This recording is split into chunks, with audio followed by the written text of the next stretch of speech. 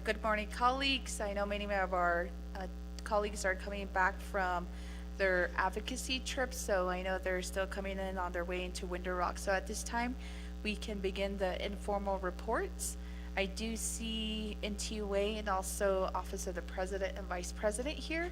So first, we do have Office of the President and Vice President. If you could make your way down for informal report, and once we do get a official quorum, then we will pause and call the meeting to order, but we can begin reports.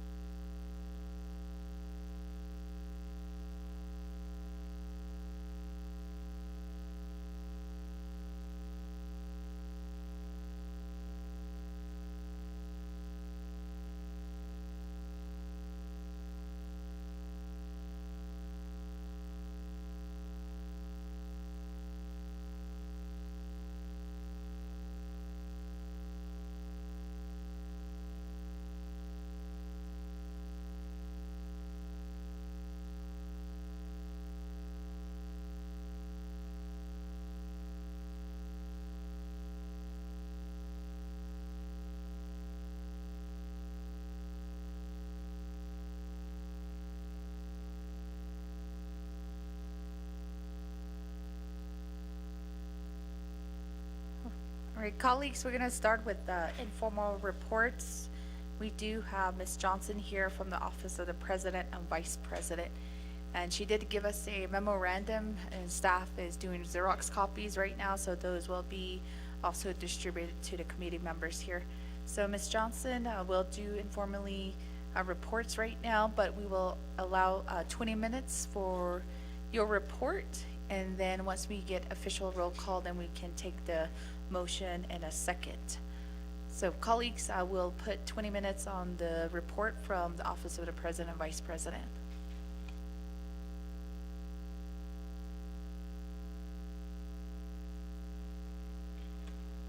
Yad a bene she a Laura Johnson yin she hashlishtin a shlino trachitni bashishin arok isathana eta shacheta twichitni eta shanala nehji hasana dantnasha our Navajo asanish. I have a memorandum here that I would like to read to you. There's copies being made, and the memorandum is addressed to Naabik'iyati Committee of the Navajo Nation Council from Mr. Chris Beecher, Chief of Staff, Navajo Nation Office of the President and Vice President, and the date is April 16th, 2025. And it is regarding the report to the Naabik'iyati Committee on the newly established positions and funding sources within the Office of the President and Vice President. I understand the Naabik'iyati Committee is requesting a report from our office at the upcoming Naabik'iyati Committee scheduled for April 17th, 2025, on newly established positions and funding sources within the Office of the President and Vice President. A memo was already sent to the Naabik'iyati Committee from the former Chief of Staff addressing the 12 positions, which is dated January 24th, 2025, entitled Responses to Questions from Naabik'iyati Committee Members during January 17th, 2025, Oversight Budget Meeting. In addition, the President has already established a funding source for these positions in his March 14th, 2025 signing statement related to CF-07-25, an act relating to the Budget and Finance Committee, the Naabik'iyati Committee, and the Navajo Nation Council, approving the Navajo Nation's comprehensive budget for fiscal year 2025, waiving resolution CJY-66-23, Section 3 CJ, waiving 2 NNC subsection 164, AJ and 12 NNC subsection 820, 840, and 860, which was sent to the entire 25th Navajo Nation Council. The response to funding sources for these positions has not changed.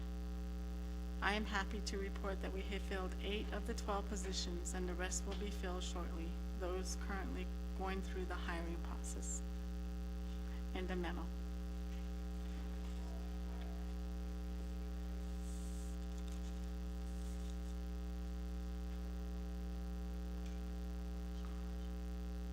And that's it for the report.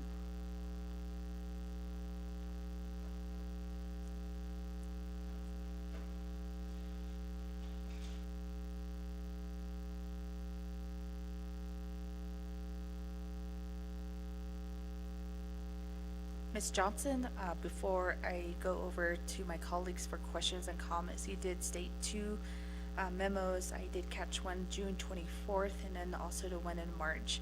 If you could send those electronic copies, I believe that the staff here at OLS don't have those ones on file. So if you can send those memos that you have referenced.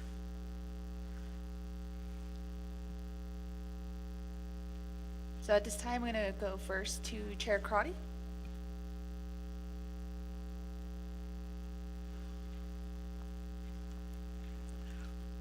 Yes, thank you. Appreciate it. So if we could get the memos, that would be great. So Chair Shadeja, we, Budget and Finance, we're updating the annual budget instruction manual. And in that budget instruction manual, there's clear language regarding personnel and how personnel will be budgeted. The BIM is clear that existing positions that are filled shall be budgeted at 2,088 hours. It does go on to state how programs should, in the creation of new positions, what are the requirements? And one of the requirements, Chair Curley, is that there's an approved organizational chart. And so as the oversight to the Office of the President and Vice President,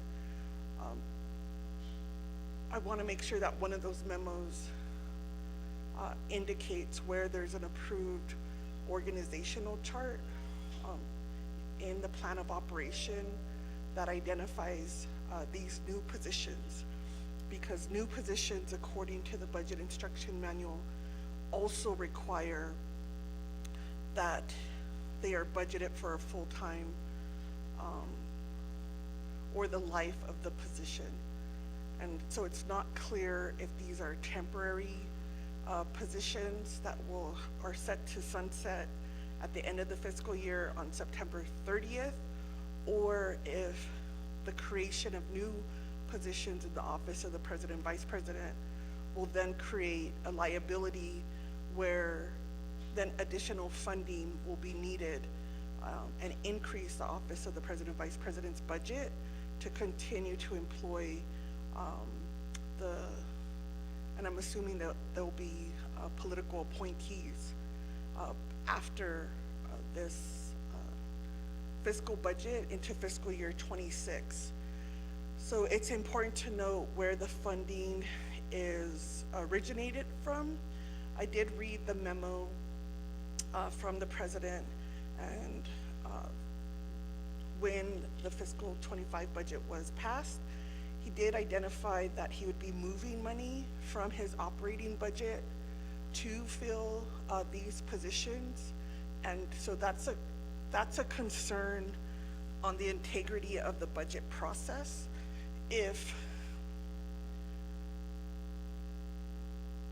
Because if programs are going to continue to move and do budget transfers, then they are not through like the oversight process, through the council process, they are not providing an accurate budget of what their needs are.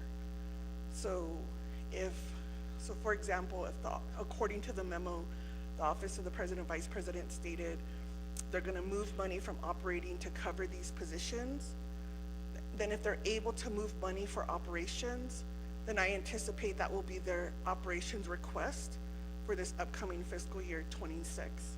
Because they have made a determination within their office that they don't need that amount of operating funding, and have made a decision that they want to then fund these positions. So there has to be a consistent dialogue on what then is the priority of the Office of the President and Vice President. Is it to continue to fund these positions as they have done for fiscal year 25 and want to remain? I think the operating budget now would be like 285,000, because that's the number we should assume will be requested from the office moving forward in fiscal year 26. And that's why it's important to note it goes back to the plan of operation.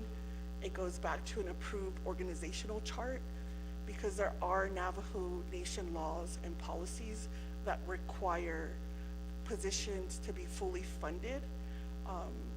And so I want to make sure that we're all aware that those laws and policies exist, and that every branch is abiding by those laws and policies, and also for the Office of Management and Budget to enforce those policies, because eventually they're the ones who approve the budget transfers, and it's between Office of Management and Budget and Office of the Controller that move the money.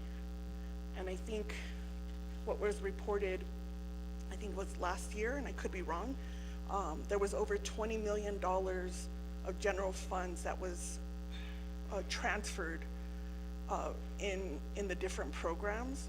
And so that gives an indication that the programs are not properly budgeting their needs if they continue to have to transfer $20 million. That's like 10% of our budget every year is being transferred. And so that's a management and leadership issue, because there is an administrative cost on transferring all of these dollars. It bogs down our system, and it creates this ripple effect where then OMB cannot like create new business units, or different executive reviews take a long time, because the system is clogged with Navajo Nation programs asking for budget transfers. So I'm trying to say that if this continues, when we talk about red tape, this is a cause of red tape, is the chronic budget transfers, and how moving forward, now that we're in fiscal year 26 budget season, and Budget and Finance by law has to pass a new budget instruction manual 30 days after the revenue projection, which is April 30th. We have to fix this issue within the next 2 weeks. And so I hope Ms. Johnson can provide insight on the rationale behind the decisions to fund those positions using your operational. My assumption, and we should anticipate that there will be no request from other funds to cover the Office of the President and Vice President's operational budget, and then we would anticipate this upcoming fiscal year to see that operating budget at 200 and it's under 300,000 for consistency. We are using data to track. We're looking at averages, and we just want to make sure if these individuals are hired, if they're only hired fiscal year by fiscal year, or are they hired throughout the term of the administration. And so Naabik'iyati, as an oversight, would have to then say and clearly state that we approve an organizational chart that would increase the budget of the President, Vice President to cover these new 12 to 13 positions. And my understanding, if they're going to be paid at $120,000 a year, we have to include the fringe benefit. And so I'm looking for the actual numbers to the budget, and fringe benefit for political appointees is about, what is it, 34%? It's the fringe benefit of a political appointee is higher than a normal employee, so we have to cover their annual salary, but in addition to their fringe benefit. And I'm not sure then if they're gonna also need support, like an increase in supplies and operating, or you know, their travel.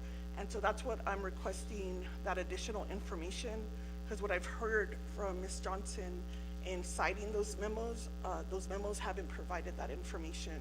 And so during fiscal year 25, the Office of the President and Vice President's budget was not supported at Naabik'iyati. So I hope this is a good time for the office to build up communication and collaboration, so that we anticipate what we will be reviewing when we go into oversight budget hearings.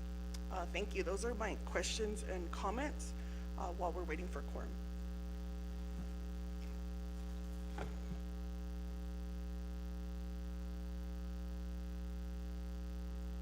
Thank you, Madam Chair, for those questions and being the oversight of this committee. I have not received any memo or to OLS or OLC in any type of memo forms on the organizational chart of the new position. So I don't have that. I did not receive that information. And I don't see anybody else in queue for questions. So Ms. Johnson?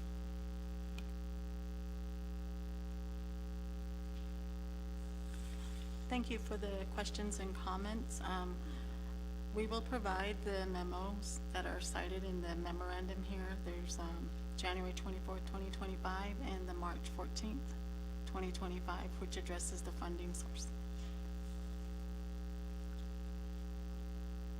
Thank you.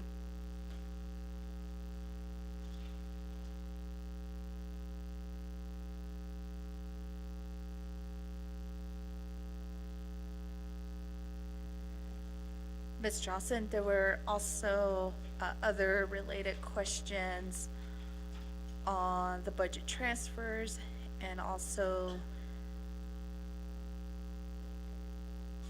are these positions going to be hired year by year, or what is that vision of the Office of the President and Vice President?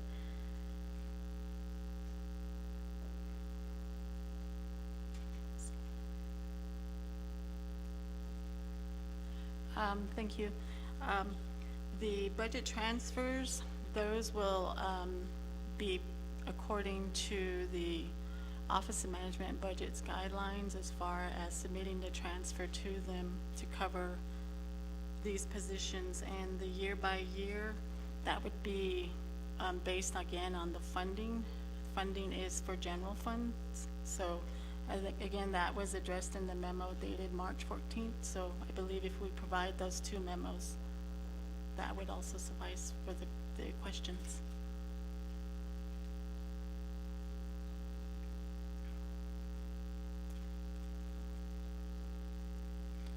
Thank you, Ms. Johnson. And if you could send over those memos, or one of the staff could. I don't know who's also assisting you from OPVP to send over those memos. Next, we do have Delegate Toth. Thank you, Madam Speaker, the Naabik'iyati Committee. I'm very disappointed this government, even the President and Vice President's office, not cooperating. What can the Navajo Nation Council do to bring the President to this chamber to explain all this chaos going on over at the administration? I am tired of people questioning me what's going on. Now we have these staff over here trying to explain. They don't want to talk. They don't want to give that information. So what happened to the Navajo Nation law? What happened to the policy that we initiated, follow these rules. So I'm very disappointed right now that we're getting nothing from the administration. Speaker, attorney, also Naabik'iyati. You probably, people question you out there also. Every day I go out to my community, people run up to me, say, what's going on? So I'm very, like I said, I'm very disappointed. People are not telling the truth. You hear on KJAK, KDNT radio station that we're going forward. No, it's a total lie. So I'm very disappointed, like I said, with how we operate now. Where's the accountability? Where's being honest, telling the community truth? That we're trying to, I guess, patience ran out of this council. So what can we do? We have a lot of issue coming down from Washington. He hasn't come meet with us yet. I try to support him, but this is totally, uncalled for. Speaker, auto attorney, no senigi. What can we do? Do we have to initiate investigation? Oshkot abayi katolis next year, that is, I'm very disappointed. Like I said, I'm trying to be honest, be accountable to my community. They're the one asking. Social media, panalti. Ado tonda ilyeda no. So embarrassing to me that we're in chaos. So what can we do? How can we bring the president and his staff, advise them not to mismanagement the fund? We need account. This is people's money that we're talking about, not his. It's not coming out of his pocket. This money belongs to our people. But she kedo yeten on hilio asio da nengit nasot on hitlo council are crybabies and he don't know. I think this council is doing something, trying to run take care of these projects, the project that we have. They're the ones supposed to execute all this. Then, John Hida constantly moving this project forward. He's not helping us. And then you've seen a lot of people leaving. The qualified people that's supposed to be behind those desks are being terminated. So, I don't know. So what shall we do? All of us councilmen need plenty of Naabik'iyati. Sashay bitchin osne o. Sashay basotki o. Remember, people vote for us to take care of our nation fund, be accountable, be truthful. Eben yeyadil nit anilsko.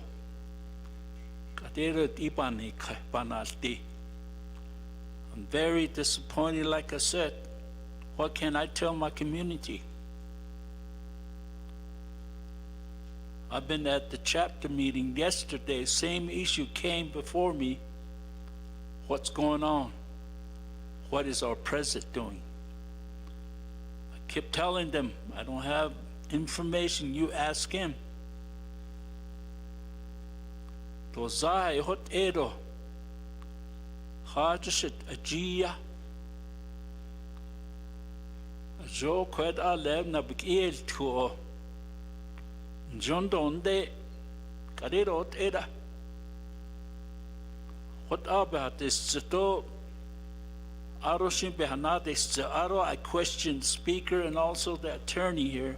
What can we do to get all this information? I don't want to hear from the staff. Staff pada hajo pasto. He should be sitting right there answering these questions. Bibin na hota hushla dito contract de hodat edot unjini without going through the process of procurement. Why in the heck do we have a procurement? He's not following those. So those are the questions I'd like to the speaker and our chief counsel to, what can we do? Do we have to get a subpoena? This is terrible. I tell you, Beswas Anaslenigi, Hira Zetoba Yanosenda. Eben na, Ahon hit ne, Jun hita. Ha just Beswas Anna, hit ne. I don't know about that. We need to stop somewhere, we need to enforce. That speaker, thank you.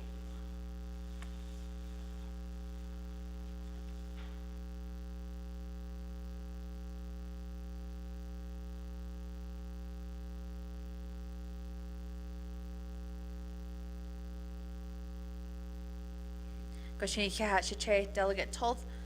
Next we do have Chair Ricky Ness. Thank you, Madam Chair, Speaker.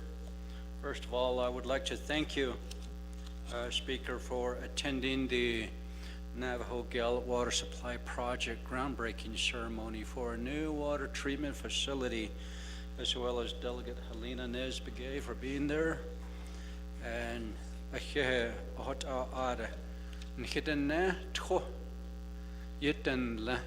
from San Juan River south towards Gallup. So thank you for that. And Kuro Nehnand Shanabadishna Delegate George Toll.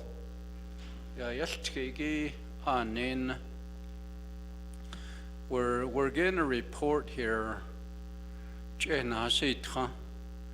I understand Delegate Charles Newton is excused, but I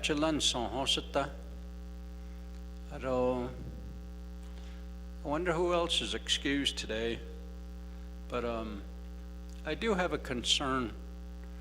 We're getting a report on these newly established positions and funding sources. So, at the President's office,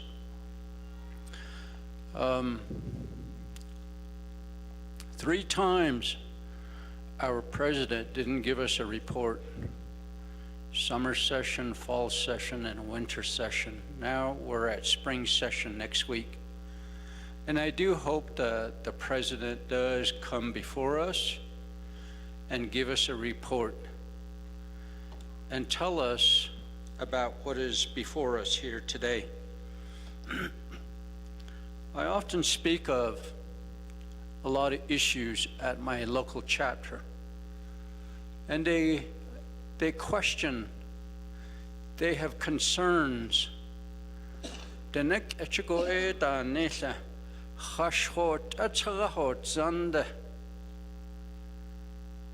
all know what that means. No. Nobody's excluded here. They're talking about the executive branch. They're talking about the legislative branch as well as the judicial branch. And then they complain and have concerns about how tribal employees, they race up and down the highway.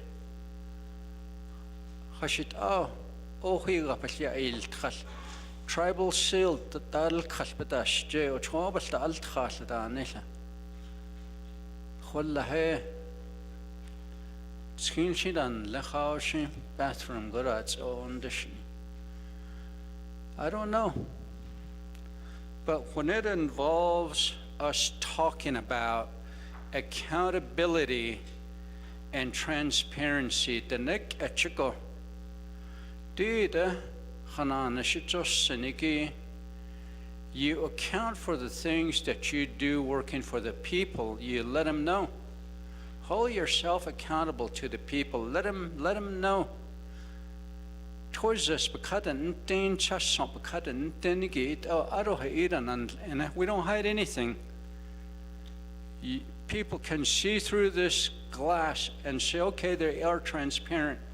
They're not hiding anything. And so,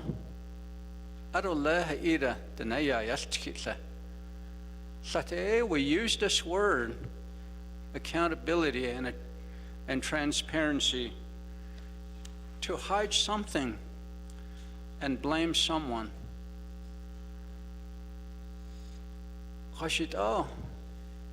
We don't hold ourselves accountable.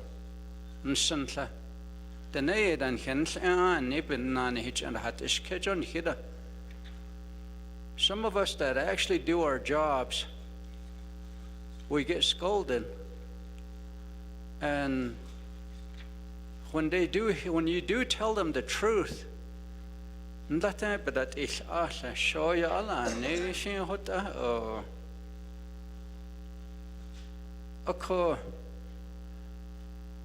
tell them, because I am a part of the legislative branch. I do have a responsibility. We have in us individually,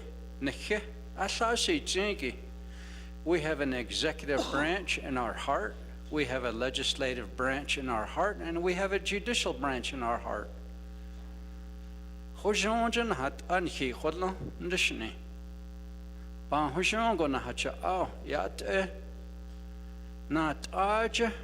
Legislative Haida behas on in Laha wanted the Ishin hot dido dado lechino, Dishi a cochinoda, Eoliga, legislative branch, Hayit Holo, Halchin Bebchi Yachilti, Beso Aro Benda, Najanora. Ado judicial branch in Hi Holo, Hashkajin Hata, Halchin the Bacha, which Yachilti that Lebich Hajishkeda. But you had it zil nation tingo. Din he holongo. Any end it let the chudil inligate Nahandan ashi. A hidden snago a hita eats echo. Yaha don handant ada. Chede a hita eats, a though a hita glash bay in dale nishko donant ada. Tere Quinan Shadow Nito Hajoti Ida Koroba Hadon again and Nans en. A co 11 year Korodi Dani Kedla report or staff Nijam Bez Nico.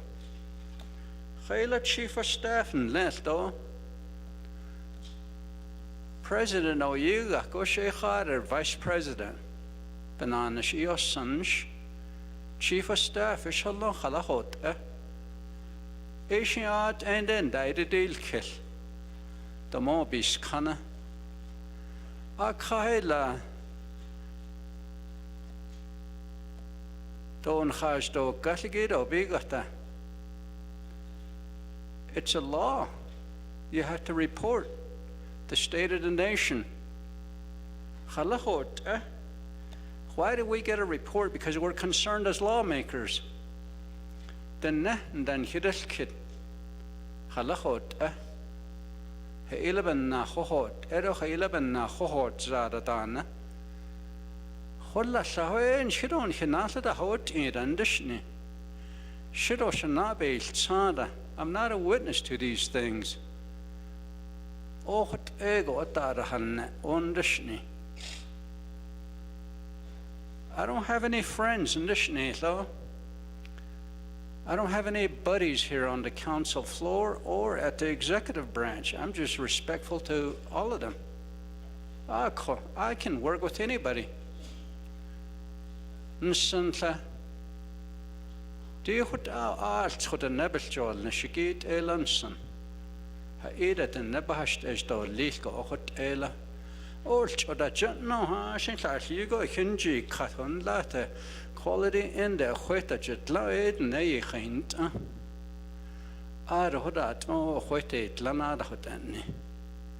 The Aaron the Hagiziet and a hotan nila. Ebe da hochilian sala. So, Speaker, I don't know if there are any other questions, but you know, there is concerns and we needed some information. So I don't have any further statements to add to what I'm saying, but perhaps on Monday we will question the President ourselves. Thank you. Back to you, Speaker. Yeah, Chair Nez. And follow-up question by Chair Crotty. Yes, appreciate it. Thank you. I still haven't received the memos or the memo that Ms. Johnson stated today. I think this is going to be an ongoing conversation because I'm concerned if the budget instruction manual is very clear, and I don't know if the citation was addressed in our last work session that all three branch chief staff attended regarding changes to the budget instruction manual, and it was very clear, and we went over what's required to fund personnel, because during this last fiscal year 25 budget, we found employees who were set to be laid off, positions abolished. And so it's not clear in terms of the priorities, because all of these budget forms, they're signed by the division director and they're signed by the OPVP's office. We never had a chance to then hear the rationale on why permanent non-political appointee would be slated for layoffs or would not be fully funded. And that's against our policies for the BIM. And so my question is, how can this committee, or what can we do to ensure that Office of Management and Budget, at the very least, is enforcing the BIM requirements as they're the entity that's been designated that authority? And my concern is, because we talked about this tone from the top, and to put all three branches, all Navajo Nation government entities on notice that they receive training on the budget instruction manual. We used to, have them swear an oath. I don't know if that's gonna be needed this fiscal year, because what we're not receiving during the process is the oversights are not given the information that there's going to be layoffs on their budgets, and they're approving budgets unless specifically, in their committee report or had a discussion that they supported the layoff. I haven't found any of that evidence. And in reviewing the division director's note to the oversight committee, there was no, when we talk about transparency, there was no specific language that talked about layoffs, abolished positions, or the partial budgeting of full-time employees. You really had to dig into the budget And now that we want to go to like a high level detail, you know, we've budget and finance, working with the 3 branch chiefs, we've received multiple reports from the Department of Human Resources, or the division, and then the Department of Personnel Management, or did I get that confused? Yeah, Division of Human Resources,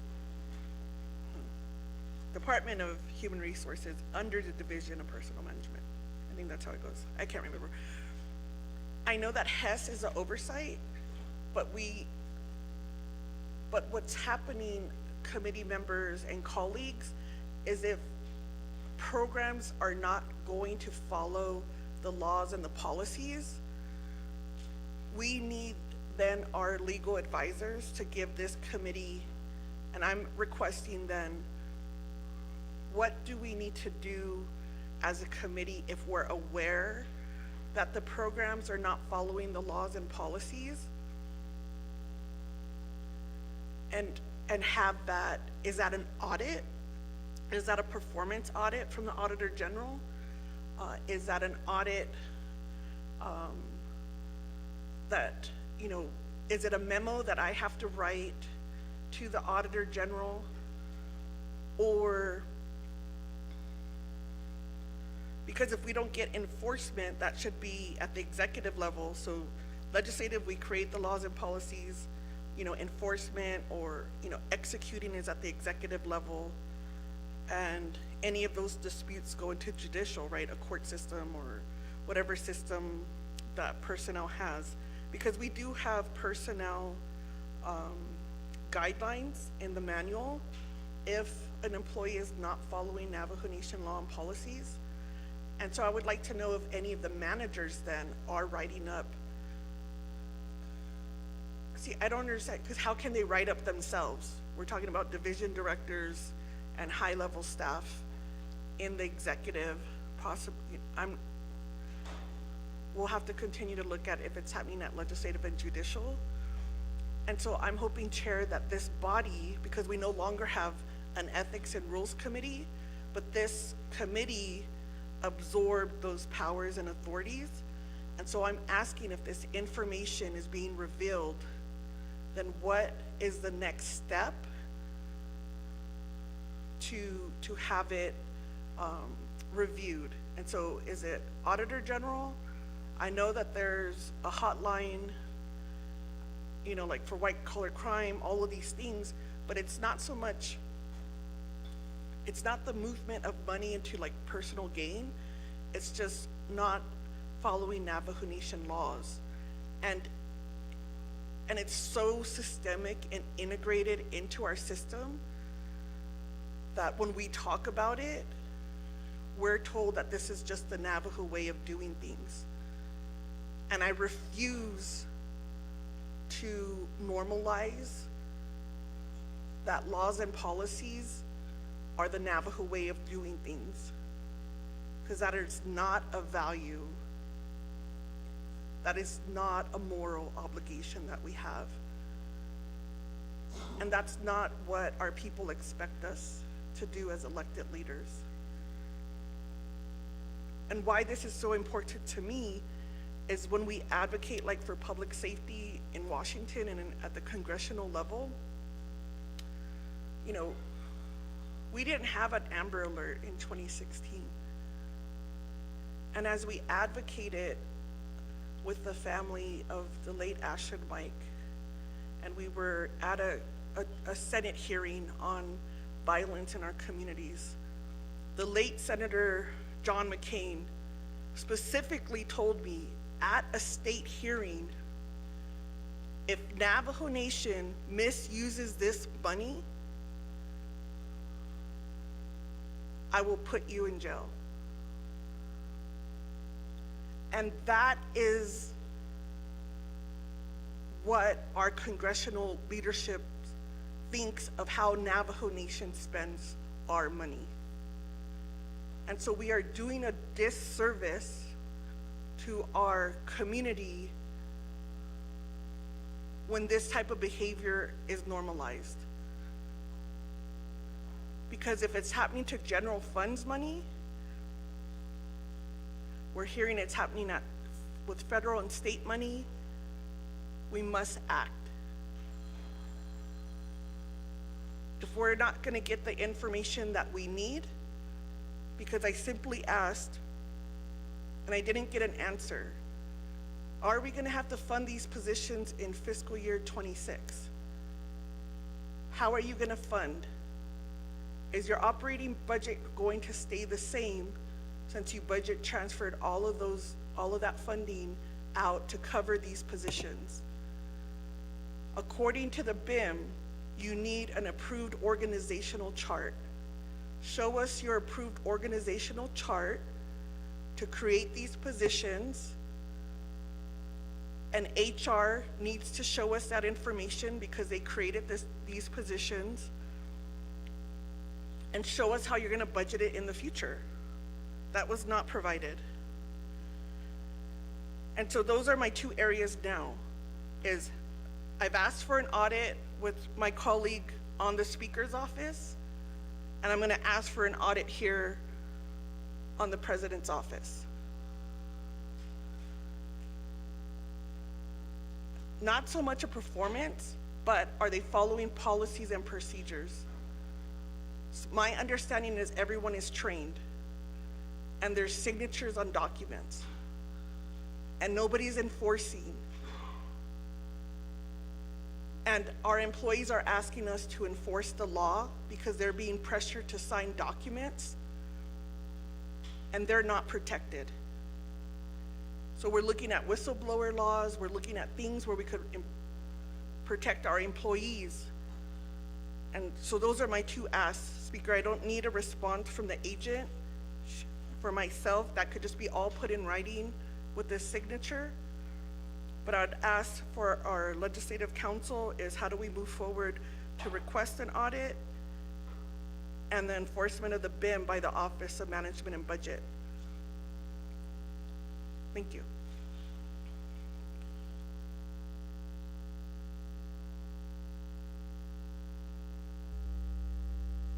Hi, thank you, Chair, for those comments, and we'll be getting with the OLC. We have started the preliminary discussions and also all of the areas that need analysis for the next steps, and also there is already a draft of a subpoena for Monday.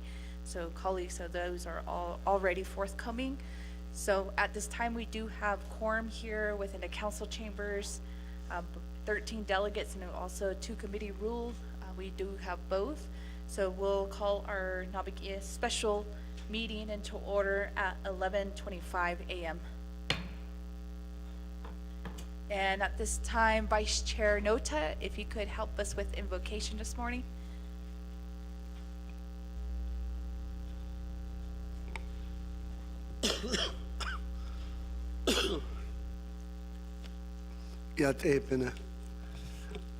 My voice is pretty bad today. Actually, it's been like this for 7 weeks. My allergies have just really kicked off this spring. But thank you, Speaker, for the opportunity to give the invocation this morning.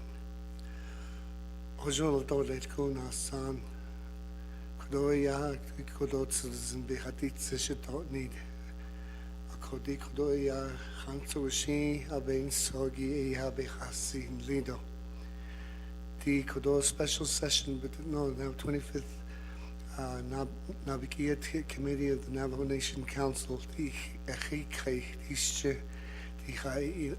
Ani Biye, the Kodo Yat Eoe, that Ilnish, the Kodo Yat Eoe, the Achilin Nation Lindo, Anilzo, the Kodo and Linigi Bait, the Anilzo, the Shinigi executive branch, legislative branch, and the judicial branch.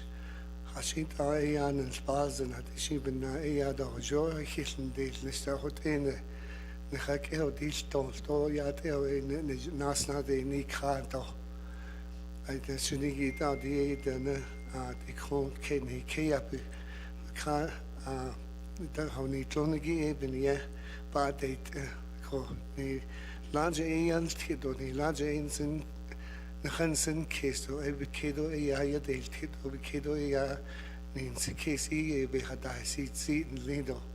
Tia hansushi lashi na nistalo sandan skad sa endadlish atsuje the four directions they stinigi Navajo Nation Bacado e hota e bahasin lindo. Sta ra e yadi yat e hota iliado yat e on juno en he I ando. Die hotes die hota e citizen behasido. Die nie yo name that Jesus Christ will ne am that ndi ni to hojunasli hojunado to hojunasli to le. Yeah. Thank you, Delegate Nota of Kodolo to the Zen Hain Lagi. And number 2, recognizing guests and visiting officials. Thank you to our Navajo Nation staff, LDAs, departments, NTUA that are here. So it's nice to see everyone here in the council chambers. And Delegate Tolt, recognitions of guests. Thank you, Madam Speaker. Until back to report. Nankidesh kide, nankidesh kilso. Even the buttons. Thank you. Delegate Tolt. That will be underneath receiving reports. I don't see any colleagues in queue, so we'll move on to number 3, review and adopt the agenda. Ms. Johnson, if you could help us read our proposed agenda into the record. Thank you, Madam Chair, members of the Naabik'iyati Committee. This is the proposed agenda for the special meeting Thursday, April 17, 2025, 10 a.m. Presiding Chair, Honorable Crystalline Curley, Speaker of the 25th Navajo Nation Council. 1, call meeting to order. Roll call invocation. 2, recognize guests and visiting officials. 2-minute limit per delegate. 3, review and adopt the agenda. 4, review and adopt the journals. There are none. 5, receive reports. Receive report A, update report on newly established positions and funding sources within the Office of the President and Vice President. B, update report on progress of the ARPA-funded projects being managed by the Navajo Tribal Utility Authority. 6, old business, none, new business. A, legislation 0045-25. B, legislation 0049-25. C, legislation 0052-25. 8, close of meeting, announcements, adjournment, Madam Chair. Thank you, staff. And colleagues, do we have a motion? Motion by Delegate Nota.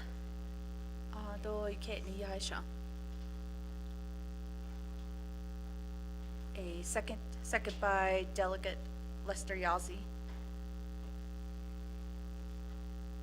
Colleagues, any amendments, deletion, additions to our agenda this morning? Vice Chair Slater. Thank you, Speaker, and good morning, colleagues. I'm trying to find the resolution number, but it's Delegate Charles Newton's resolution related to the independence of the Vice President's office, or however you'd like to characterize that. Do you know the number, Speaker? I'm on DIB right now. Vice Chair, that'll be legislation 0038-25. Okay, I'd like to motion to And establishing the Office of the Vice President, 2 NNC sections 1015 through 1018. Prime sponsors Honorable Eugenia Charles Newton, co-sponsors Honorable Carl R. Slater. Madam Chair. Colleagues, is there a second to amendment number 1?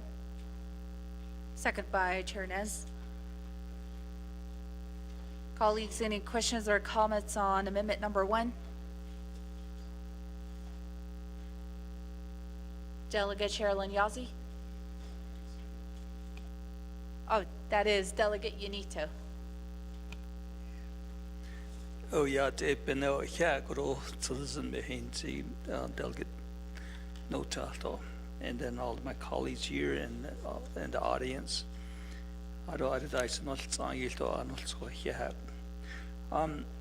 Right here, I kind of have a concern with the legislation 0045-25 and legislation 0049-25. I'm thinking that we should defer this back to the HES committee, because we are the education review standing committee. So I think we need to kind of do a review on this at our meeting to proceed with this legislation here. I know that Crotty has good intention with his sponsor here with Auto So and Casey Ellen Johnson. Right here, I just want to defer back to these two legislation back to HES committee. Kadot for the motion party dan hinskiro liltia.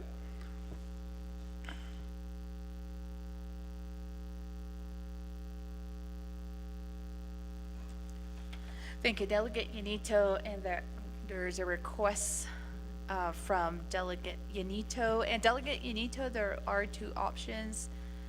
The way you did state it, just going back to our rules, you can either, one, ask to delete the legislations on the agenda and also do a request to the sponsors to add a committee to reassignment of the committees to HESI, then to NABI. Second, consider the legislation today and then do referral. So those are those two options. Shiaj, Delegate Yanito, I know, but there's that request. I'm going to honor your request back to the motioning party here. Vice Chair Slater. Thank you very much, Speaker. Delegate Yanito, do you have a preference among those options? I would say delete with deferral.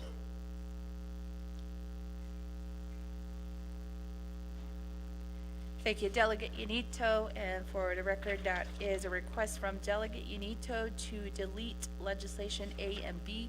Vice Chair Slater. I concur.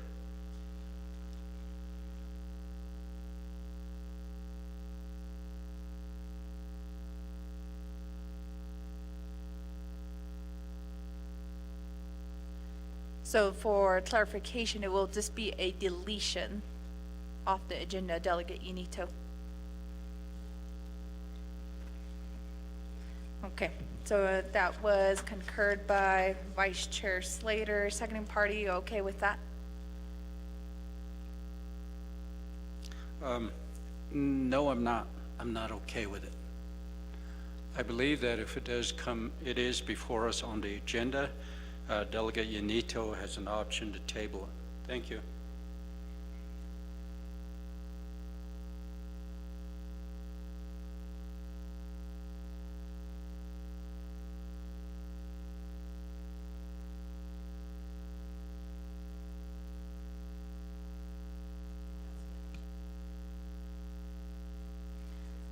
All right, thank you. Chair Nez, and you are that seconding party for amendment number 1. So Vice Chair Slater, there was no consistency between the motion and the second. So Vice Chair Slater? For consenting, or what are you asking? For the deletion of A and B. I'll ask that Delegate Yanito make that as a separate motion because it's going to interfere with this motion right here. All right, thank you, Vice Chair Slater. The Delegate Yanito, that is a recommendation to do that as a separate amendment to the agenda. Colleagues, are there any other questions on amendment number 1? Delegate Mitchell?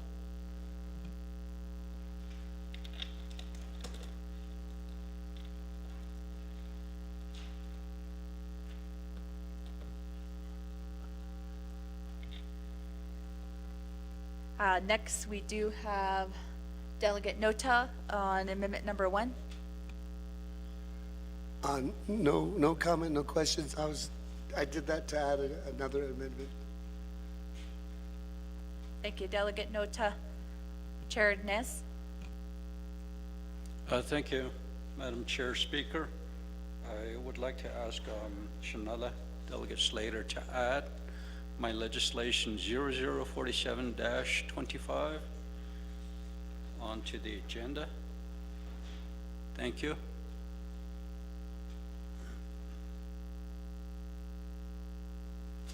Thank you, Chair Naz. And for the record, I'll have staff read that title into the record, and I'll go back to Vice Chair Slater.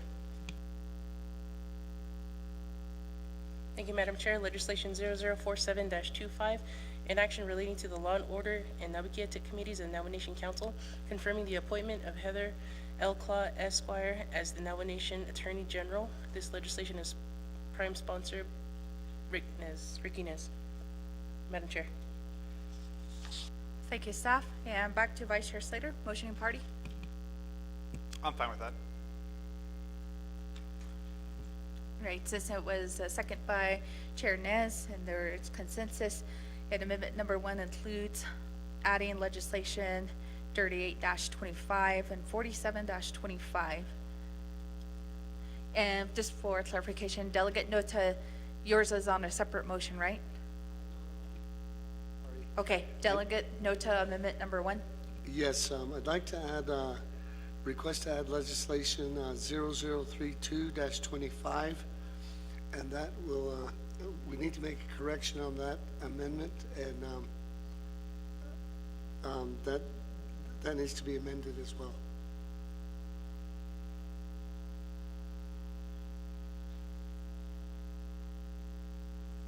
Thank you, Delegate Nota, and that is a request to add that legislation as well. And 0032-25, staff, if you could read that into the record before first, Delegate Nota. Delegate Nota. 003425.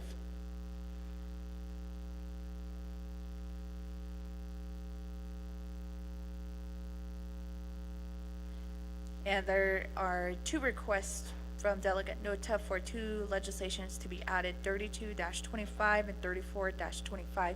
Staff, if you could read those titles into the record. Thank you, Madam Chair. Legislation 0032-25, an action relating to the Law and Order and the Nomination Council, confirming the probationary appointment of Tyson Yazzie as Nomination District Court Judge. Prime sponsors Honorable Eugenia Charles Newton, co-sponsors Honorable Nathan Nota.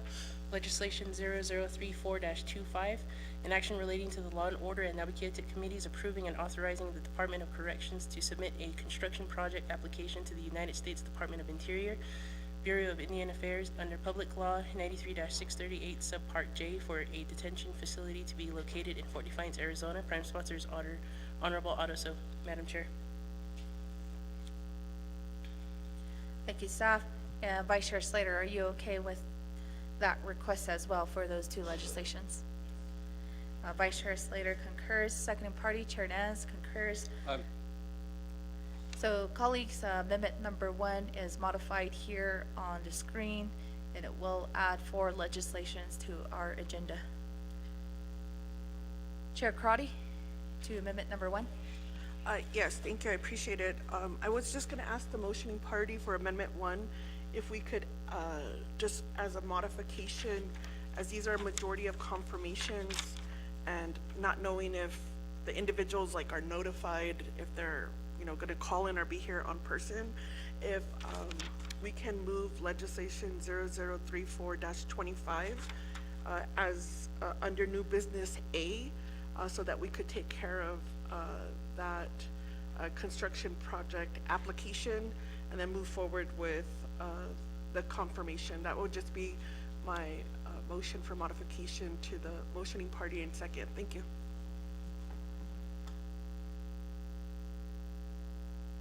Thank you, Delegate Crotty. Is that request to Vice Chair Slater for that having 0034-25 as new business A? Vice Chair Slater, you're okay with that? Chair Nez?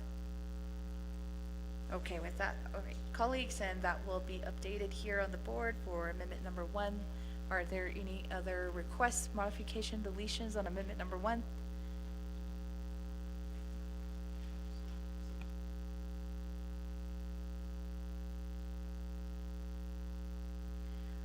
We don't have any in queue, so 2 minutes on the board, colleagues, for amendment number 1, and it will be a majority vote.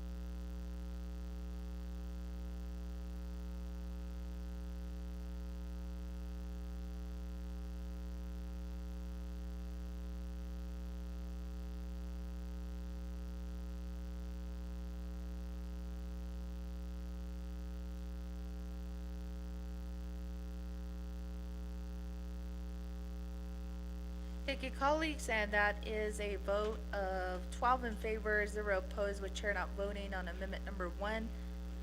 So the motion carries, and back to our main motion of our agenda, colleagues.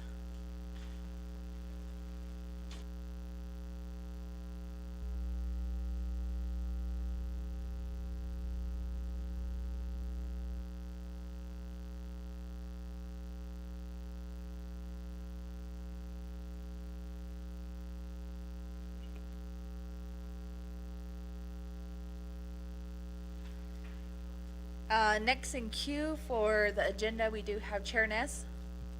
Thank you, Chair, Speaker Curley, Naabik'iyati Committee. Chair, I have been asked by the local folks along San Juan River to get an update report from the Navajo Nation Department of Justice on the hemp and marijuana litigation that had happened a few years ago. So they want to know about transferring some of the farm leases, and they just want an update on where all these litigation are at. So perhaps on the next, Speaker, on the next Naabik'iyati Committee meeting, I would like to request that. Thank you.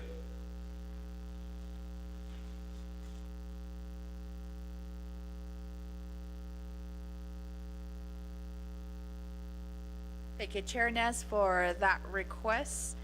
So the Office of the Speaker is also working with the Acting Attorney General on other litigations as well. So it will be a comprehensive litigation update on all of the areas. So we'll make sure to include this in the request. If not, if there's not anything earlier, then we can also add it on the Naabik'iyati Committee report. So thank you, Chair. Next for the agenda, Delegate Nota.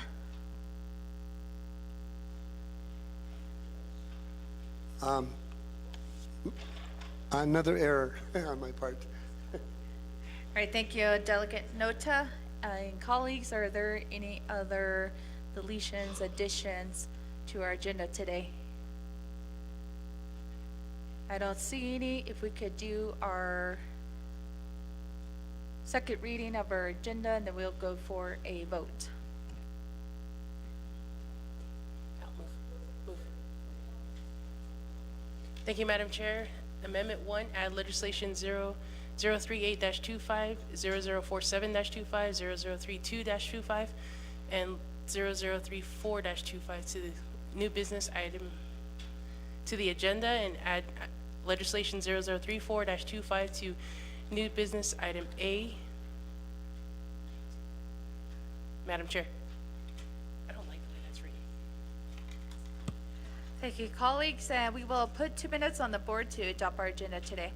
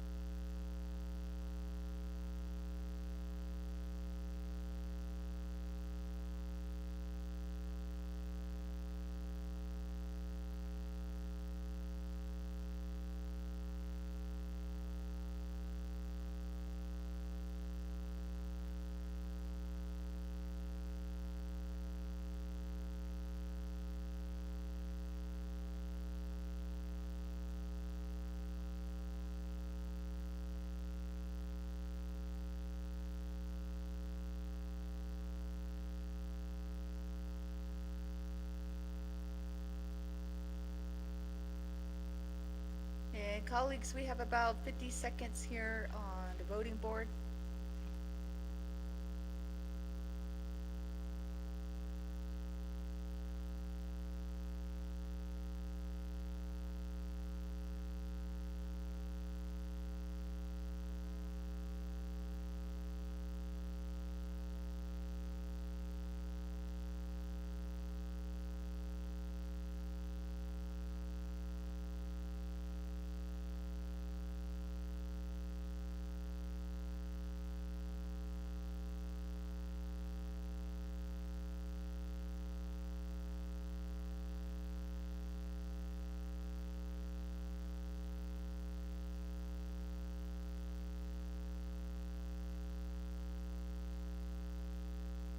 That is a vote of 12 in favor, 0 opposed, with chair not voting.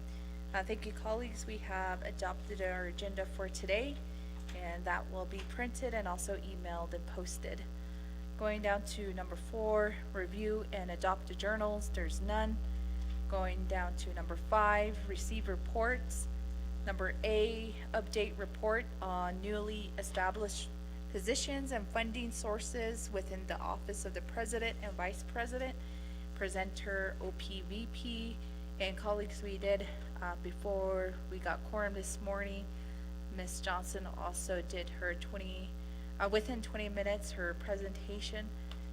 And we already had open dialogue on informal questions. So, however, we will officially get Ms. Johnson, if you could, for the record, restate your name and also title with the OPVP, and also cite any other documentations that you may have, and then we will open for a motion in a second.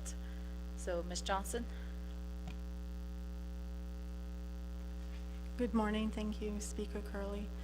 My name is Laura Johnson. I'm an executive staff assistant. Thank you.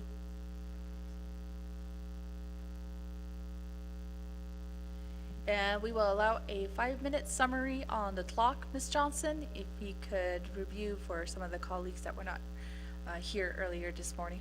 Ms. Johnson?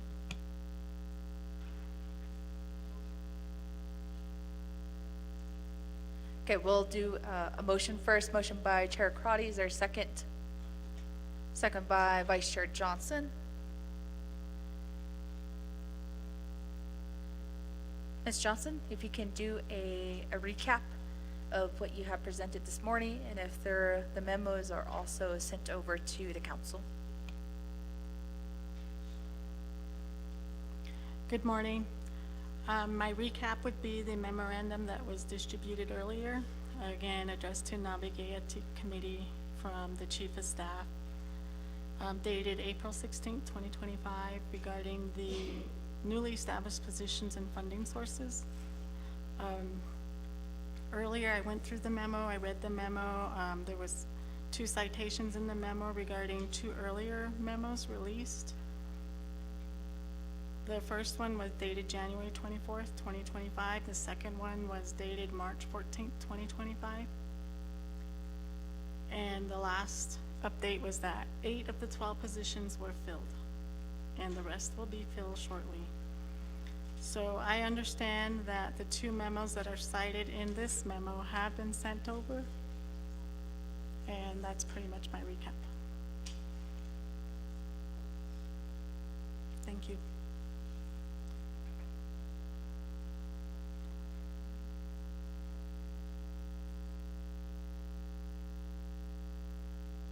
Thank you, Ms. Johnson. And colleagues, staff did send that out at 11:38 a.m. and we did receive the original email from Brittany Smith at 11:32 a.m. from OPVP. So there should be 2 attachments. And next, I'm going to open up the floor back for questions. Delegate Toth. Thank you, Madam Speaker. Before I make my statement, I'd like to introduce my brother, Eastern Navajo Council Agency President Johnny Johnson. Kujo Southside Sita.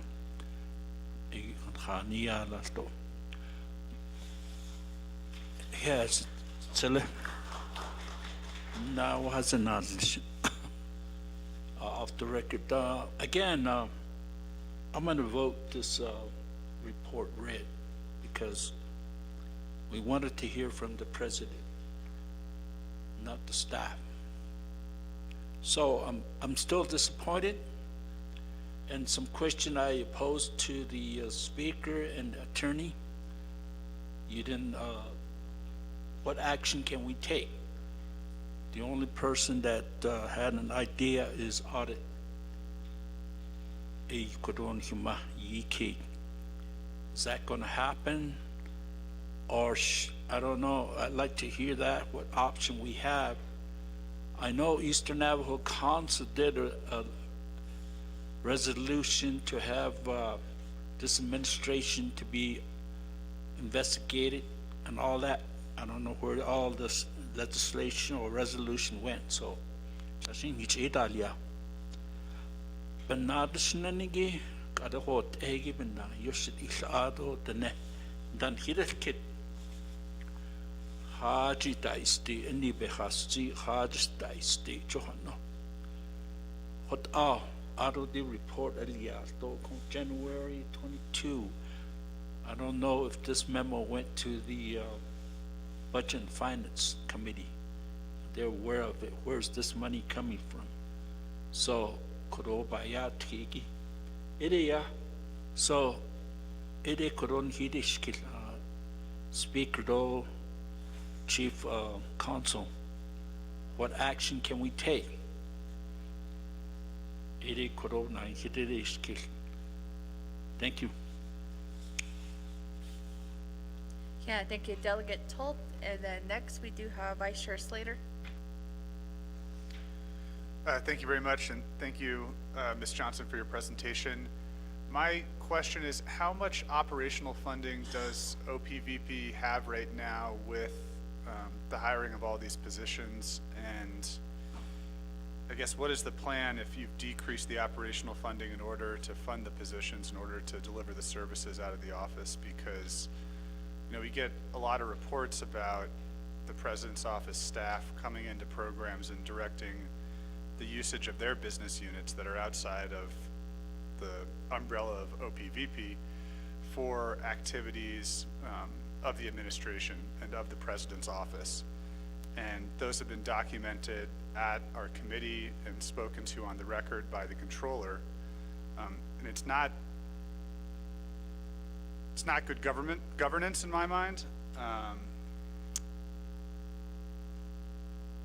And I just fail to see how we can expect people farther down the chain of command to have a strong appreciation and grasp of the BIM, of ethical fiduciary responsibility to the Navajo people, to be good stewards of their funding, if from the top it's like, well, I'm the president, I'm the chief executive of this entire branch, and I can use whatever funding is available within the branch to do whatever I see fit with it. And if that's really the attitude that's taking place and has been conveyed to me by members of the executive branch, by the controller, saying, okay, if these programs are not going to spend their funding, then I'm going to take it and use it for the purposes of this office and this administration. That's not an appropriate way to handle the government. And I'm just deeply concerned that by creating all these positions, which were not approved and supported in the annual comprehensive budget, that this new dynamic exists where you're not going to have any money to do the work of the office, and you're going to go in and seek funding outside of OPVP.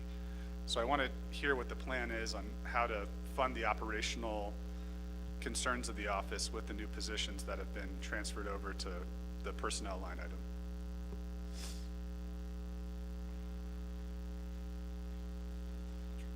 Thank you, Vice Chair Slater.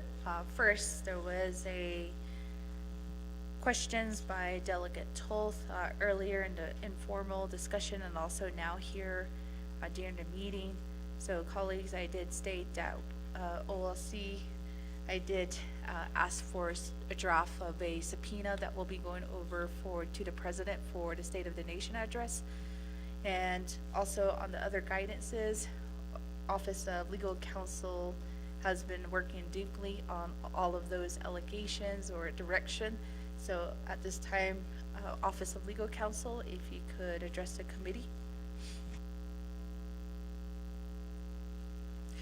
Thank you, Speaker Curley and members of the Naabik'iyati Committee, and specifically Shinantai, Delegate Toth. I know that you had questions directed to me, and so in response to the questions that you asked and also concerns raised from the other members of the committee, the this committee and the committees of the Navajo Nation Council, they do under Title II, Section 185, have certain powers to request information, to request documents, and to request also has the power to hold hearings and require attendance of witnesses for those hearings and or information that the committee needs to be able to move forward with your responsibilities as well. So that includes subpoena, and as Speaker Curley did mention, there was already a request for a subpoena to be prepared for the president for this coming Monday. In addition to those powers, the different issues were raised during the discussion that we've had so far in regards to this requested report. And one of the issues was how to enforce violations of laws and policies that the council believes may be occurring. And so I do have a list here that includes that you could request an audit. I know that was raised earlier by the Auditor General, and so that request would need to be done in writing. You could also, during the budget process, require conditions of appropriation. You could request a performance audit, and also, as was mentioned earlier, there is a Navajo Nation financial fraud hotline.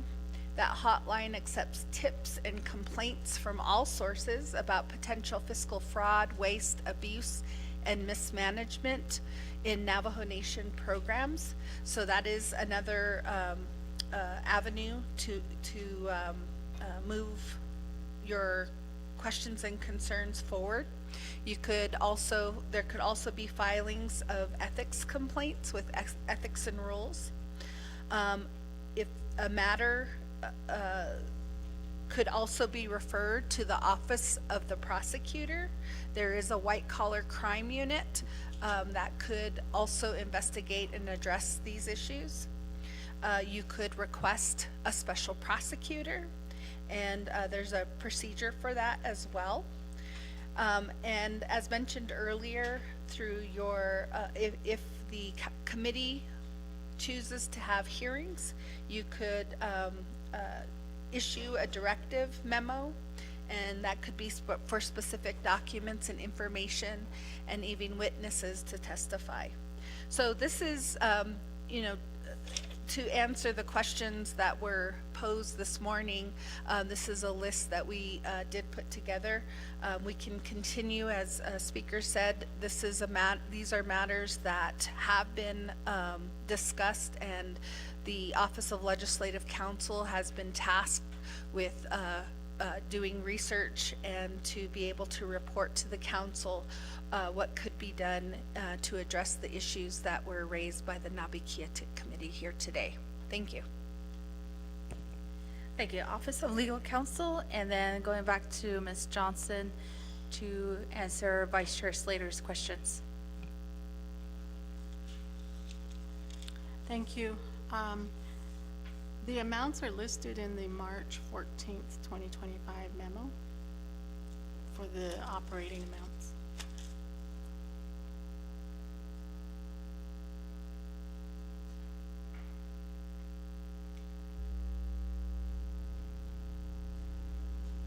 So I refer back to the attachments, I guess, that Brittany did send over. Thank you. And to Ms. Johnson, if you can specify part of which part of the memo, because there were several requests that was coming from Vice Chair Slater on how much of the operation, how much is now to date of the operation budget. If we do need OMB, I believe staff did reach out to OMB as well to get that number for what is left within the operation budget. So, Ms. Johnson, if you could, I know it was 2 documents, so I don't know which attachment and page number, so at least for Vice Chair Slater, so he can get his questions answered. Thank you. Okay, thank you. Looking at the March 14th, 2025 memo to address to Speaker Curley, and I believe it's on the bottom of page 2.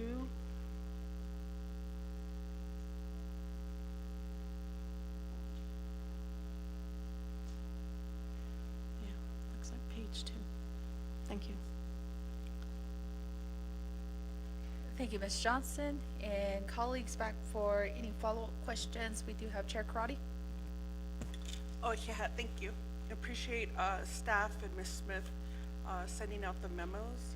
So I did want to ask a few questions regarding the January 24th memo to Ms. Johnson in terms of providing written justification for the scheduled 6-figure salaries for fiscal year 2025. So let's see, who sent this? Who signed it? So this is signed by Patrick Sandoval, then Chief of Staff. Is there an updated memo with the change in staff that should be provided to the committee, since this is a memo that was sent nearly 3 months ago? And this could be an opportunity for the administration to re-examine how decisions will be made in the best interest of the government. My concern in this memo is the discussion regarding the number 1, second bullet point, that it says it's not uncommon for those working in the highest office of the Navajo Nation government to earn salaries of over $100,000 a year. I'd like to get additional trends on what individuals receive over $100,000 a year. I find that actually receiving a salary over $100,000 a year on the Navajo Nation as a government staffer is actually not the norm and should not be the norm. In thinking about what some of our employees who provide support to these offices, their salaries, and of course the delay in the pay scale increase, I believe that this could be an opportunity for the office to pivot and provide how we can increase the salaries for all Navajo Nation employees who've been dedicated to the government. And so the pay scale report is complete. We do need the Division of Human Resources to prioritize the implementation, because it looks like for the upcoming fiscal year, our Navajo Nation employees will not benefit from that pay scale study, although it did identify that there have historically been underpaid by 20%. So I'd like to receive an update on this justification, because this also contradicts some memos that were coming from the Office of the President's Office regarding requests for an increase of pay.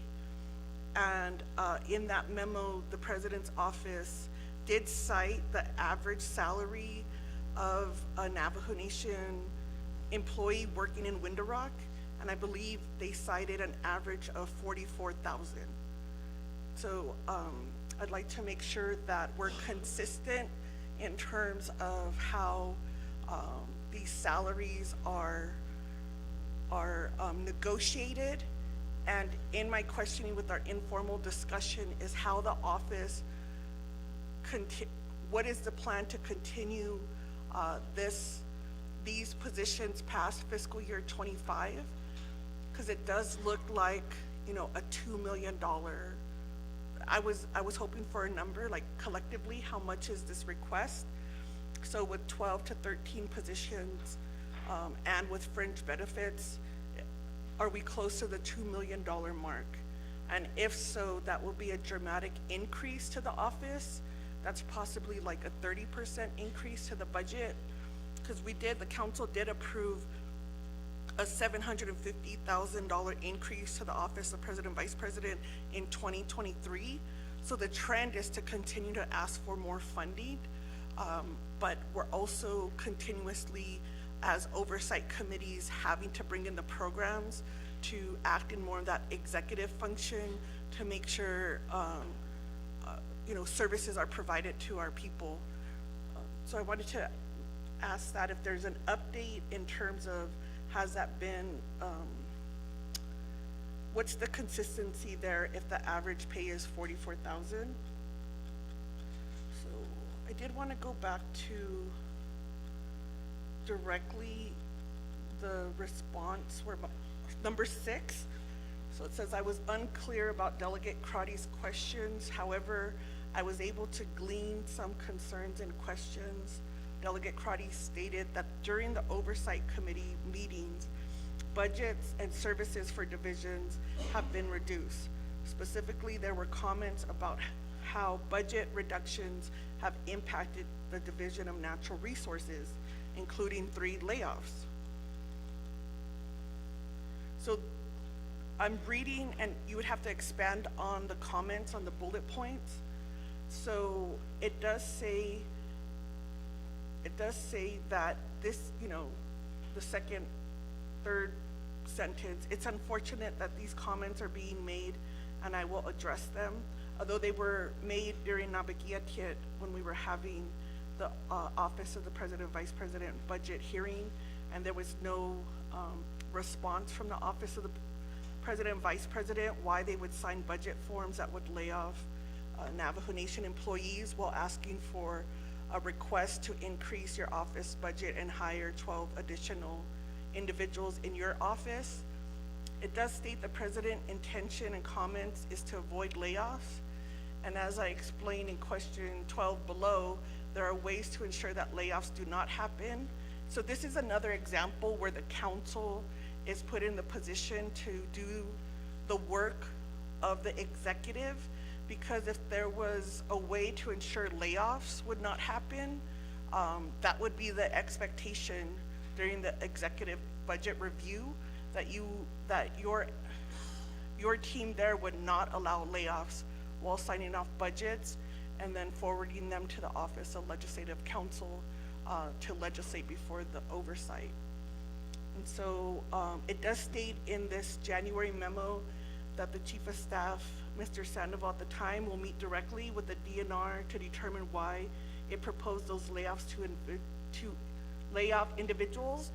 I still have not received that response, or if you can identify if that response was sent back to the council, I'd appreciate that information. And so the second bullet point says, related to the Division of Economic Development, Delegate Crotty asked how an abolishment of a position would impact DED, question mark. So Mr. Sandoval states, I will defer to DED, who has reported that they have tried to fill some positions and determined that they can abolish the position and obtain the necessary services through other means such as contract services, and that we have heard DED has no concerns about abolishing unfilled positions. So this statement also conflicts with the previous statement in this same memo. So in this area, DED, and with the support of the Chief of Staff, support the abolishment of a position and would want a contract. But when we go to the justification of the 12 new employees, there's clear language that says, I would rather pay professionals here on Navajo Nation rather than other entities that are off Navajo Nation. So we have to be consistent in terms of what is the direction of the Office of the President in terms of, are we trying to build up our capacity here with Navajo Nation, or because the programs are not able to implement, or because of the hiring challenges where we see chronically individuals are deemed overqualified, underqualified. There's no stream from individuals who have professional certificates, trainings, or, degrees to get into, to acclimate or get into the Navajo Nation government system. And so there's no real way to then determine how Department of Personnel Management is actually going out and looking for this talent and providing services to them. It just should not be individuals in a political capacity. This type of funding should also be offered to all of our Navajo Nation employees who are working in very stressful environments and who are doing the best they can.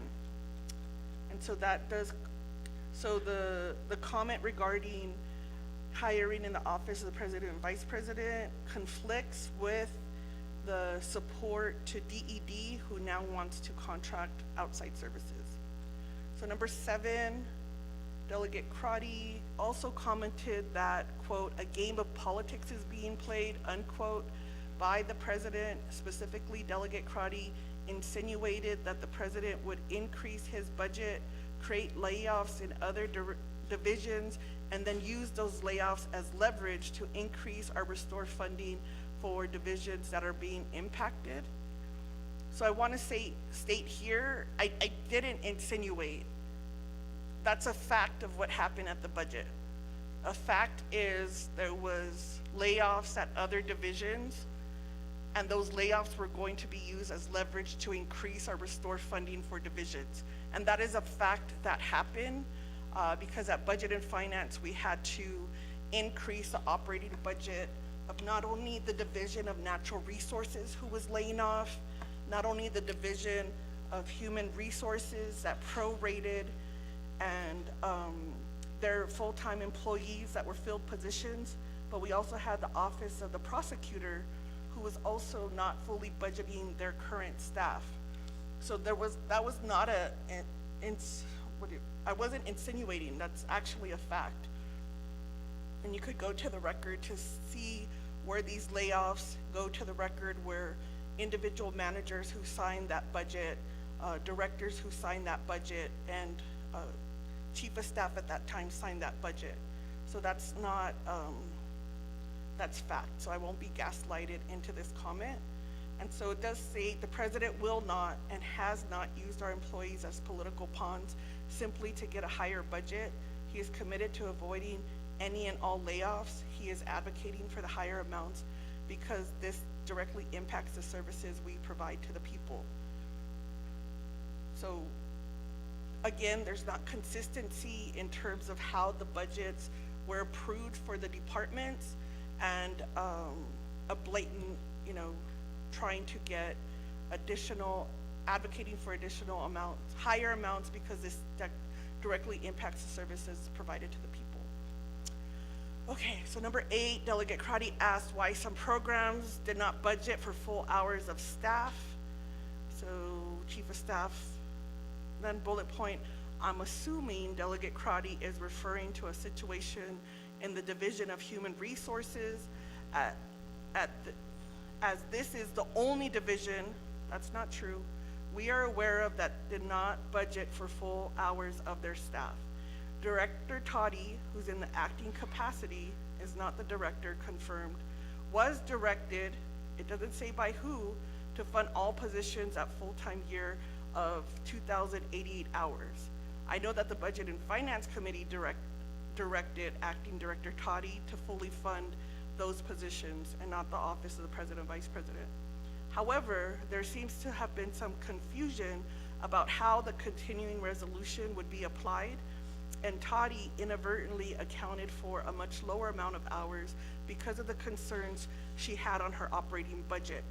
This also is not true because the directive happened during the summer of either, I think in maybe late July, August, during the regular fiscal year 2025 budget.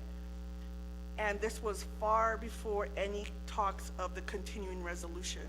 So to continue to use the continuing resolution as an excuse is not factual, and it's concerning that at such a high level, and the reason why we're justifying the high payment of these staffers is because they have all of the skills that are needed. And this statement here for number 8 is not true. And I could tell you that as an elected official that by law, that makes $25,000 a year. So we go on to other statements, and so I'll just defer to,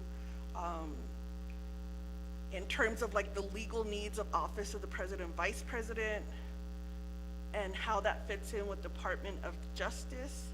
And so it looks like this would be like a historical change where now the Office of the President and Vice President, I think all collectively, if I could get confirmation according to this proposal, so historically 2 executive attorneys have been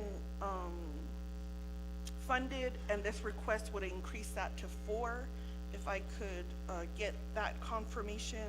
And what I want to do is on 13, where there's a description of the new positions, could you help me understand who was hired in what position so that I could work with them to get you know, some of these activities done.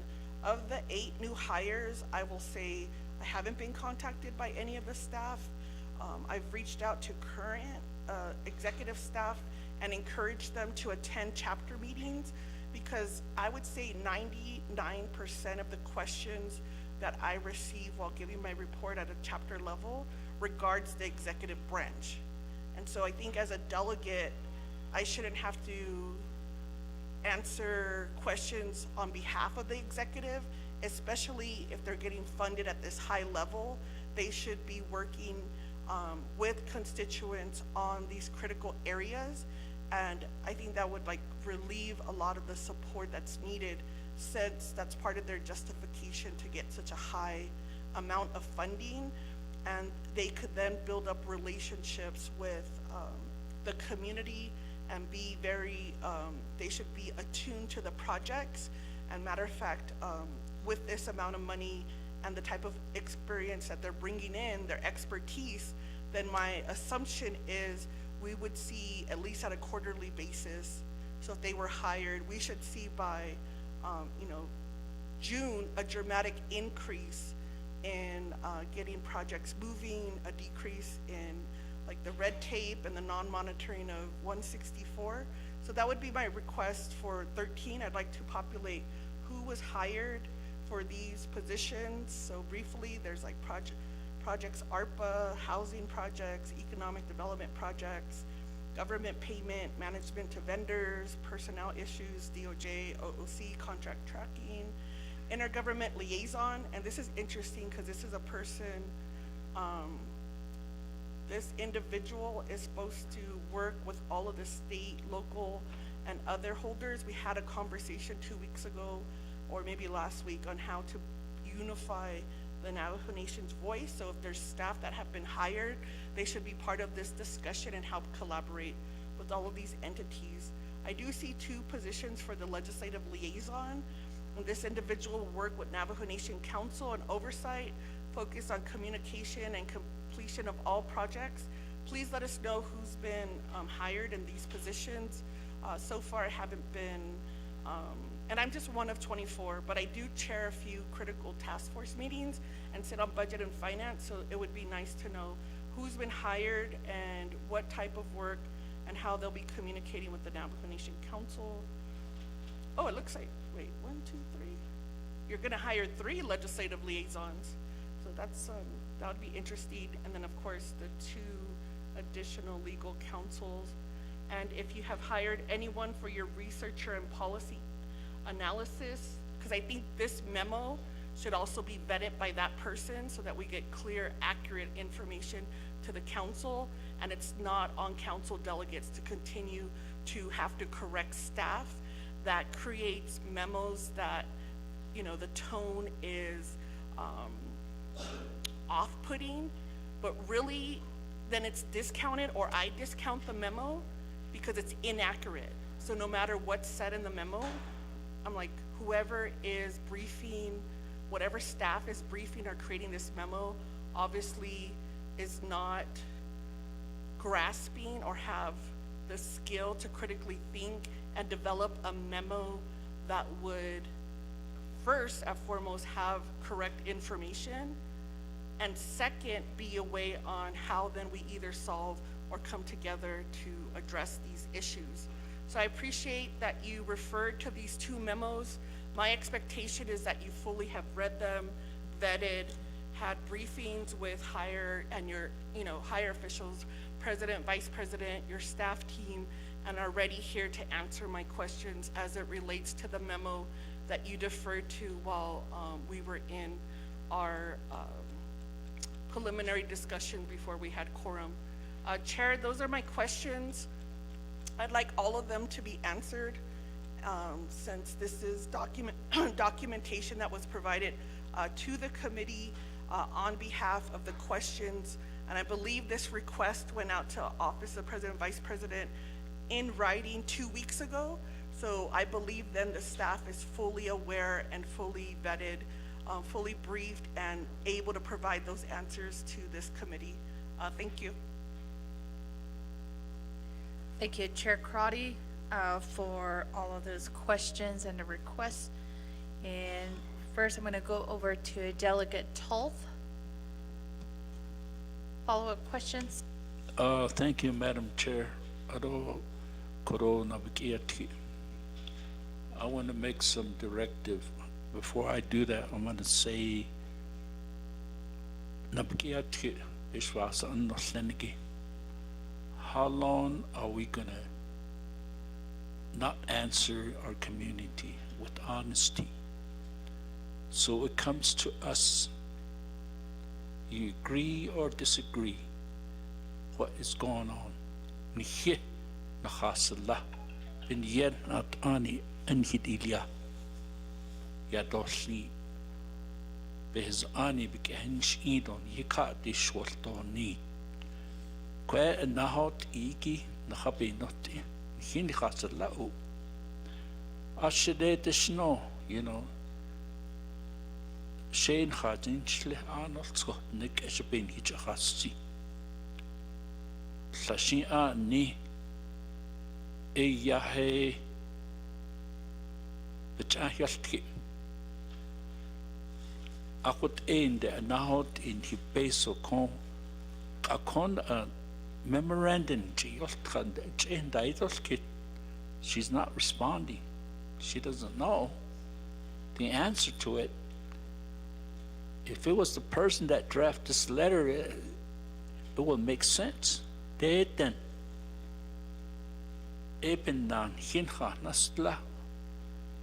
accountable.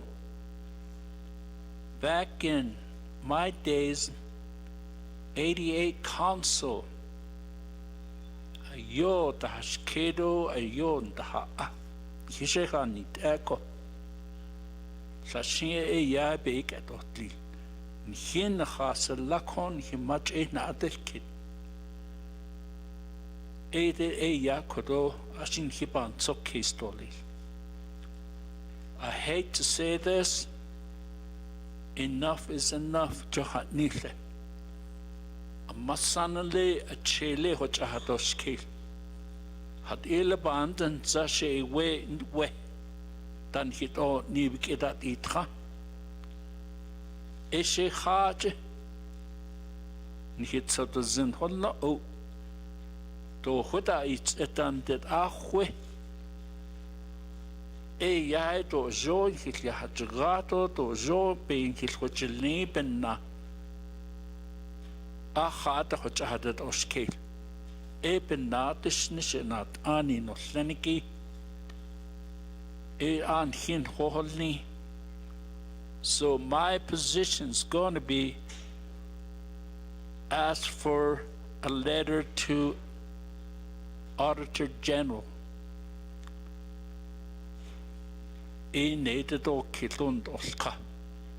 As soon as possible.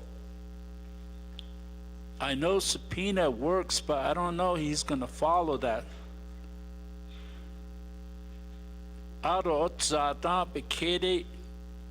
Let's have a hearing. Khalid ahohot. Bekede enahot. We can get special prosecutor to be involved. Ere kota korobe hadis chito kota hato linat ani. Adis okegi speaker and also kota to lilo ishe kota bansus case. Eben nat an hin nasla. Choedo sashino sin. Remember, we're doing this for our community, our people. We always say, I'm accountable. Juhadat, Arnoldson has Tudon, Hizani, the Halon, Hichadaochki, Ebik El, An Hin Holni to Koronat Ani, Noslengi, what on Hichadis, Eben na, Atskilo at all, Ako Yahe. Aro korotan hizis dan chera o phone hijotan his ko to wait adole no wait ato chinyata dole tot neblia joka a jope hat otzi aro to hanenda ebe ke hoton karer otan hizis o staff to aleto Joya kotanzini kode hitate nata chitnilo. It's unprofessional. That's not what you call accountable. Being transparent, no. It's all hanna. I don't know. Benna kode otan hitis ado ade oshin hada jotlo. Ede hotabe bichadisse. If you have the guts, let's come on in to this council chamber and answer some of these questions. Not hide behind the bushes. Thank you very much, Speaker. Question Delegate Toth for those comments. And next, we'll have Vice Chair Slater follow-up questions.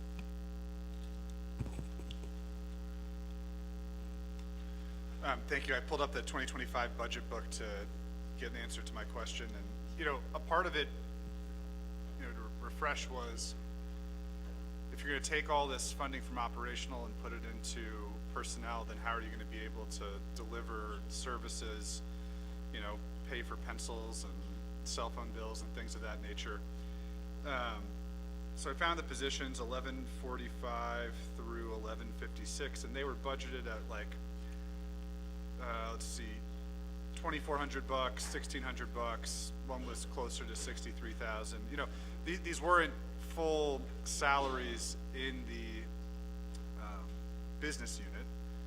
So in order to hire 8, I mean, there aren't 8 in here with full salaries. They would have had some portion of operational funding transferred into the personnel line item or object codes. And you know, that was the dollar figure I was trying to figure out, because the total OPVP budget's 5.7 million in this comprehensive fiscal year 25 budget. And I don't see how hiring 8 people and all the money that is required to do that, plus the additional 4 that are contemplated, won't have an adverse impact on the office. It doesn't list what the final salaries will be, but you know, that's the issue I wanted to bring up and just show that in this budget document, you know, they weren't budgeted for at full salaries, and therefore you have to get the money from somewhere, so it has to come from operational funds. The controller issued a memo on April 11th to all division directors and CC'd the council, the president's office, the judicial branch, DOJ, ethics and rules, and everyone within, or all the managers in OOC. And there's one paragraph that I just want to read. Any budget overage resulting from complying with the above directive should be addressed through proper budget revision requests. The Office of the Controller will not entertain proposals to pay expenses as a result of compliance with the above directive by utilizing legislatively appropriated funds from a business unit other than the one you were budgeted under. Any attempts at this will be reported as noted below. So the controller has repeatedly conveyed to our committee and to the council about how that is a common practice. And going back to Delegate Crotty's comments on not conveying the appropriate need from programs, not providing the council an oversight, budgets that are going to be delivered factually by the programs, it really diminishes our standing to our people and, again, to federal and state partners who look at us and they pay attention. I mean, they listen in on the Budget and Finance Committee meetings, and it seems like these are completely lost on the Office of the President and Vice President because the actions continue to take place. And that's why we have this series of memos coming from the controller about the tone at the top and unrecorded invoices with promise to pay agreements. And the president basically laughed it off in the meeting on Monday that we had with the committee. When I was bringing up these compliance and delivery issues and these accountability issues, you know, how can we assign more funding to the executive branch and to the Office of the President and Vice President if we continue to have these same financial mismanagement issues emanating from the top? And they're affirmed by our auditors. So it's not like there is some witch hunt here. You know, I think the committee has really invested itself in trying to support adequate program delivery in a responsible manner. But the most glaring example to our people is using federal funds, or attempting to use federal dollars from NDOH to pay for NIGRA news. It's fine for the president to have a newsletter. Go right ahead, but pay for it out of your budget. Don't go down the line and have all these other business units that are not under the Office of the President and Vice President pay for that. You know, if that request wants to be in next year's budget, I'm fine to support it. You know, it is political propaganda, but, you know, the president has a right to share information with the Navajo people. Making programs that have limited operational budgets pay for it is ridiculous. And using federal funds and thinking that that is an acceptable use of federal funds is even more ridiculous. So I think those will conclude my comments because I'm not going to get an answer on how the transfer of operational non-personnel dollars into personnel is going to impact the Office of the President and Vice President's ability to deliver their services. But I'm anticipating in the next few months we're going to get a bunch of notifications of requests to pay for different things there, whether it's phones or newspaper, I don't know what, because you're going to deplete the budget for operational funding. Thank you, Speaker.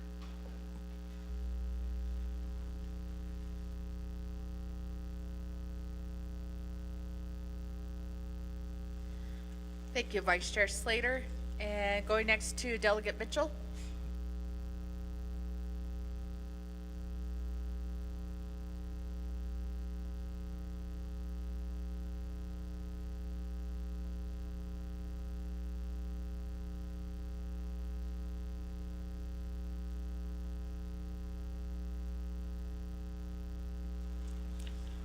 Thank you. Do siya na ako speaker sa ho agi. Do and Chair Pro Tem Mr. Yazi. Do sinanday ko do na si tkanigi siya na ako agi. Do and ko agi hisalta hagi so. Then also all the folks that are listening online. Ko agi a budget ibe needs. Do ko do a personnel. Seems like the whole discussion is on personnel here. Although we all know that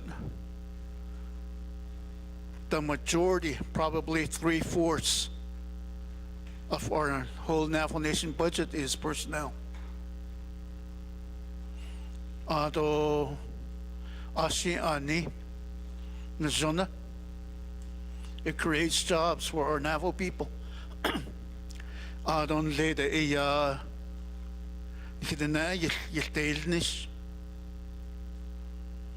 so could bahasi to liti personnel lagi.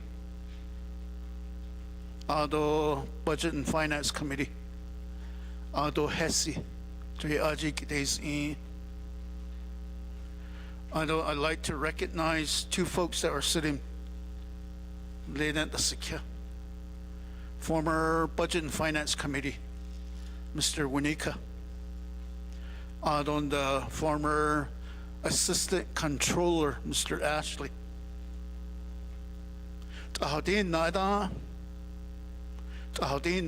When we didn't have personnel lapse,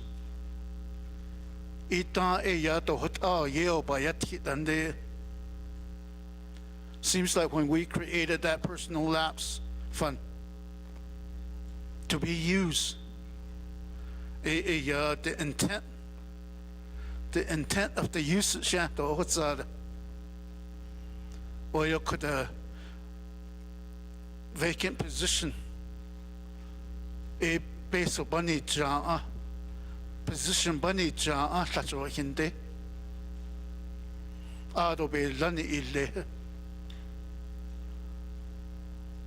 So as a former division director, we had that flexibility.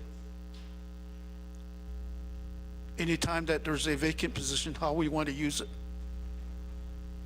So in order to get that control back, it could be enough since they're creating the budget instruction manual.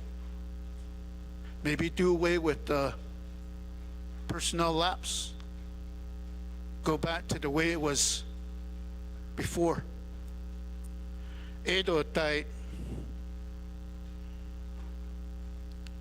After the second quarter,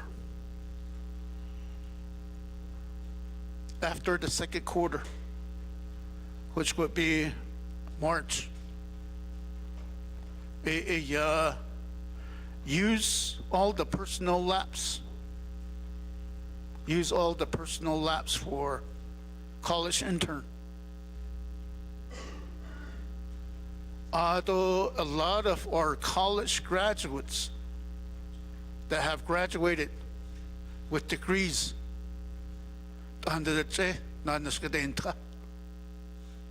and last week's report, there was over 1,000 vacant positions. So if that 1,000 vacant position goes without hire, there's millions of dollars right there. So after the second quarter, use it for college intern. That's what I did over at community development. Any unspent money, we use it for college intern.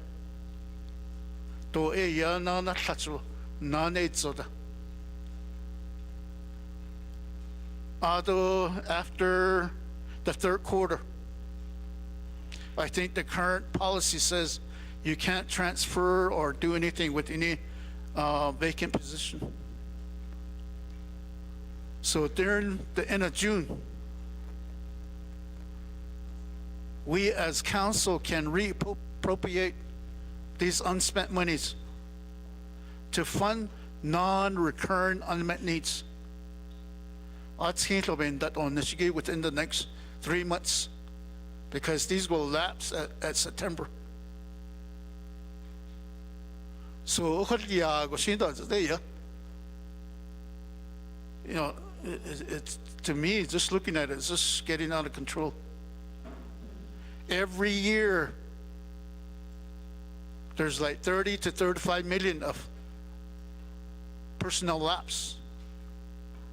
Higher, but yet, a lot of our college students are looking for work out there. Even though they have degrees. You're not qualified, you don't have the work experience of it, no. How can they have that, get that experience? So I could recommend using that personnel lapse for these students to gain experience. So ede ya hot adida personnel lapse. Although, you know, we, like I said, year after year since this was created, we started using this fund for unmet needs. Unmet needs and budget bond daily. And the intent of the personnel lapse, we're not using it. Ede ya hot abahadis. Although Kudo a nature report at Nagi. Kudo ni Hileya ni Nantaya Hatsi than host Shino. So Kudo a Bahadisi. Ashi Nila than host Adokudo, Miss Johnson, she Hanayo Atole. So Monday is the State of the Nation address. Monday go e bajo atole. So I would recommend to the president, make that part of his written 20 minutes. You know, half of the 20 minutes is probably spent on accomplishment. I thought he's paid the husband. There's press releases out there.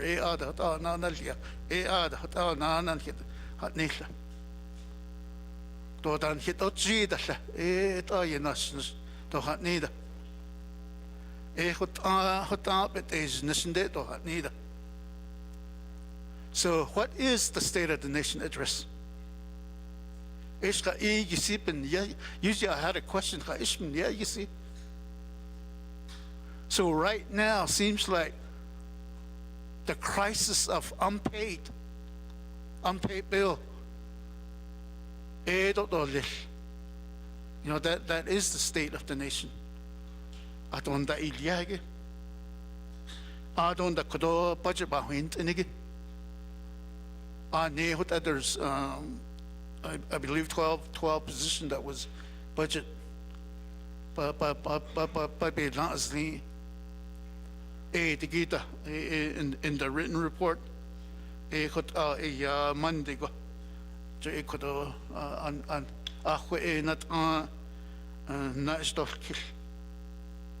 So, you know, what is the state of affairs here in Winderall? One is the personnel. There's over 1,000 vacancies. So over 1,000 vacancies, that creates personnel lapse. So the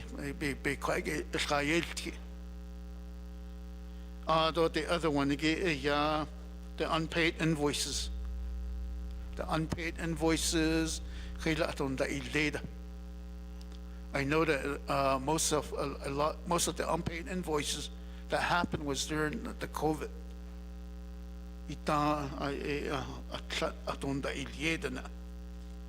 So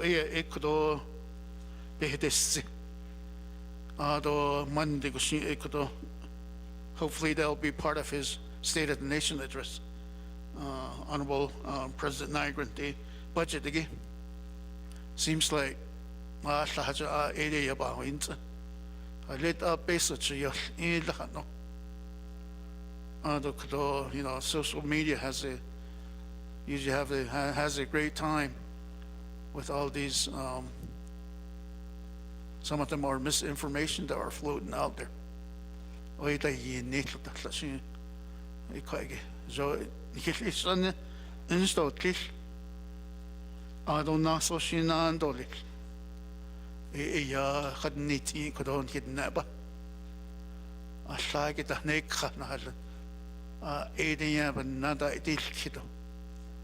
So, Madam Speaker, thank you.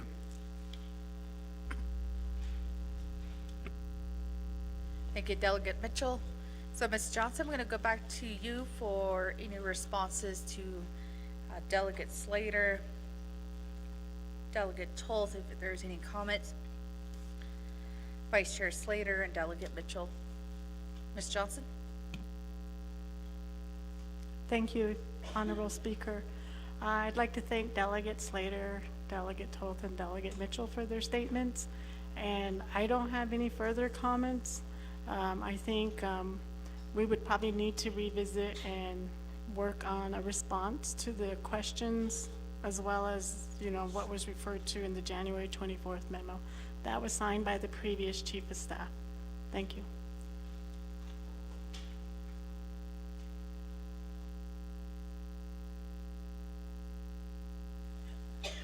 Thank you, Ms. Johnson. And colleagues, I believe that Ms. Johnson is saying that she will provide a written responses to the question, if that's correct, Ms. Johnson? Yes. And going back to Chair Crotty? Yes, thank you, I appreciate it. I did provide a lot of questions, so I'm not sure if the staff just didn't recognize the questions that I posed in reviewing the January 24th memo. I do want to state for the record, receiving a memo from yesterday, April 16th, from now Chief of Staff Chris Beecher. He does, and Ms. Johnson did read in the record that a memo was already sent to Naabik'iyati from the former Chief of Staff addressing the 12 positions, which is dated January 24th, 2025.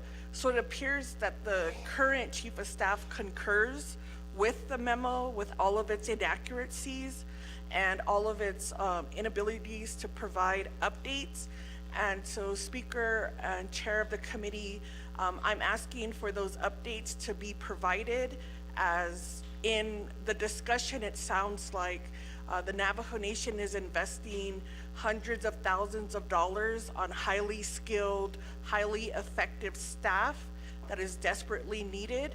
And so I would like, at the very least, to have an accurate memo that could be provided to this committee with accurate information that would justify not only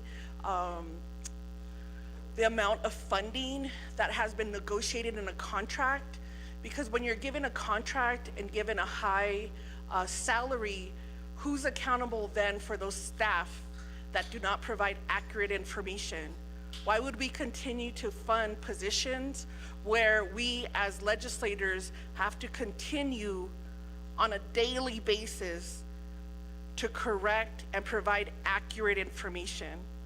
When we attend any type of meeting, whether it's at the chapter, community, at bashes, on the spot as delegates, we have to know 100 different updates and provide accurate information.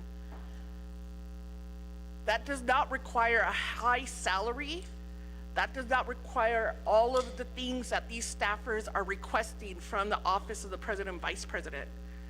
Because if that's the case, then constituents wouldn't continually have to come to delegates to ask and receive those reports and updates.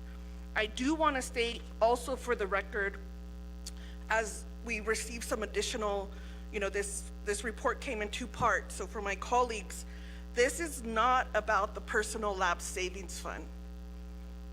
I'll say that again. This is not about the personal lapse savings fund. We are talking about the base planning amount for the executive. Staff, can you put the memo that was provided to the fiscal year 25 from the president, the March 14th memo, was it? And go down to page 2. I mean, I understand all of these I statements is not very team worthy or inclusive and, disappointed. But on page 2, paragraph, is it 5? 1, 2, 3, 4. We could start at 4. So someone who earns $25,000 a year, this is my understanding of the memo. Let's go to page 2, paragraph 4.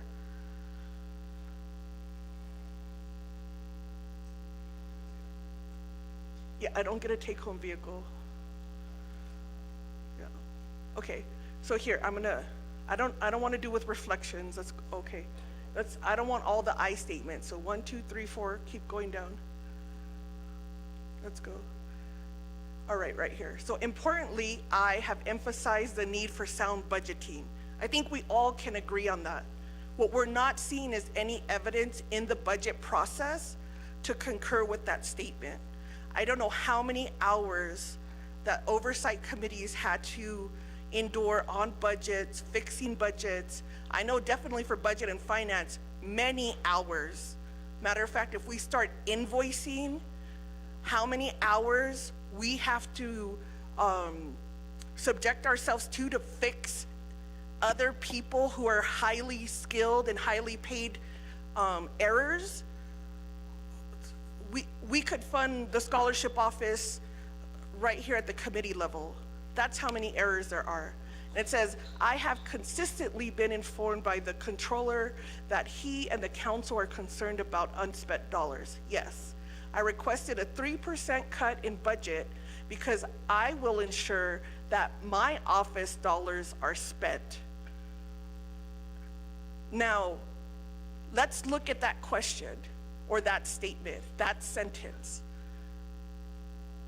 If the council and the controller are concerned about all of the program's unspent dollars, this is a point that we could identify for leadership in the executive to have a plan on how he will monitor and make sure his programs are accountable, that they're providing a sound budget, and not to say, then I will remove that money and put it in my office because I could spend it.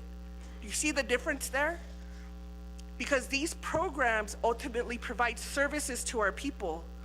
And so with this is the thinking that was not, I guess, thought of how we can efficiently provide funding so that the people get their necessary services.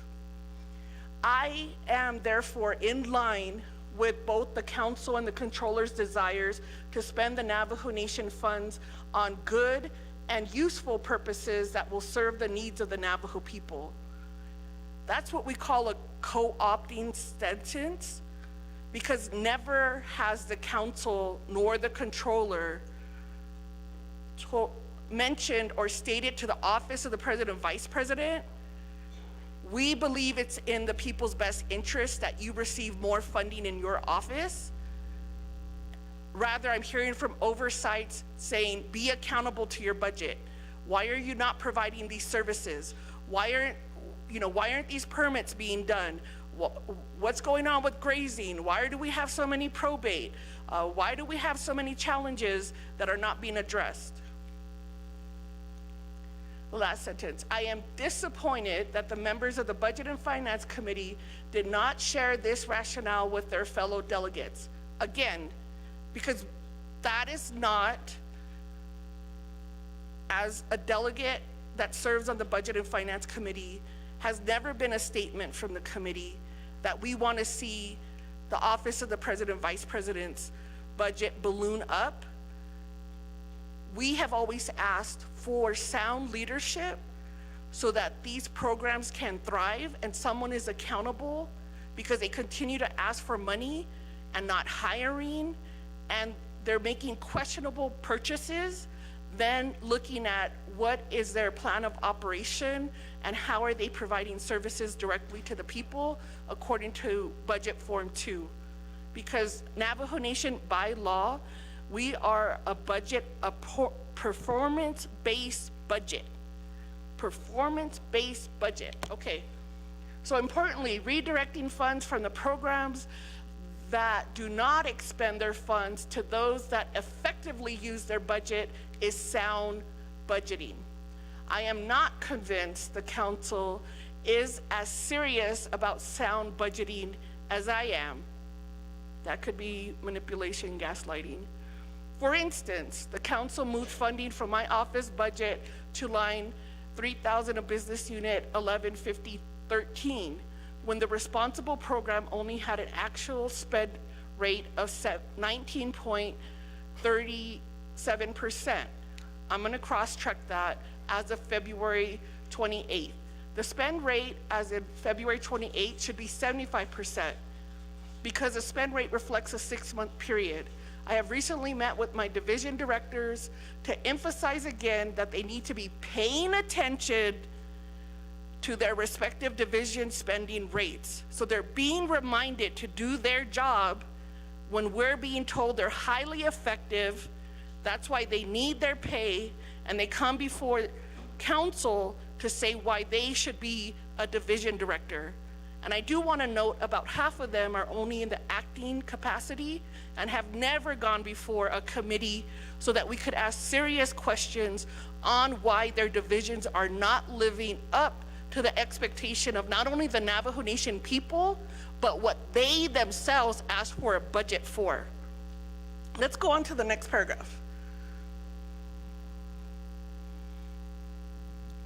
I have completed a comparative analysis of what the council retained for its budget, I'm assuming council's budget, as compared to what is budgeted for my office. You cannot compare the council's budget with the office of the president, vice president. That's apples and oranges. But that's fine. If you want to say you didn't do anything to your budget and you touched my budget, let's see. Before we get into that comparison, I must start with the council budget over $6 million to the legislative branch operating budgets, which is the current trend. The council budgeted to my office was 4.9 overall. Of this, my personal budget is 3.7 million, and my operating budget is only 1.1 million. The budget for my office was derived after the council and its committees moved a total of 2.06 million from my original request. This is much less than my, scroll up please, original request of 6.9 million. The majority of cuts for my budget came from new positions and vehicles. I show what committees made the cuts in the chart below. And the reason why I'm reading this is because we're about to go in public hearings in a few months, and at none of the public hearings did I hear the public say provide more positions to the office of president and vice president and provide more funding for their vehicles so each one of them gets a tribally owned vehicle. So let's see what happened here. Here's a comparison. Funds moved from the OPVP new positions at budget and finance, so they were removed from personnel, vehicles, and operation, was for the Department of Personnel Management. So why was that amendment made? Because that's where the acting director, Ms. Toddy, did not fully fund her current positions and therefore had no operating budget. So we had to make the decision at the committee to say, of course they need an operating budget. That 3% cut came from their division, and we have to restore their operation. So OPVP took money from this division and wanted it for new personnel, vehicles, and operating, and we said that was not a good governance decision. You cannot fully fund your employees while asking the council to create or to support 3 new positions and support all of your vehicles. The second area was Office of the Prosecutor.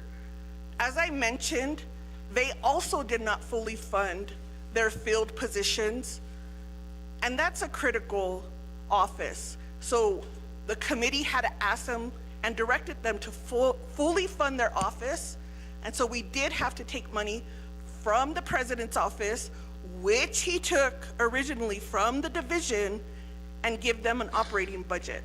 We had to do the same thing with Navajo Nation Police Department. So at the committee level, we are looking at who is following the BIM and fully funding their employees. And when they fully fund their employees, they may need additional dollars for operation. That should have been done at the executive budgeting process. That should have been done before anybody signed that budget and before it went to the oversights. And none of those division directors put in their reports to the oversights that this is what they did. and the oversights trusted them to say, okay, you're complying with all of the rules. OMB is complying with the BIM regulations on how to fund personnel. Okay, let's move this forward. Now let's go to what we had to do at NABI.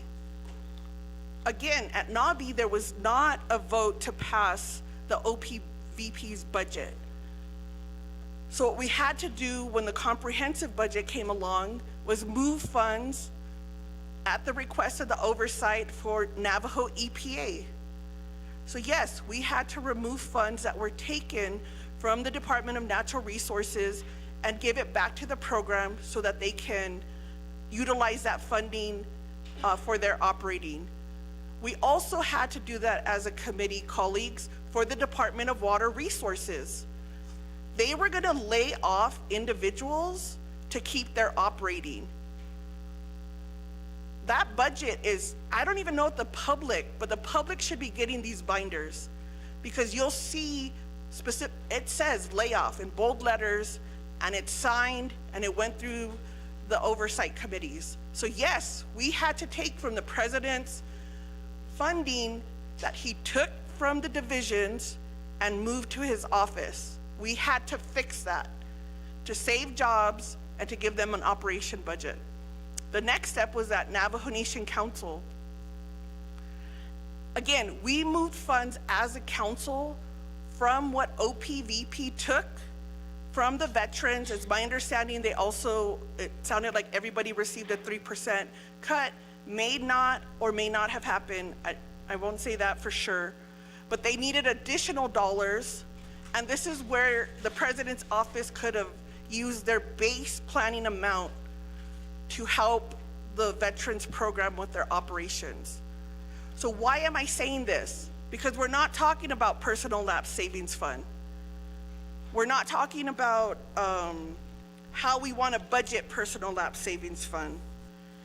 And I think this may be a good time if you want a whiteboard on like what is general fund budget 101. And let's as a committee have conversations to inform our public, because this is the money that we receive from revenues. This is the money at the discretion of this government on how to be used for the benefit of the nation. So I think we all, at the very least, need to be on board on what we're talking about.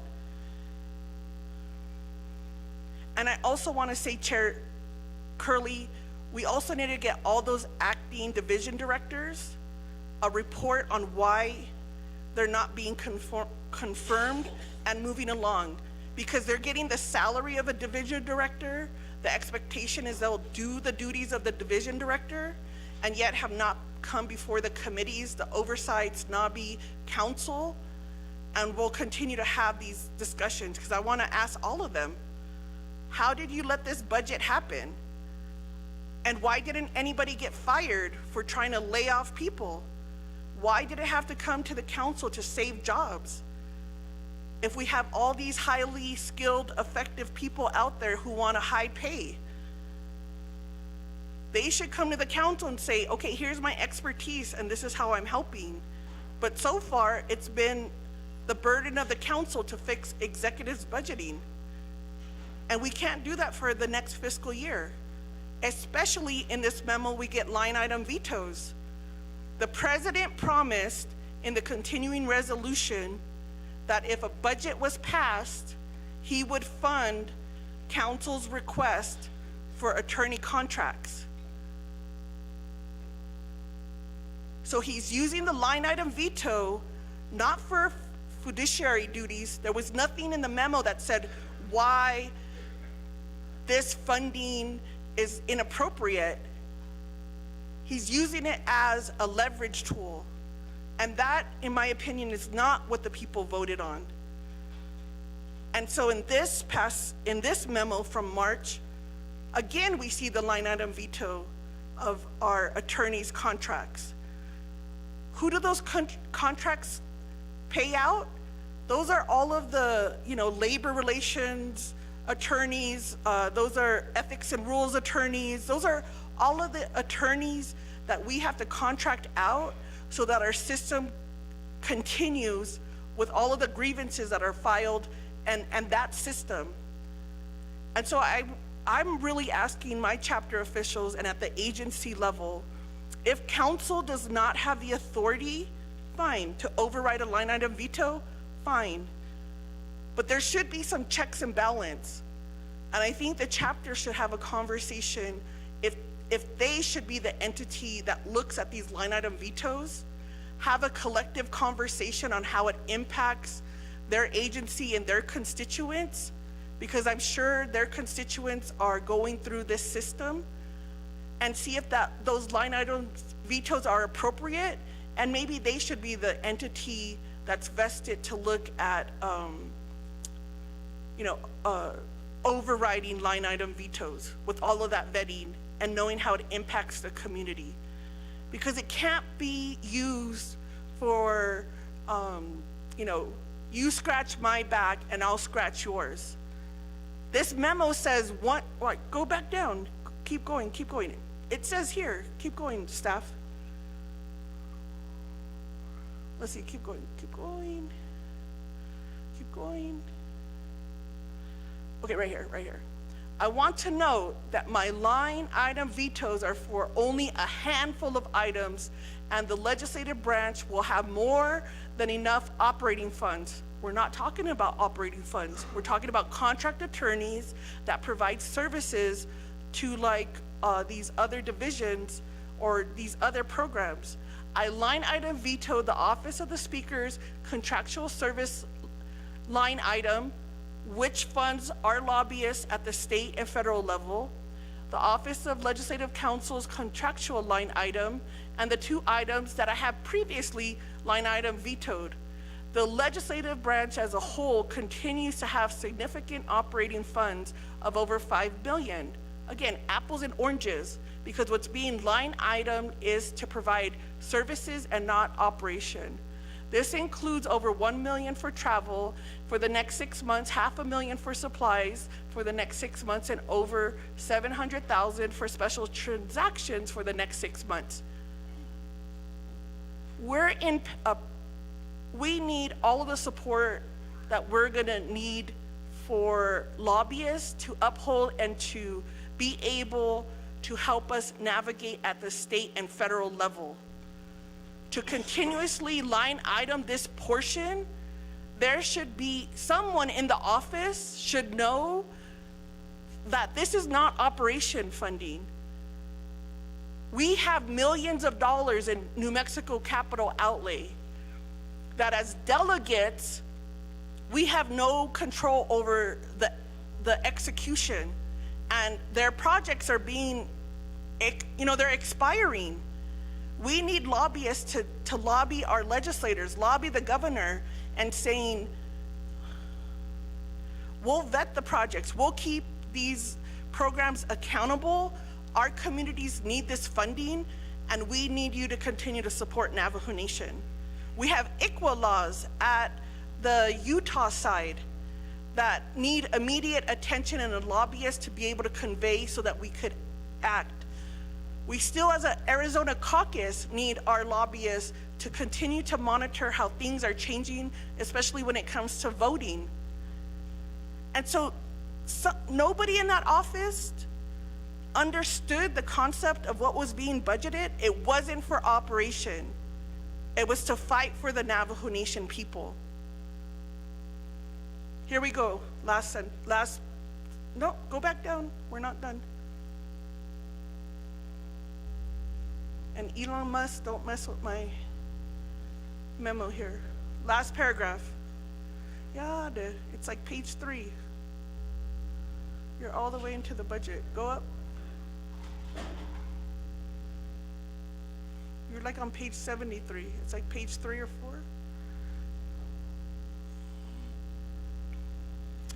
Let me take a sip of my mango drink.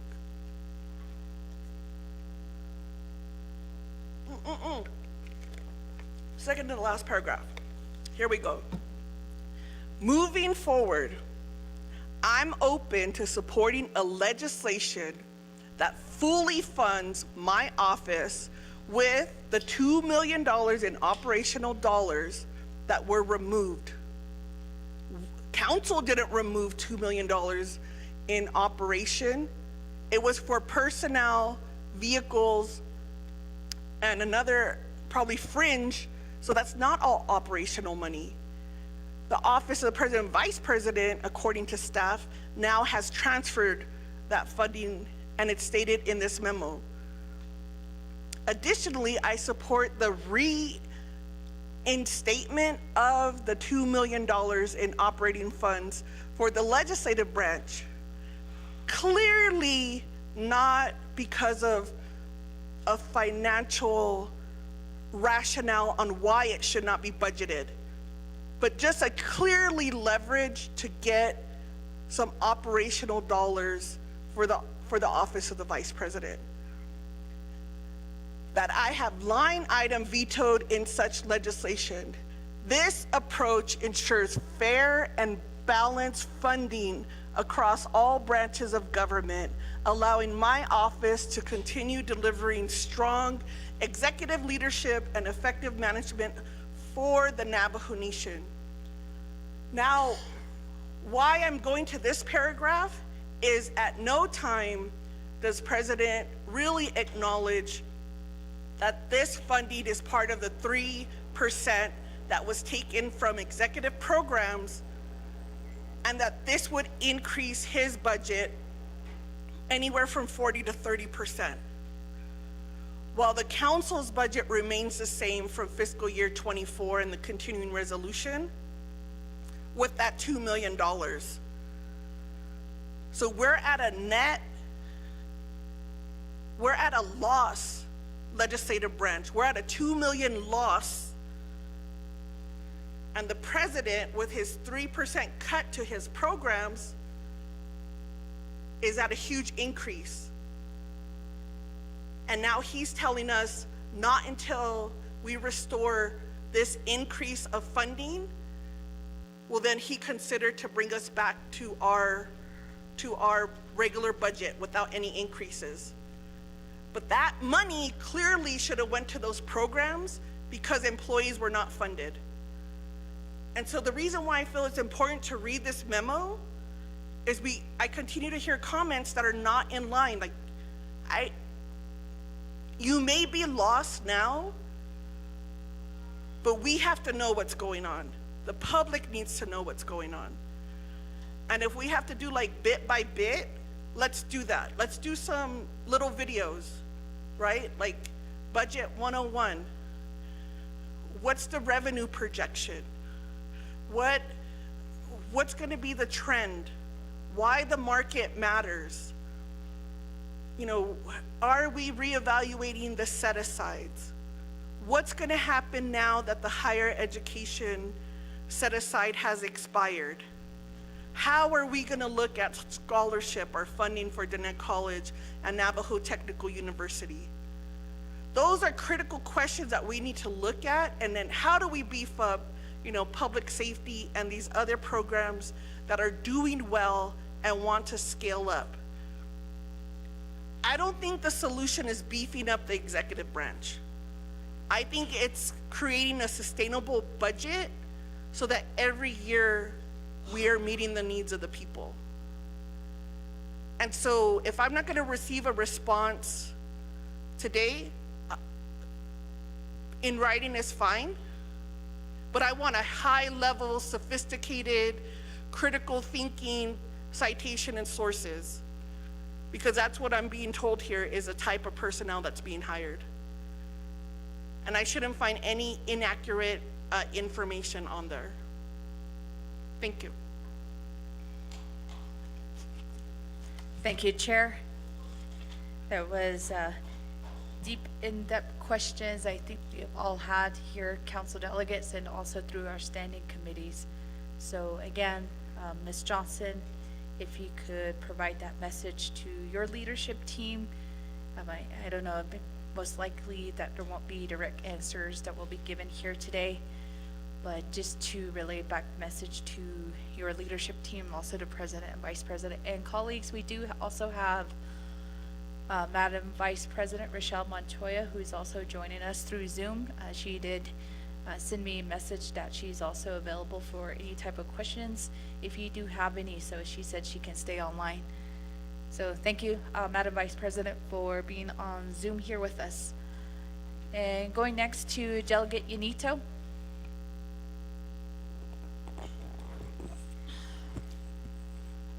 Yateo ya don janon karasol sodo zinedad upkick kilo ya. You know, to me, you know, all this conversation here, it sounds like white collar crime here on Navajo Nation government here.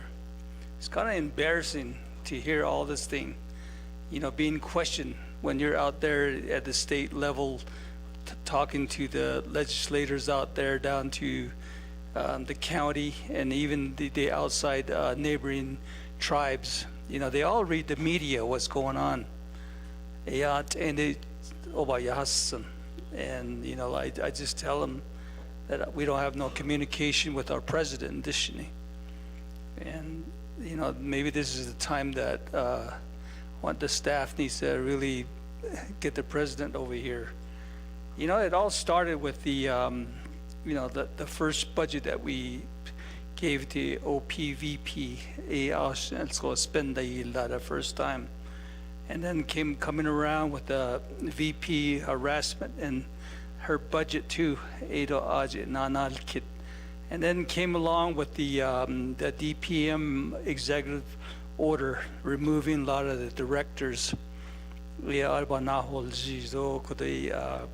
recall, and then after that, you know, there's these vehicle purchases without approvals. You know, there's a lot of favoritism that went through these kind of budget that we're concerned about here. And then coming with the promises of no contract payment, ADOT, and ADOT is on the media as well. And I think that needs to be addressed here with the spring session. And ADOT, we really need to address that again. I know that our controller had a report on that, and I think that needs to be updated again. ADOT as speaker for the spring session.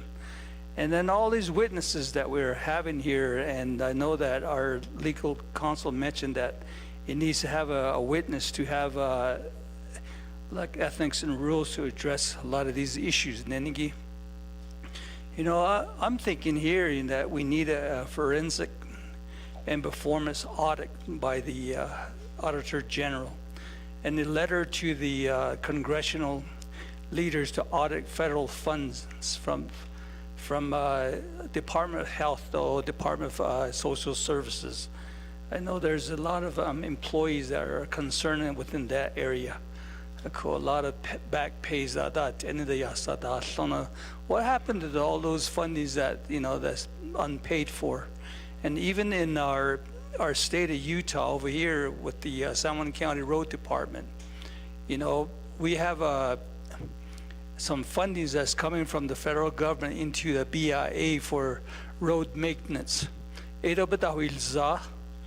We are, you know, requesting for an audit for that, $480,000 that's supposed to be maintaining our roads with, but we're missing those funds too.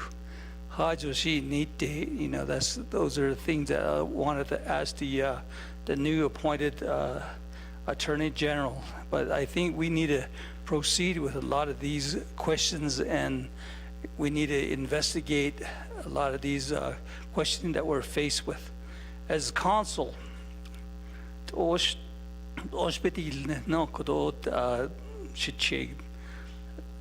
you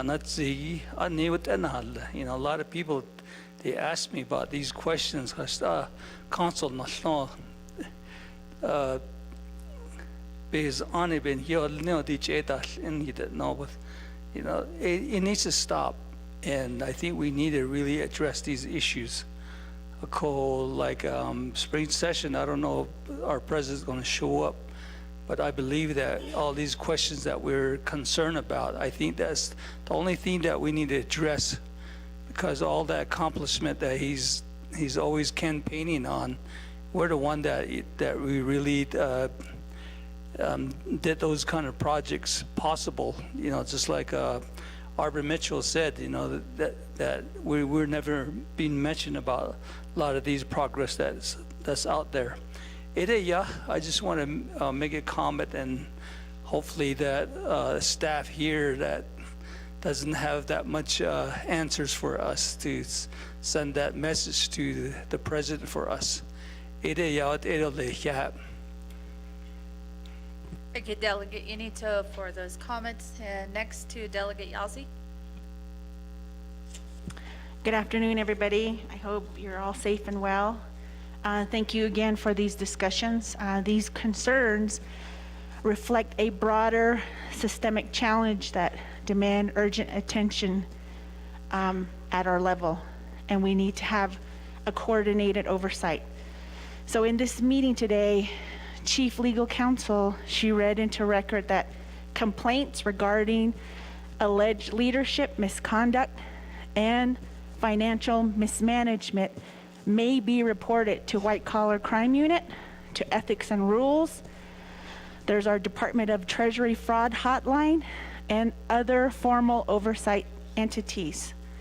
And I agree that these mechanisms are critical, and I respectfully am going to recommend to Speaker that this information be shared widely with the Navajo public.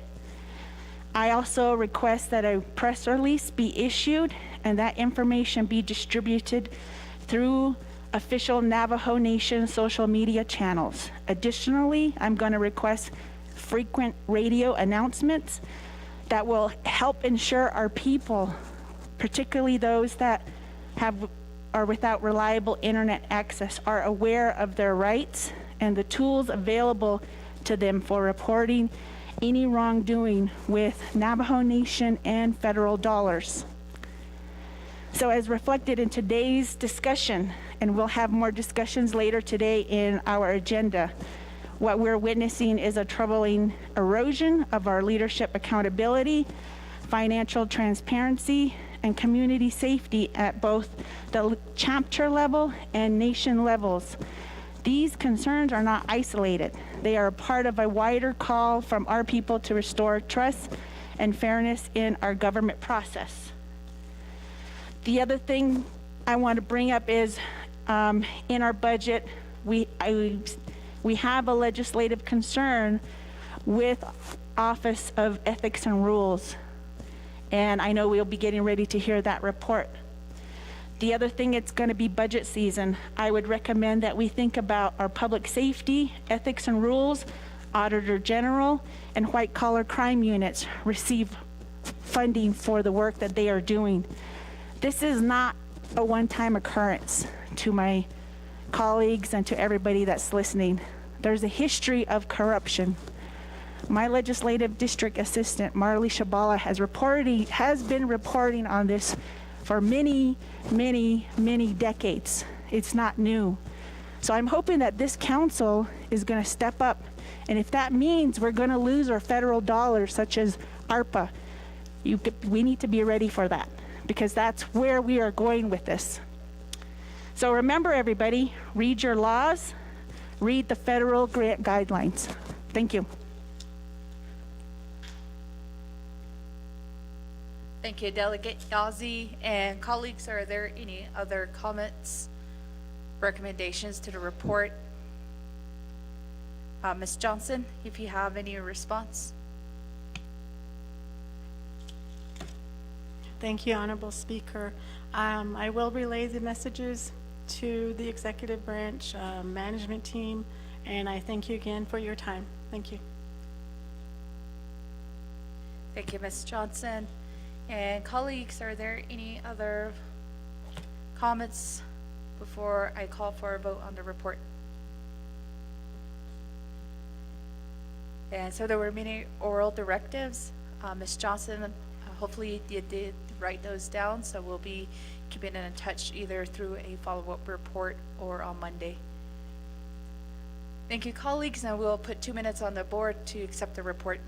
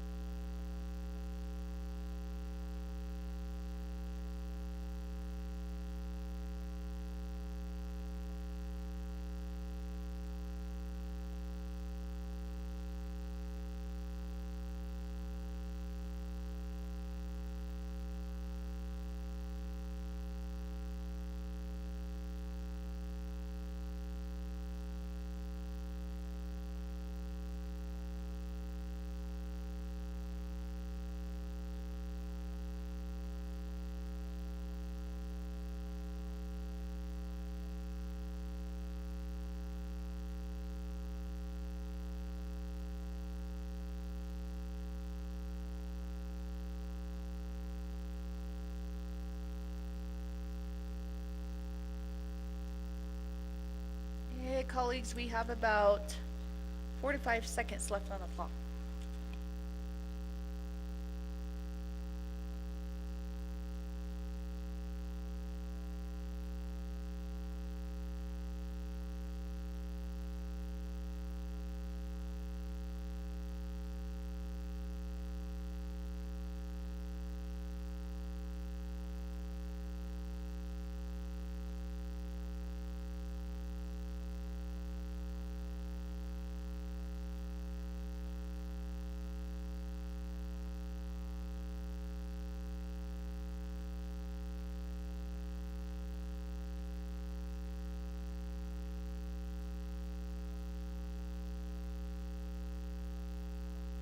And that is a vote of 2 in favor with 12 opposed, with chair not voting. Thank you, colleagues. There's a Delegate Simpson.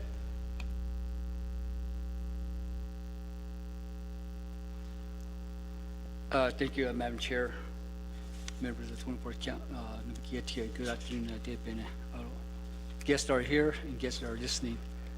Madam Chair, I have a question, and this will be going to also the City Council. The vote that just took place in reference to accepting the report, it failed. And as you stated, there were some oral directives that was part of the report. Since the report got voted down, the oral directives, again, that was part of the report. Since it got voted down, so those oral directives were voted down too. So I need clarification on that from Austin City Council. Thank you, Madam Chair, members of the Naabik'iyati. Thank you, Delegate Simpson. And we do have our Office of Legal Counsel here.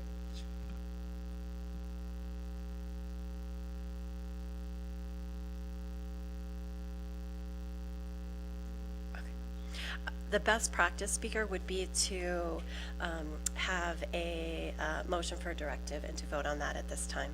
Thank you.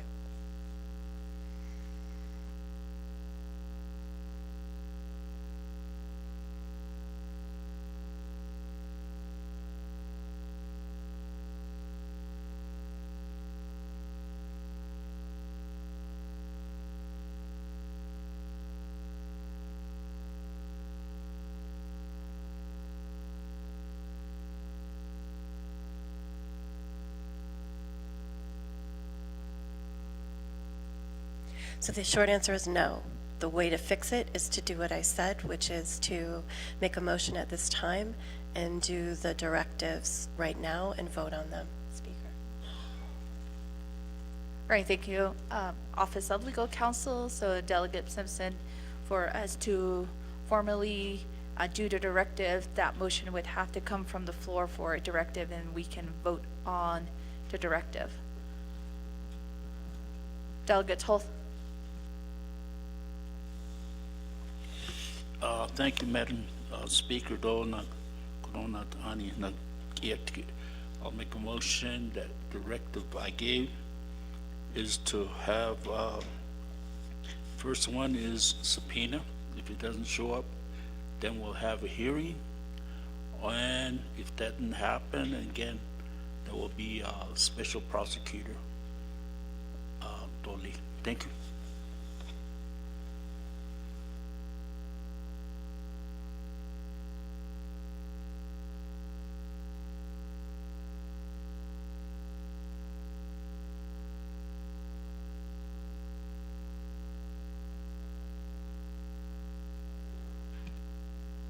Point of order raised by Delegate Simpson.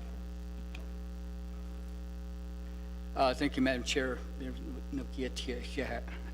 I raised a point of order again. I believe during, especially RDC committee and Naabik'iyati, when we do a directive, it has to be in writing. We have to see it in black and white, so we know what we're voting on.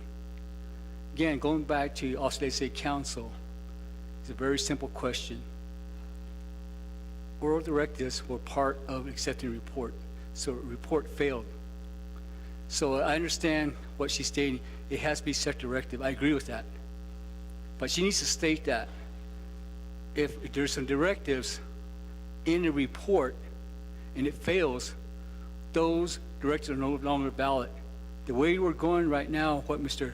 Tolt is doing through a motion, I agree with that. But the only thing, it has to be in writing, so we see in black and white. So the Office of Legislative Counsel needs to write up those directives for Mr. Tolt. But right now, we don't see in black and white, so that's why I raised a point of order. Thank you, Madam Chairman. Thank you, Delegate Simpson, for doing that point of order. And Delegate Simpson, just for the record here, I have not recognized that motion from Delegate Tolt as of yet. I was checking with our team up here if we do have that directive in writing or if we will need additional time, but we do have that here with Office of Legal Counsel, Office of Legislative Services. So again, right now, after the point of order, I'm going to recognize Delegate Tolt's motion for that directive, and staff, if you could read that into the record.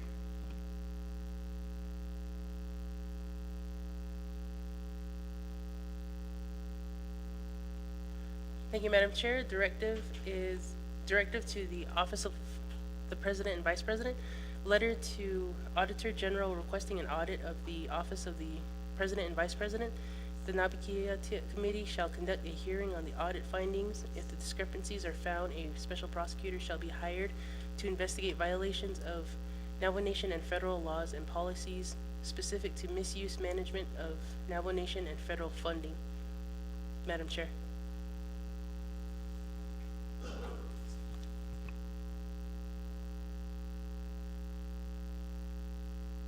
Thank you, Delegate Tolt, and your motion is here, read into the record. And colleagues, is there a second? Second by Delegate Yanito.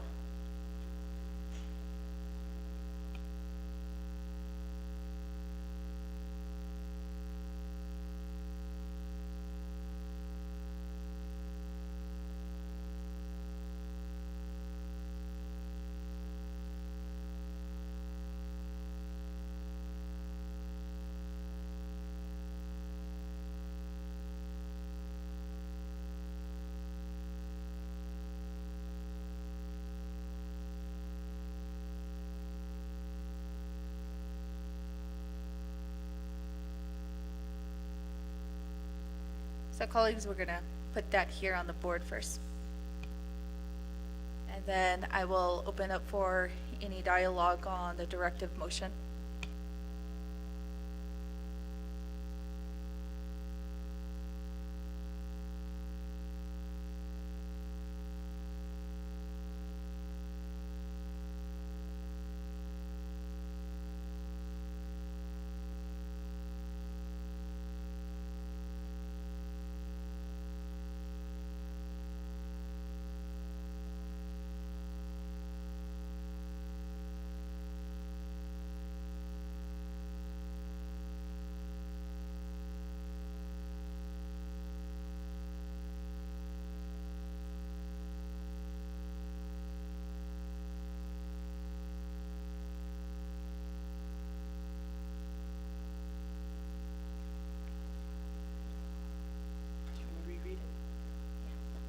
And staff, if you could reread it, so at least it's clear. I know it was in a different format.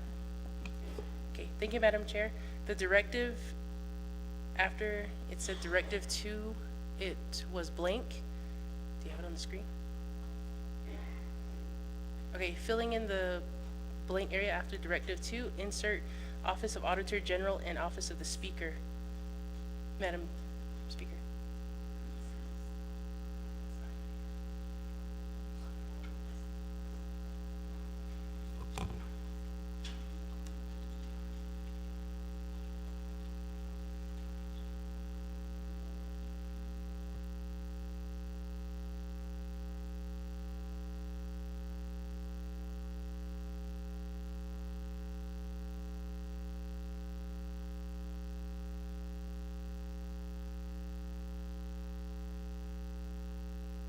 All right, thank you, staff, and thank you, Delegate Mitchell, to the directive.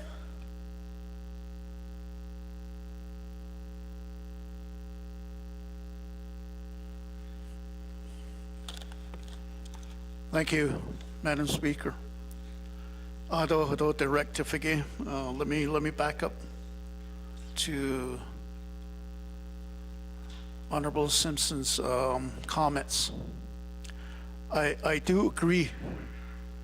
I do agree. My personal opinion on if the report didn't pass, to me it didn't happen. So an Jacob an Yelki kasi nakita sa Yelki. Do anta eya nakigo na.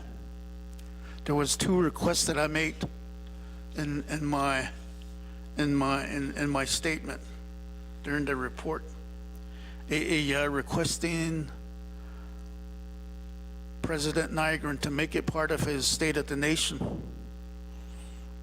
is the state of our vacancies. Over 1,000 vacancies within the nation. Ado idini nato inisan kalchin da istra. You don't have experience of it, no.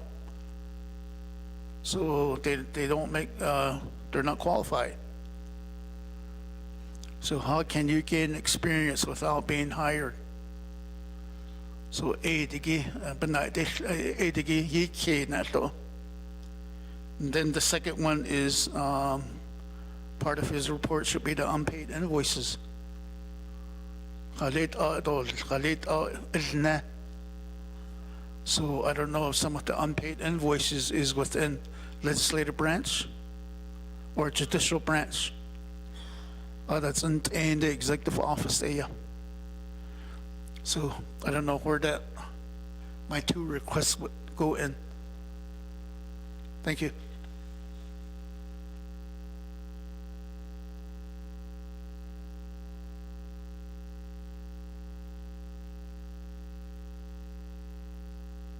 All right, thank you, Delegate Mitchell. We'll make sure to do those mention both to the Office of the Controller and Office of the President, Vice President for next week's session. And again, the report may have not been accepted, but it is on record. And colleagues, are there any other questions, comments to the directive? Delegate Unito? I made a directive as well for forensic and performance audit by the Attorney General. And then congressional leader to audit the federal fundings from the Department of Health and Department of Social Service. Is that on the list somewhere? Thank you, Delegate Unito, and that will be a modification request to the motioning party of the directive. Delegate Toth? You're okay with that modification to the directive? Concurs? And Delegate Unito. So colleagues, give us a few minutes for OLC and OLS to modify that language that's up here on the board.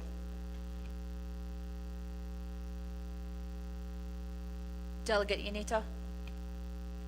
Yeah, I was wondering about an auditor, because I think we need like a third-party auditor, because last time with the investigation with the VP incident, you know, our own Attorney General hired some investigator that, you know, didn't come out with a clear report. So I'm thinking maybe we should use a third party. I don't know if that's possible.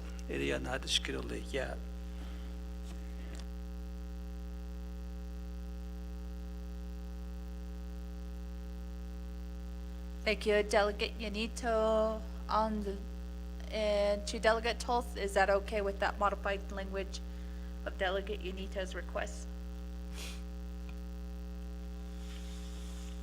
Thank you, Madam Speaker Joe. I believe it's going to entail the cost of it outside the HANIA. So if we don't have money, we've got to use our own auditor. If we go out, then you have to, prologue of paying the outside idiot question. So I would just not agree to this one. Thank you. Okay, thank you, Delegate Toth. And just give us a few minutes for our legal counsel and legislative services to modify the original request that was stated by Delegate Yanito to include 2 other programs. And while the legal counsel and legislative services are working on that, we can address Delegate Claw's question. Thank you, Shadeja. Can we go ahead and add in a proposed timeline as well? So we do have several action items that will be occurring. Number 1, the letter, when will that letter go out? And then also, NABI committee shall conduct a hearing on the audit findings. Do we want to have that done within the next 3 months, maybe 60 days? Those are just some recommendations. So if we could also list a proposed timeline, that would be my recommendation and modification. Thank you.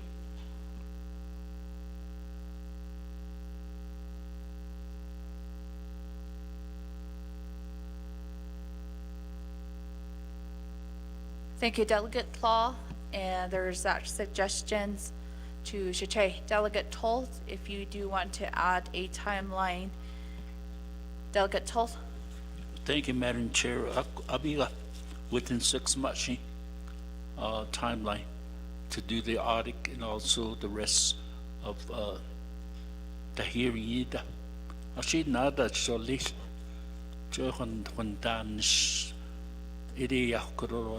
If not, we'll probably within 90 days too. Thank you.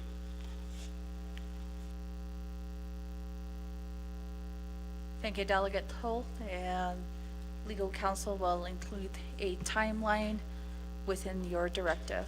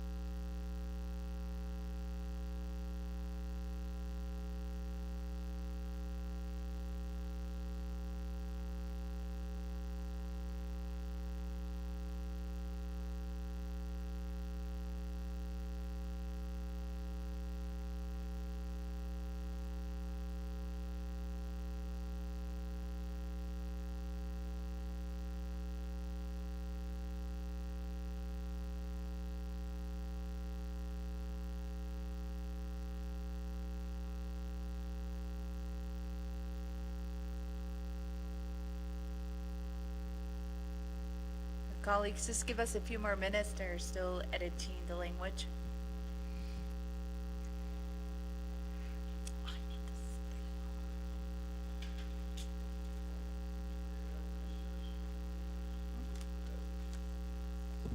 Colleagues, let's recess for 10 minutes. I know it's been a very lengthy report, so let's return back at about 2:01 p.m.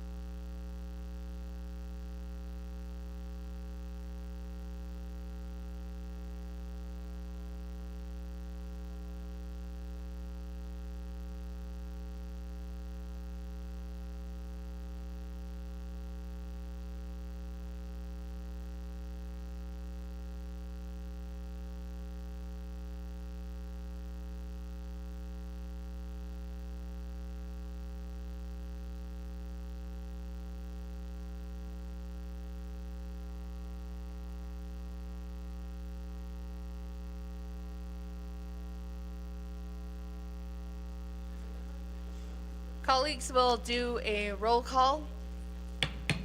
Roll call.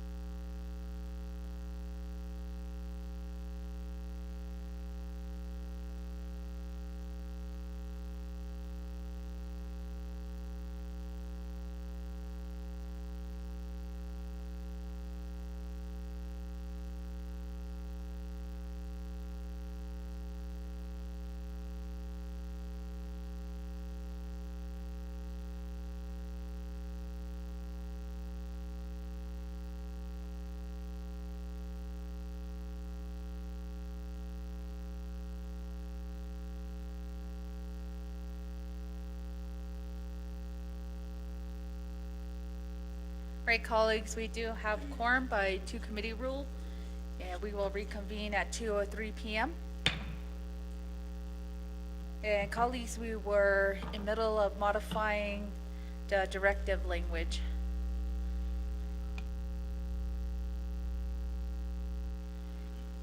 Just to recap the directive, we'll have staff read it again, the modified version into the record.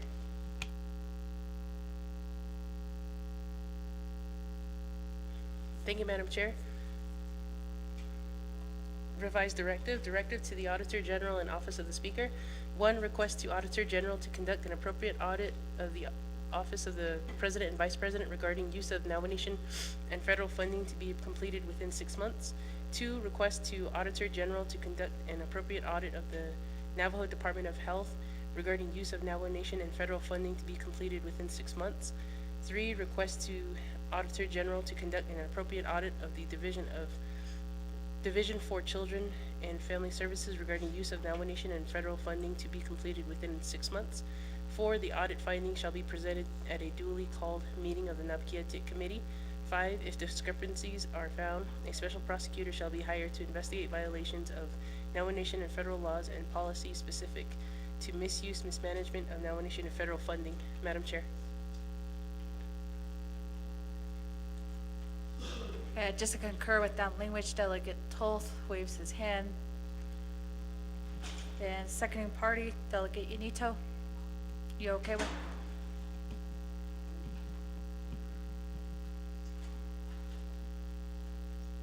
Colleagues, any more questions or comments on the directive?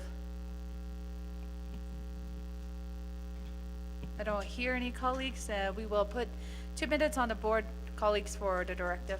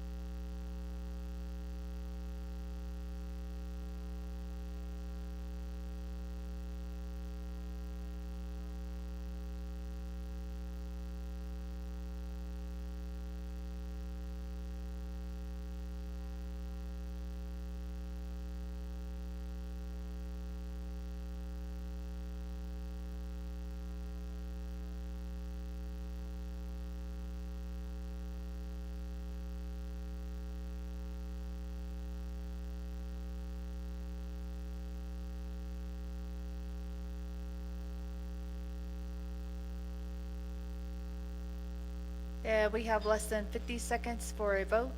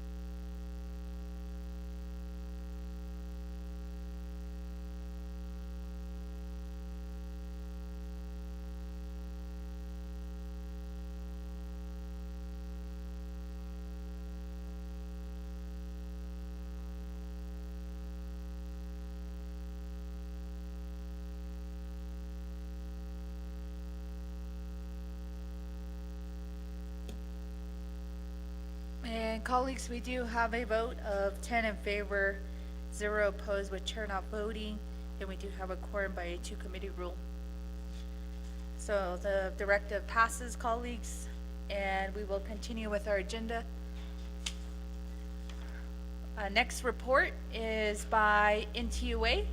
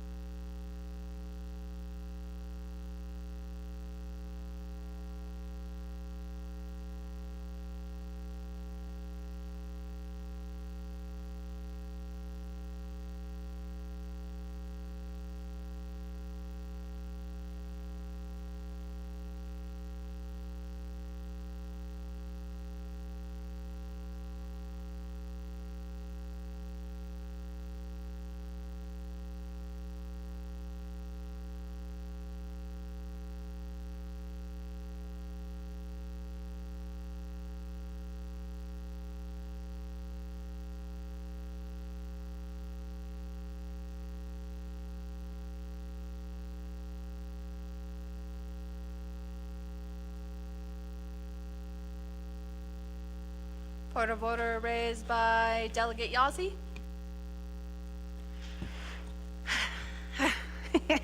I wanted to vote on the directive. I know our bathrooms back here are not working, so I went across and that took a while. Thank you. Okay, thank you, Delegate Yazzie. I did call the vote when the time expired, but I did double check, but I'll accept to do your vote since I haven't recognized another motion yet. So our Delegate Yazzie does vote green, and it was same for Delegate Pla, votes green on the directive. So that colleagues, that does change the vote to 12 in favor, 0 opposed, and chair not voting. And Chair Jesus, how do you vote? Votes green. And that is a vote of 13 in favor, 0 opposed, and chair not voting on the directive. And colleagues, we do have N2A before us. And we will allow 20 minutes for the report. And while you're speaking, please state your name and also title and affiliation so that can be recorded for the record. Mr. Kuntz. Thank you, Madam Speaker and Navajo Nation Council, honorable council delegates. We thank you for the time to give you an update on where we're at with our opera projects. We're going to go through very quickly just a quick financial overview, and then we'll go through three sections: the electric, the water, and the communications. So we have a team of 5. We'll have to switch seats when we get through certain. So I'll go ahead and start. Rex Kuntz, Deputy General Manager with NQA. And again, thank you for the time, and I'll turn it over to Mr. Houston, J.R. Houston, here with our Finance Division. Hello, good afternoon. Thank you, Speaker Curley, members of council. My name is J.R. Houston. I'm the Chief Accounting Officer at NTOA, and I want to go over a brief overview of the defunded CARES and ARPA projects as it relates to the total amount we've budgeted, the amount we've received, and the amount we've expended for these projects. I want to go into page 2, defunded CARES. We have a total of 8 subrecipient agreements, total budget of $65.6 million, total disbursement of $41.9 million, and a total spend of $30.1 million, with 819 projects completed. Now I'm going to go line by line through the second page. Under the Division of Community Development, subrecipient agreement 218, housing support, we've received we have a budget of $28.9 million. Funds received so far is $21.7 million, and a total expenditures of $15.5 million. Under the Division of Natural Resources, we have subrecipient agreement 5.2, clean water centralized water collection and conveyance. We have $3.2 million budgeted. Funds received $1.6 million with $400,000 expended. Under 5.3, clean water decentralized water wastewater, we have $11.1 million budgeted. Funds received $5.5 million with $2.8 million expended. Under 5.11, drinking water T&D, we have $2.8 million budgeted with all funds expended and received. Under 5.14, drinking water storage, we have $755,000 budgeted, $755,000 received, and $611,000 expended. Under subrecipient agreement 515, drinking water, other water infrastructure, we have $3.7 million budgeted, $1.8 million received, and $916,000 expended. Under the Division of General Services, we have 2 projects, two agreements. Agreement 519, broadband last mile, we have a total budget of $5.3 million. Funds received $2.6 million with $2.7 million expended. Under 521, broadband, other projects, we have $9.6 million budgeted, $4.8 million received, and $4.2 million expended. Under the defunded CARES, we have 2 open invoices in process. From quarter 4, invoice sent out on January 10th, we have $1.3 million for project 519 broadband last mile. And in quarter 3, we have sent out the invoice 5.21 under broadband and other projects for $2.4 million. Now I want to move on to page 3 and provide a brief explanation for ARPA as it relates to the funding there. So under the ARPA projects, we have 6 total subrecipient agreements. We have a budget of $353 million. Of that, we've received $191 million and have expended $98.8 million. We have the project 218, electric connections with the Division of Community Development. We have a total budget of $65.6 million. 48.2 has been received and $22.2 million has been expended. Under the Department of Water and Resources, we have project 5.1, centralized water wastewater treatment projects. We have $171 million budgeted, $85.5 million received, and $59 million expended. Under 5.10, drinking water treatment, we have $10 million budgeted, $5 million received, and $67,000 expended. Under project 511, drinking water T&D, we have $3.8 million budgeted, $1.9 million received, and $1.4 million expended. Under 513, we have drinking water storage, a total budget of $18.5 million. Funds received is $9.2 million, and actual spend is $400,000. And then the last project on the ARPA is 515, drinking water cistern projects. We have a total of $84 million budgeted, $42 million received, and $15.5 million expended. Under ARPA, we have one open invoice in process, and that was from quarter 1, which was sent out on 4/10, and that is for $952,000 with project 511, drinking water T&D. And that'll be it for the summary of the budgets as it relates to the budget, funds received and the funds expended. I'm gonna go ahead and pass it over to Shannon, who's gonna go, I'm gonna pass it over to Shannon, who's gonna go over the electric projects. Good afternoon, members of Naabik'iyati Committee and Honorable Speaker Curley and guest. My name is Shannon Burnett. I'll be providing an update on electric project connections. Under DCA CJY 4121, out of the 404 targeted connections, we've completed 367. Under 425, which is other utility providers, we completed 144 out of the 425. In regards to solar systems, our target was 150. We completed all 150 of those solar system installations. Overall completed projects, 661. These projects are planned to be completed by the end of 2025. In regards to ARPA, CJYN 2922, electric connections, the original electric budget was reduced from 96.4 million to 65.6 million. 30.7 million was reallocated under legislation CO 41-24 that basically impacted the customers count, reduced from 2314 to 1486. DCD portal project connections reduced from 1131 to 303. In regards to electric connections, individual requests, our target is 611. We've completed 522. Under NTUA community projects, our target is 447. We've completed 88. Under DCD projects, our new target is 303. For NTUA service side, we need to complete 232 connections. We've completed 52 to date.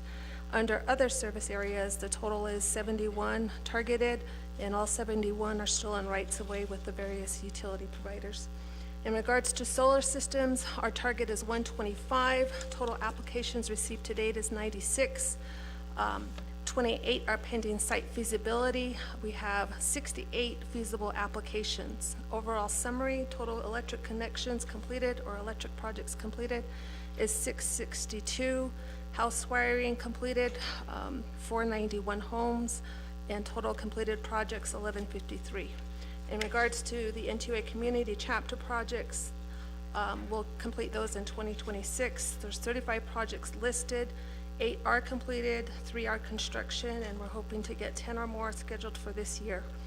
In regards to DCD projects in NTUA service area, we'll complete those by the end of 2026. Other utility providers, those will get completed as right-of-ways are approved. In regards to solar systems, the 125 RFP for those systems will be advertised in the next couple of weeks, and installations will begin later this year and will be completed in 2026. This is the update on electric, and we'll turn it over to communications.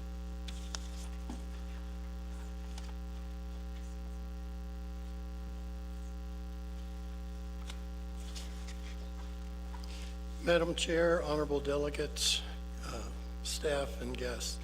I'm Neil Broles, the manager with Communication Systems for NTUA, here to give you an update on the communications projects. The column on the left is DCA 5.19 last mile projects.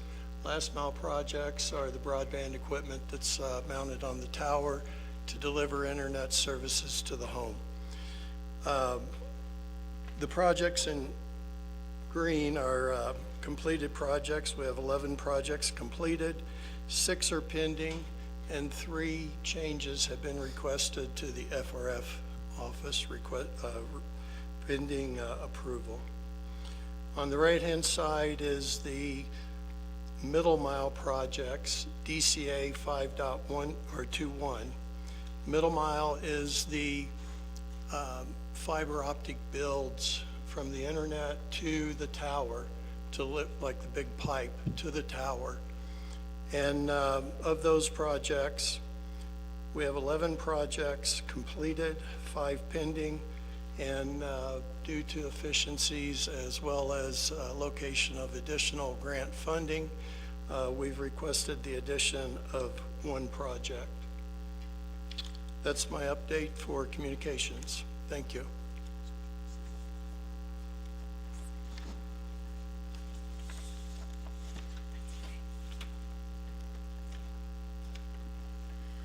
Good afternoon, Madam Chair, Madam Speaker, honorable delegates. My name is Rainey Nelson. I'm the Associate Deputy General Manager with NTUA, specifically have oversight over the district operations as well as the water and wastewater engineering departments. With regards to our project status under the defunded CARES 5.2 Clean Water, we have a total of 9 lift stations. One of the 9 are completed. That's the Shanto Lift Station Rehab. We have 4 that are scheduled for construction. Coal Mine Canyon Mesa is scheduled to begin in late April, early May. We have many farms, Red Lake and Chinle, that will be starting construction early summer. We have 4 other lift stations that are currently into design: Lachie, Coyote Canyon, Sawmill, and Iyambato. These are all expected to have design completion no later than the end of June. With regards to 5.3, the clean water, decentralized wastewater, along with 5.15, drinking water, other water infrastructure. This legislation was based on 78 allocated projects.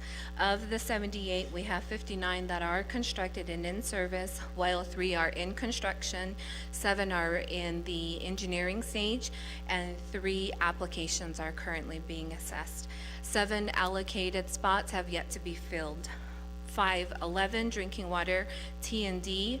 We have a total of 16 projects, including 4 electric projects. All are completed and in service. 514, the drinking water storage. We have a total of 4 projects, and all are complete and in service. With regards to the ARPA projects, the 5.1 centralized wastewater treatment plants, between myself as well as another manager within NTUA, we have oversight of a total of 8 projects. Currently, we have, of the 8, 3 projects that are completed. Those are being overseen by our natural gas manager. We have 3 that are currently in construction. 2 of these are being overseen by our natural gas manager, and 1 of them are being overseen by myself and our construction manager, Jedediah Roanhorse. That is the Shiprock wastewater treatment plant. We are in construction with regards to the Kayenta, Chinle, and Shiprock wastewater treatment plants. The Ganado Retention Lagoon is currently in design, and the Tuba City wastewater treatment plant is currently pending. 5.2 drinking water treatment. There are 3 projects here and 2 are in progress. We have in construction the new Aneth arsenic removal water treatment plant, and right now we have bids that are scheduled to be coming in come tomorrow with regards to the Chinle water treatment plant. This is going to be our 2nd time bidding this project out. 511, the drinking water transmission and distribution. Here we have 3 projects and 2 are currently completed. 5.13, the drinking water storage. We have 6 projects and 5 projects are in progress. We have 5 projects that are well and pump houses, and 1 is a pump house only. These well and pump house projects have 3 different phases of construction. We have the first phase of the drilling construction, the second phase of construction will be the well casing, and the third is the construction of a pump house. Right now we have 1 project in Chilchimbato that the drilling has been completed, and we are now in process of the well casing. We have 4 drilling construction projects that will begin in early summer, and 2 will begin in fall. 515, the drinking water cistern projects. Since preparing this report, there's going to be a slight change versus what was provided to you and what I have here currently. We have a total of 359 water lines of the 1,000 that are completed and in service. We have 104 that are in construction, with 68 that are currently being processed through the right-of-way. And we have 205 applications that are being assessed, and in addition to that, we have 3 applications that are currently under review. We have 66 sister-in projects that are completed and in service, with 14 that are in construction. Thank you, Madam Speaker. This concludes my report.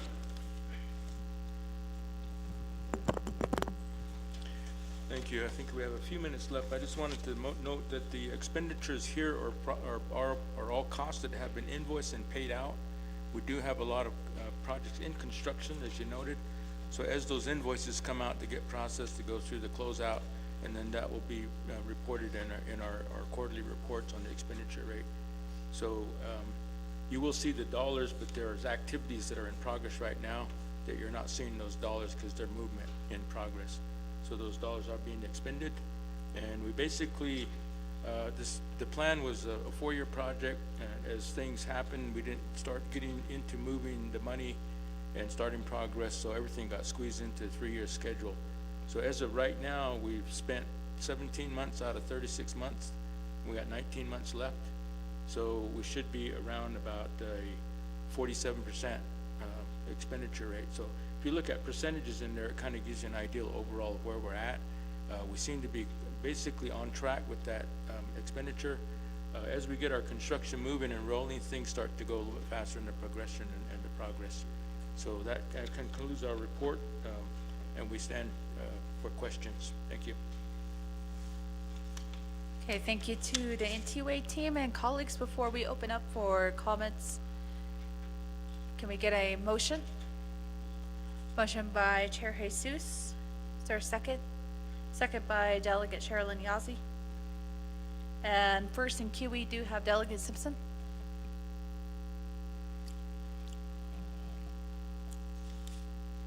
Thank you, Madam Chair, members of the Naabik'iyati, Mr. Coots, and your staff.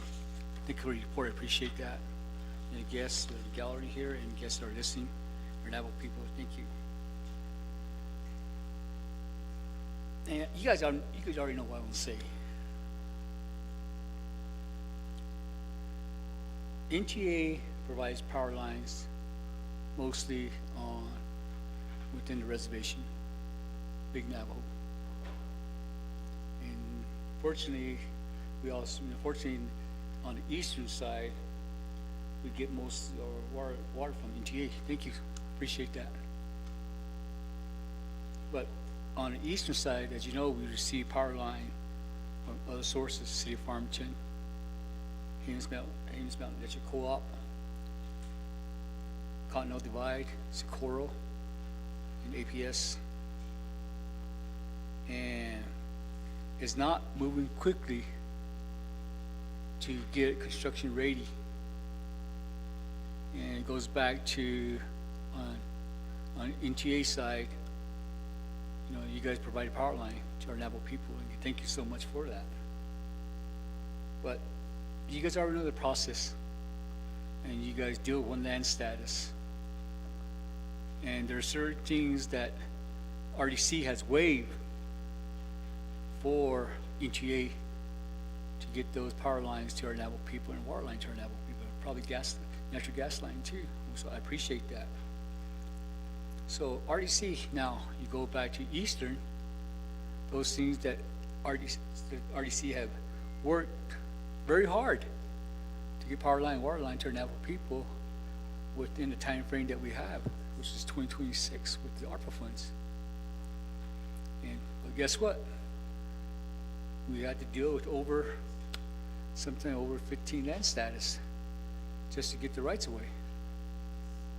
And we're trying to work with Hamus, Electric Co-op, City of Farmington, Socorro, Continental Divide, to where the ARPA funds that were allocated for our region and Eastern Agency is being administered by NTA. And how do we get these other entities to work together with NTA to get paid? And I think there's still some obstacles we have to face. And I know we met numerous times to address those issues. And I think it's just the payment from ETA to Continental Divide, to City of Farmington, to these entities I just named that provide electrical service to our Navajo people in Eastern Agency. You know, every day counts. The days are, days are just going by so fast. This December 2026 will just come about. And I hope we don't say from Eastern Agency that we could not complete some of these power line projects. I have my colleague here, Honorable Delegate Lester Yazzie, Honorable Delegate George Tope, Honorable Delegate Norman McGay, Honorable Delegate Steve Marviso, and myself. We represent 31 chapters within Eastern Agency. And I hope we can work, we as delegates, you as NTA, and those other service providers for a power line, work together to make this thing happen. And my push is to get the pre-construction activities, the construction, getting it ready, that's the easy part. That's once we get construction ready, you know, they can build those things in a couple of weeks. It's the right-of-way process. We have delayed this we've been on this council for about 26 months. And we have not completed a right-of-way process within Eastern Agency. 26 months. We have not completed a right-of-way process using ARPA funds. And it's just really, it just frustrates me. My Eastern colleagues are trying to get these partners to our Navajo people. Yes, it got reduced from 95. I think we got reduction with the past legislation that we passed in December for $95 to $65 million for power line project. I'm reading it right here.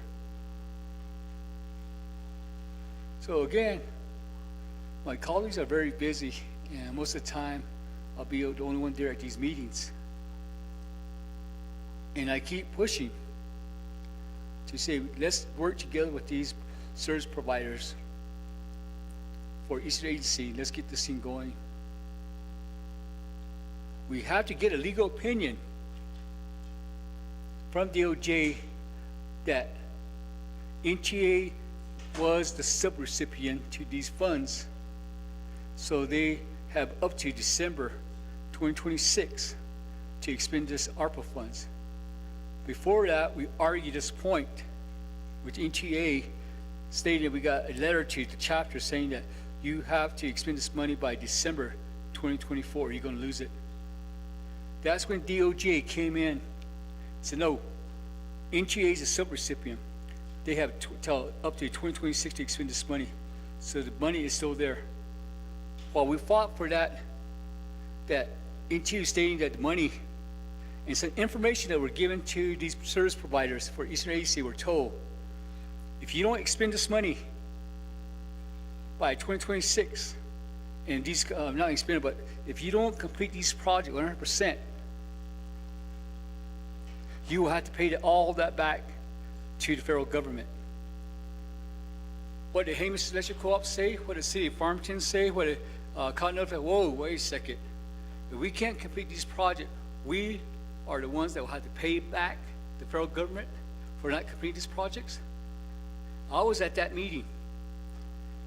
The Hamish Electric Co-op general manager said yes. I mean, they said, hey, wait a second. If we don't complete this, I'll give you an example. The Escalada Chaco power line project. That's not easy because I'm very familiar with that. If you don't complete this project by December 26th, you're going to pay all that money back to the federal government. That's when DOJ clarified that NTA is subrecipient, so they have up to December 26th to expend that money. And also, if the money is given upfronted to Hamish, If that project's not complete, you just have to give that money back was not utilized to complete the project. Not the whole not the whole money given back because the project was not completed. So that was terrified by DOJ. We wasted almost a whole year trying to get that clear. I'm very appreciative of what DOJ and also the City Council stated. The reason I'm bringing this up is because we got to move quickly on for Eastern Agency to bring these power line and probably certain other projects, the water line, also the natural gas line. So I'm not getting on anybody's back here, but I want to just ask ETA, please work with Eastern Agency, get these power lines that are provided by different power service providers, and I named them. All I'm saying is work with Mr. Tolt, work with Mr. Lester Yazzie, work with Mr. Norman Begay, work with Delegate Arvizo, Delegate Simpson. Please work with us, because every day counts for us right here. And how these entities that provide service, electrical service to our Navajo people and Eastern Agency, work with them so they get paid right away. And we stated that before. So I know I talked a long time on my time here, but I just want to make sure our Navajo people in Eastern benefit from this ARPA fund that was allocated to get power line to their homes that are without electricity. So again, I just pleading with you, ENT, let's continue to work together. Let's get this thing done for our Navajo people, because right now it's very crucial. Within maybe December 2026 is around the corner. So I might ask to have a Eastern Land Commission, because all my colleagues from Eastern serve on there, and discuss this individually, how we can address this again on the Eastern side. So be prepared for requests to meet with you from all my colleagues from Eastern Agency. Probably will be after the council session, because we will get that done as soon as possible. Thank you, Madam Chair, and thank you, members of Naabik'iyati and guests, and thank you for a report, Mr. Kutz and your staff here. Thank you, Delegate Simpson. And next we'll go to Delegate Mitchell.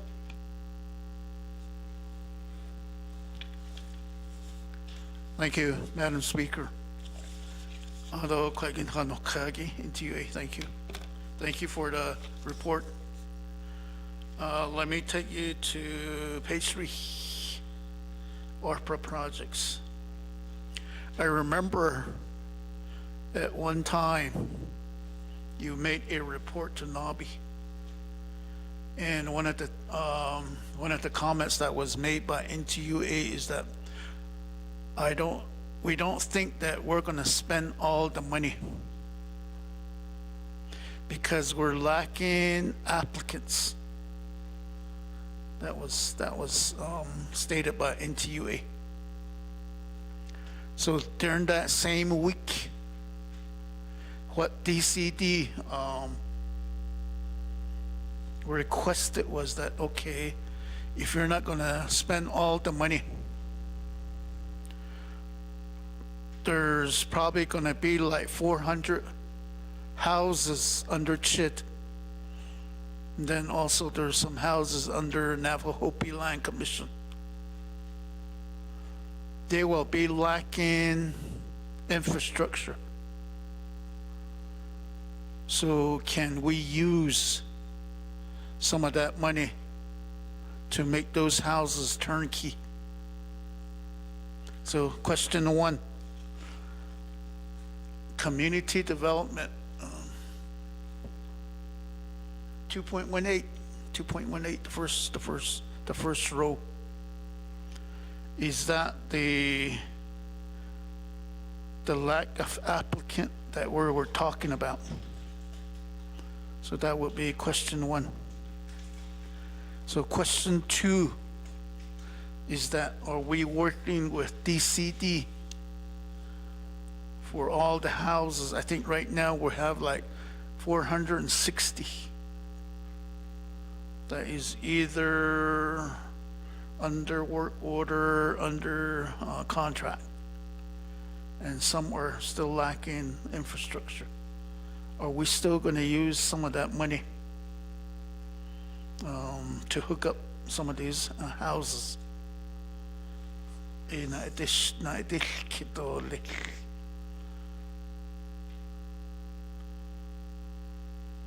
That'll be my first set of questions, Madam Speaker. Thank you.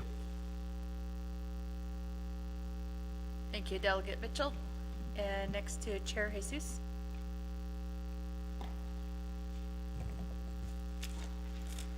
Thank you, Madam Speaker. Ado Kodoshanat Ani no Hliningi, Naabik'iyati committee members, and also to our presenters here from Navajo Tribal Utility Authority. So, colleagues, I think this ARPA project and the funding has been the most talked about issue here with this council since I've come in. And Resources and Development Committee has always reached out to the entities that are the lead in building out these infrastructures. And I know that my colleague, Honorable Danny Simpson, has been very adamant on how do we streamline the process. He's always asking questions to the departments and even enterprises of the Navajo Nation. And several weeks ago, I had the Division of Community Development and Veterans Administration come to me requesting for assistance in regards to the service line drops that are going to some existing homes and even new individuals that are recipients of CHID homes to come. As we all know, a lot of the land that our constituents live on are already disturbed. And with that, we have been having discussion with Historic Heritage and Historic Preservation Department through Mr. Richard Begay's shop. For the reason being, Resources and Development Committee had made an amendment to the home site leasing regs, adding Section 9 specifically for ARPA, but it just concentrated on the home site leases. But now I've come to find out after meeting with the utility company here with NTUA that the need is requested, and this is going to be to our legal counsel, Chief Legal Counsel, Ms. Espino. I understand there is a legislation in queue now for going on 3 months that has been requested by Honorable Danny Simpson for an as-built right-of-way legislation to grant the built out of the water line or the utility line overhead and underhead for NTUA and other utility companies so that we can expend these dollars. So under the 2000 or March 29, 2024, the Coronavirus State and Local Recovery Funds Treasury Guidelines, Section 6 states, and this was shared to me by NTUA yesterday, and this is for eligible uses for water, sewer, and broadband infrastructure. Under Section 6.3, it says, does the National Environmental Policy Act, which is NEPA, apply to projects funded? It says NEPA requirements do not apply to Treasury's administration of these funds under the following eligible use category. Of course, it's revenue loss, public health, and negative environmental impact, water, sewer, and broadband infrastructure, and emergency relief from natural disasters. And then it goes further to 6.20, does Section 106 of the National Historic Preservation Act apply to projects funded by the ARPA for the eligible use categories described in the 2022 final rule and the emergency relief from natural disaster eligible use category described in 2023 interim final rule. Section 106 of the National Historic Preservation Act does not apply to Treasury's administration of ARPA funds. Under these eligible use categories, projects supported with payments from ARPA funds may be subject to 106 of the NHPA if they involved other federal agency participation. So technically, colleagues, this particular legislation has been in queue for 3 months.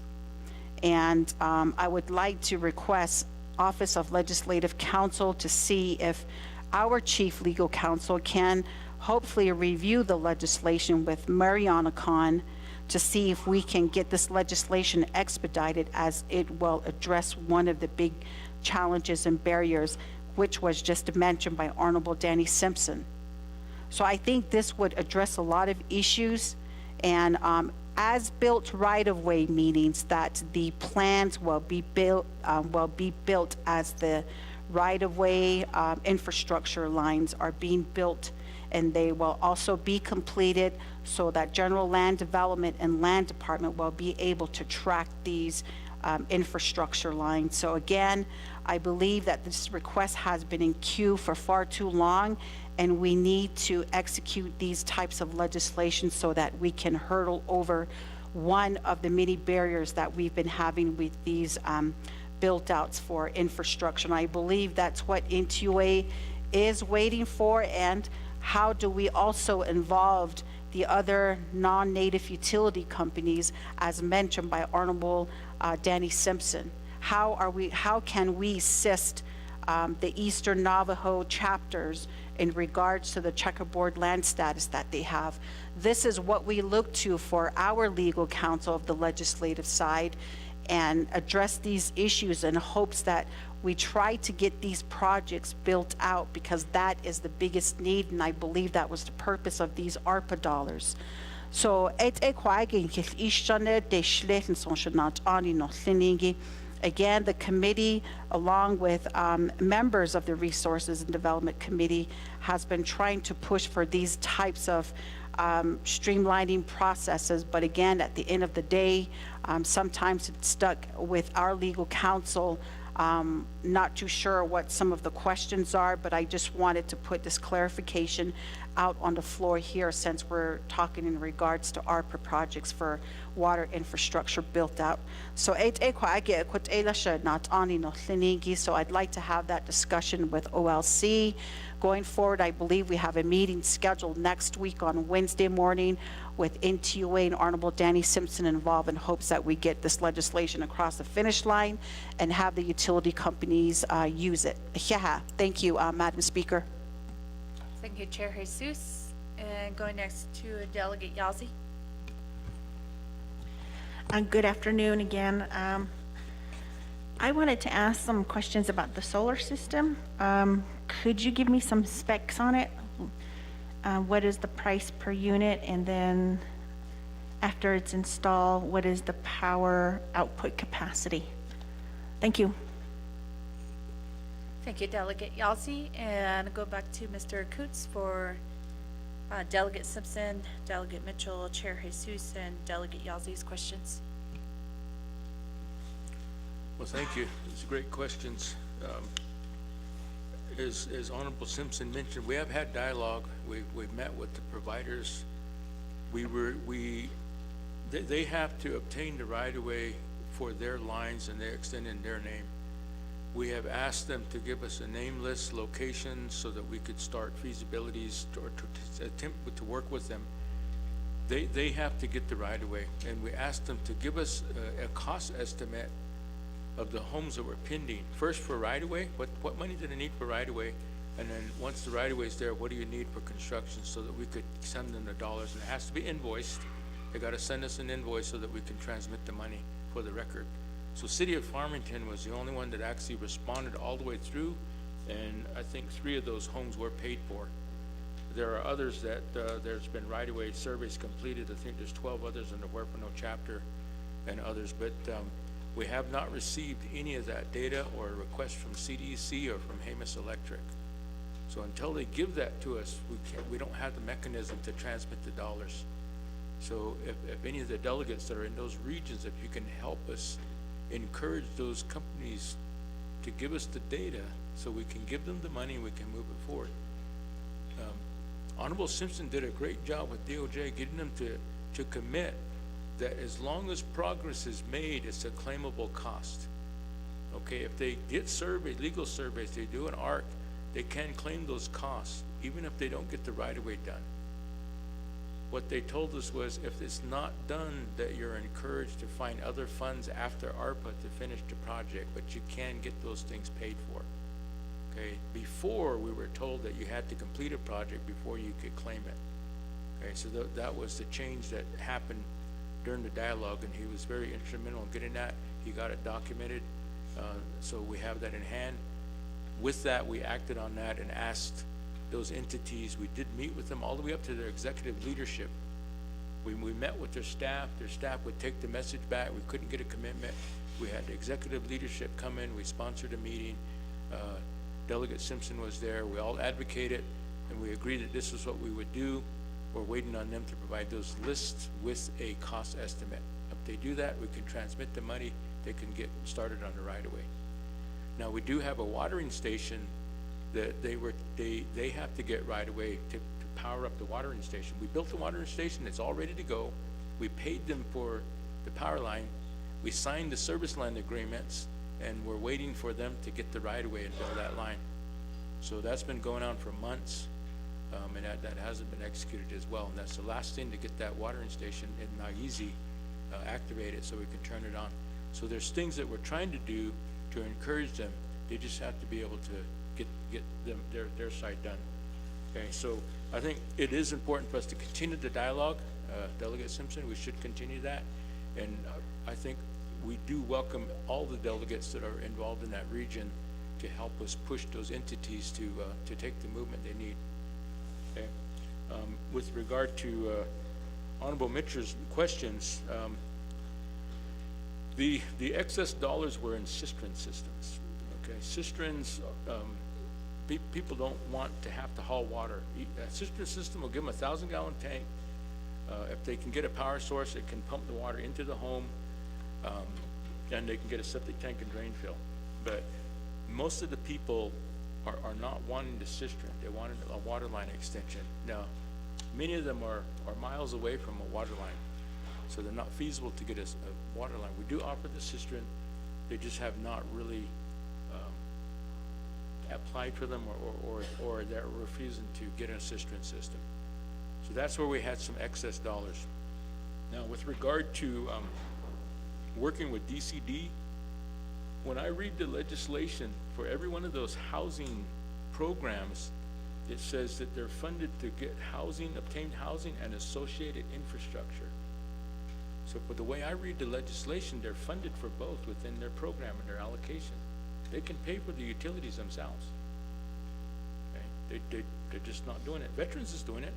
Veterans is paying for the power lines. We're doing the estimates. We're getting the right-of-ways. They're paying for it. We execute the project. On the water side, they're hiring contractors and they're doing the extension themselves. All they have to do is give us the design, a permission to tap, and we allow them to tap the system.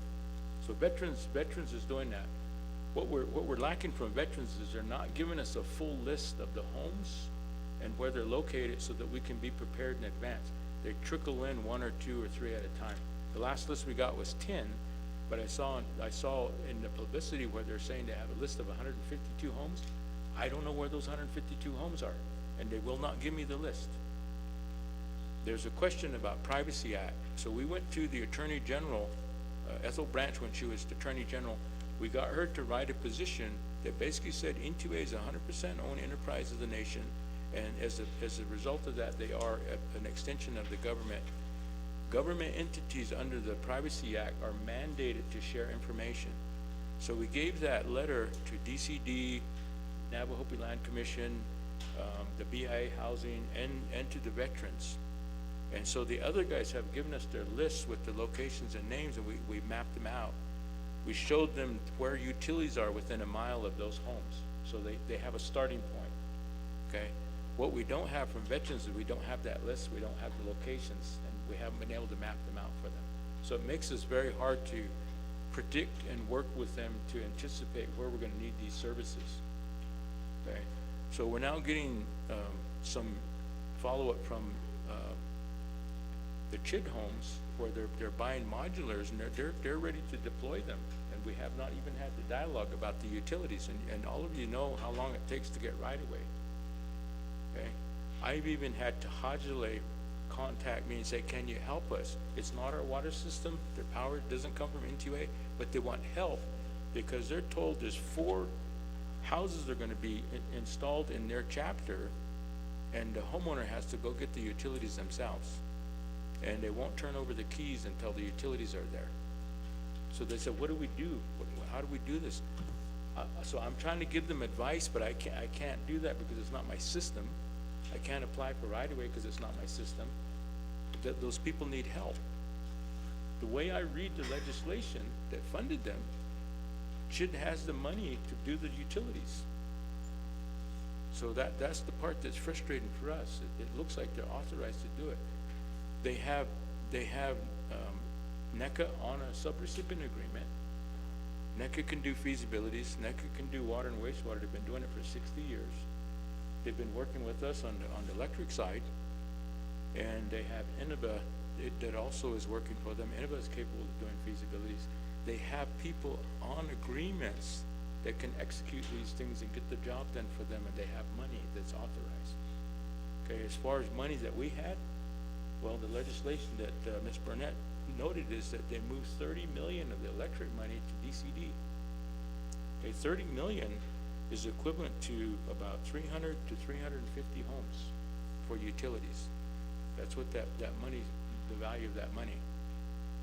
Okay, so that's kind of where things are at. I think they have the authorization. I think they have within the legislation, I think they've been funded for it. And I believe they have the resources on hand to do the job. They just need to execute. But that's my interpretation of what I read in the legislation. Okay? With Honorable Jesus's question, or I support what she's pushing. If we do get the ability to as-built right-of-way, it allows us to move forward, build a line. We will still go back, survey, do all the record, and we will file those for the record. But it allows us to build ahead of time. Okay? The Treasury guidance is the federal guidance, which basically said this is a response to a pandemic. You should go out and rebuild or build to meet pandemic needs. The ability to shelter in home, you need to have utilities. So we want to empower these people in the case of a future pandemic that they can stay in home and they can get utility services. And that Treasury guidance in our interpretation, looking at it, it says that we can go build that. It doesn't even say that we have to go file for the record. That's something that we would do for our own record as a nation. So we're willing to do that, but it's got to go through the process to give us authorization. And the way I read that federal guidance, Honorable Simpson, is that it doesn't define whether that's trust property, fee property, or allotment or anything. It just says you can go use these funds to go build and record. Okay, so I don't think that's going to be a limitation with land status. Okay, so those are the advantages. That's the solution to the Eastern Agency right-of-way issue right now, in my mind. Okay, so the last question had to do with solar. Very good question, Honorable Yazzie. The solar systems are a 35 megawatt or 35 watt, 3,000, yeah, 3,500 watt. Okay, so if you think about it like a generator, you get these different generators, and that's a big generator. Okay, and it's enough to power up the home. It'll put lights in each room, an outlet in each room.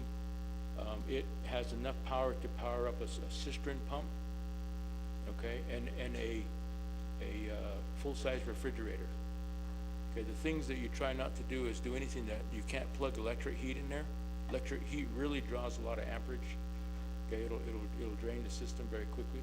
But for lights, pump, refrigerator, it'll do all that. Okay, and they have to manage it.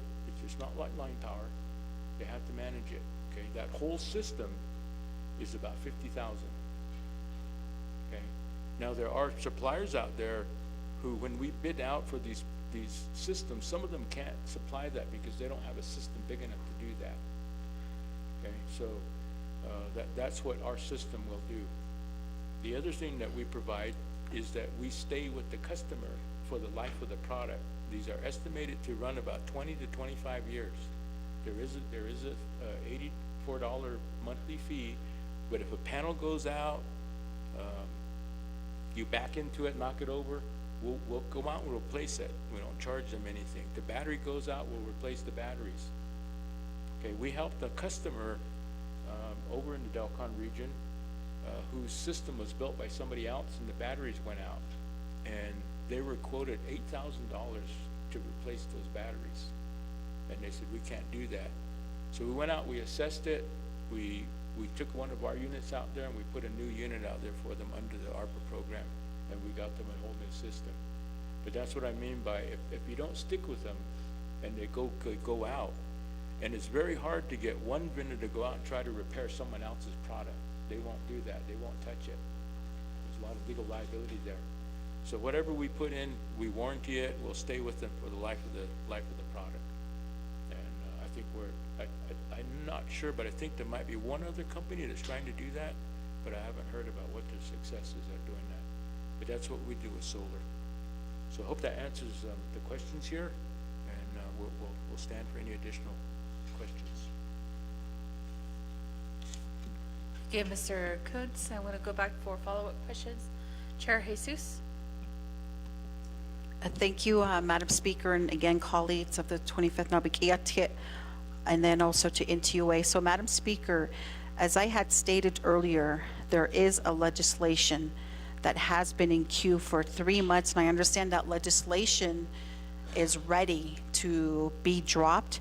So how can we, with your leadership, direct the Office of Legislative Counsel to look at finalizing that legislation for the as-built right-of-way so that we can get the overhead and underground utility infrastructures to these homes, especially if we're talking about categorical exclusion. Lands have already been disturbed, but still NTUA would be developing those as-built and filing them with GLAD department.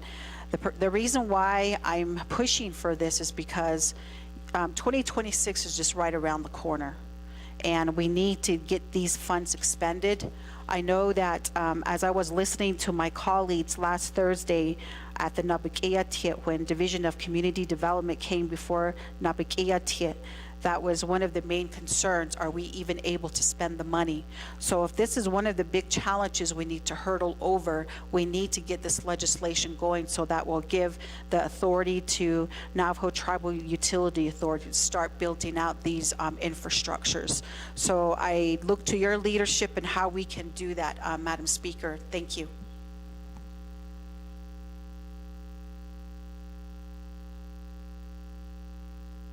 Thank you, Chair Jesus.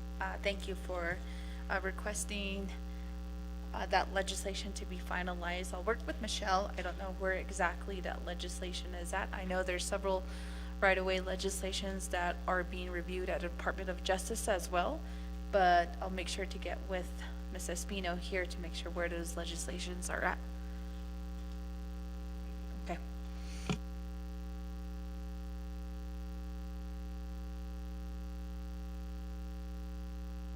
All right, thank you. Colleagues, are there any other follow-up questions for NTUA? And we did get the presentation via email and printed. I don't see any colleagues. Vice Chair Johnson? Thank you, Speaker Curley. Thank you, Chair Seuss, for asking that of our legislative council. And I don't think we need to ask them, we should direct them.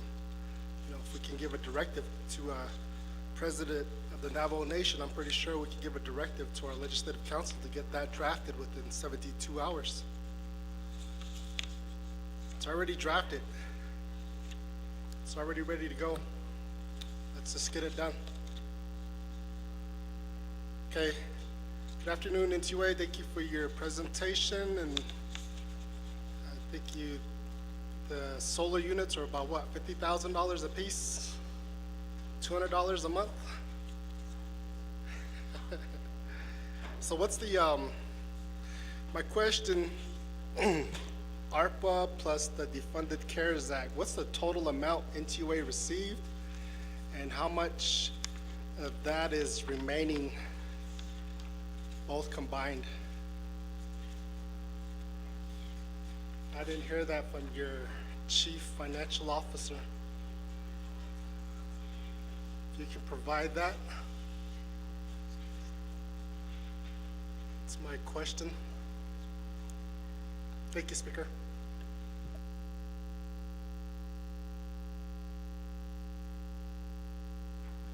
Thank you, Vice Chair Johnson, and go back to Mr. Kuntz. Yeah, hold on just a second. Let me do some quick. Okay, so we were authorized with.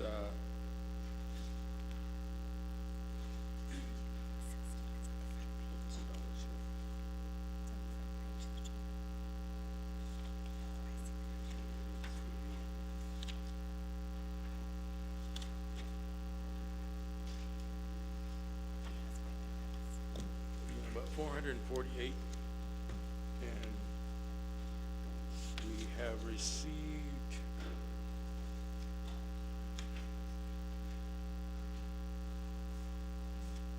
$232, about half of it.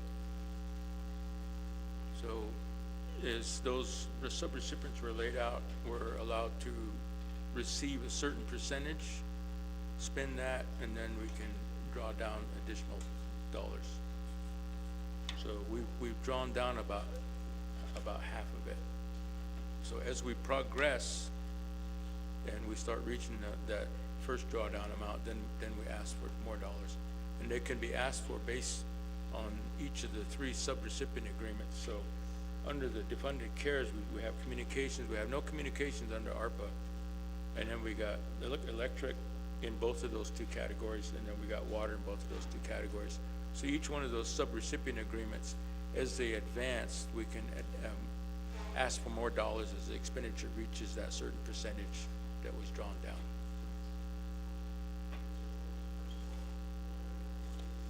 Yeah.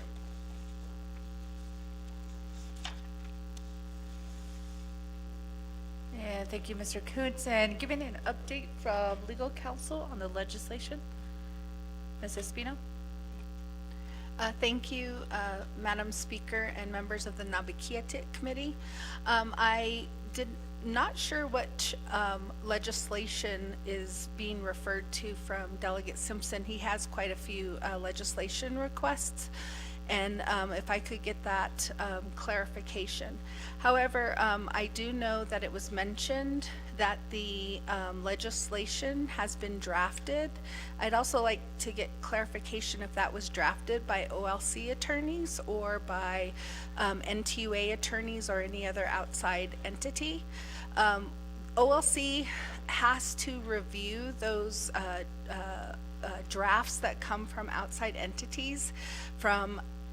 We do have to review them from a different perspective because our client is the Navajo Nation, and I know that there are times that it is offered to us to have drafts done to help expedite the process, but that isn't always the case because the drafted legislation might not take into account things that the Office of Legislative Counsel has to take into account on behalf of our clients. So I do know that we are working on quite a few legislations for Delegate Simpson, and I've had several meetings with him, and he's prioritized those legislation requests to at least give us the top 10 that he would like. And so we are doing our best to work on those. We are very short-staffed, and we actually have another attorney who's going to be retiring as of tomorrow. Good news is that we have 4 new attorneys that will be coming in hopefully before the end of May, and additional administrative staff as well. So we're hoping, you know, the backlog at our office is a priority for all of us, and we're hoping to get through that as soon as possible. And we appreciate your patience. We know that you wish that we could get through some of these very complex legislations sooner than we're able to at this time. But again, if you could give me some specifics, and I will try to answer questions in regards to that if you would like me to. Thank you. Thank you, Espino. And if the sponsors could also meet with this Ms. Espino following the meeting, so then we at least get a follow-up, or if you need to CC me in those emails, that would work as well. So I can have the staff, assign a staff to if there's any additional documents that are needed. And going back to Delegate Yazi, follow-up questions? I thank you for providing me the information on the specs for the system. So at a $50,000 system, for me, I would expect a really nice Cadillac version of a system that would light up, you know, be able to have, you know, coffee, you know, TV, you know, to be able to have fans. And so what I heard you say is that the customer would pay an $84 monthly fee for the lifetime of the product. And I think I heard you say that's about 25 years. So about 300 months. So a customer for 300 months that has your solar system would pay about $25,200 per customer for the lifetime of that product. And so the system is for $50,000 at $3,500 for the watts for something that's only able to do a cistern pump. I don't know how big the cistern pump would be, and a refrigerator in terms of wattage. I don't know if you're recommending what kind of refrigerator, because I know the older versions, you know, the wattage, you know, can be higher. If you get a very energy efficient one, could range between 3 to maybe 1, depending on if you can find a really good one. And then the lights, I don't know if customers are using LED lights, if that's something, a part of your education. So my question would be, like I said, I would expect of the 50,000, it would be a very high watt system. And part of the 50,000 per system, you're also replacing batteries. If something breaks, you're replacing that. Is part of that a prorate in that 50,000 for the solar system? Is that why it would be expensive? That's my question. Thank you. Thank you, Delegate Yazi. And next will follow question Vice Chair Johnson. Thank you, Speaker Curley.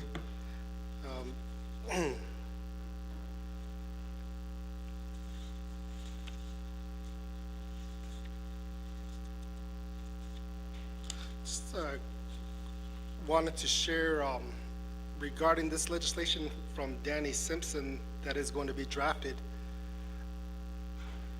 If this legislation is drafted and it's passed by council in my community, in the Bennett Freeze community, I'll be able to, through NTUA, provide electricity to over 100 plus community members that have never had electricity.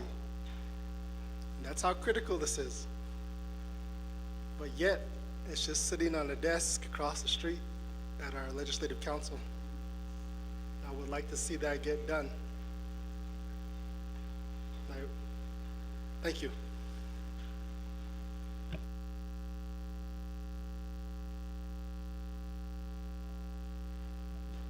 Thank you, Vice Chair Johnson.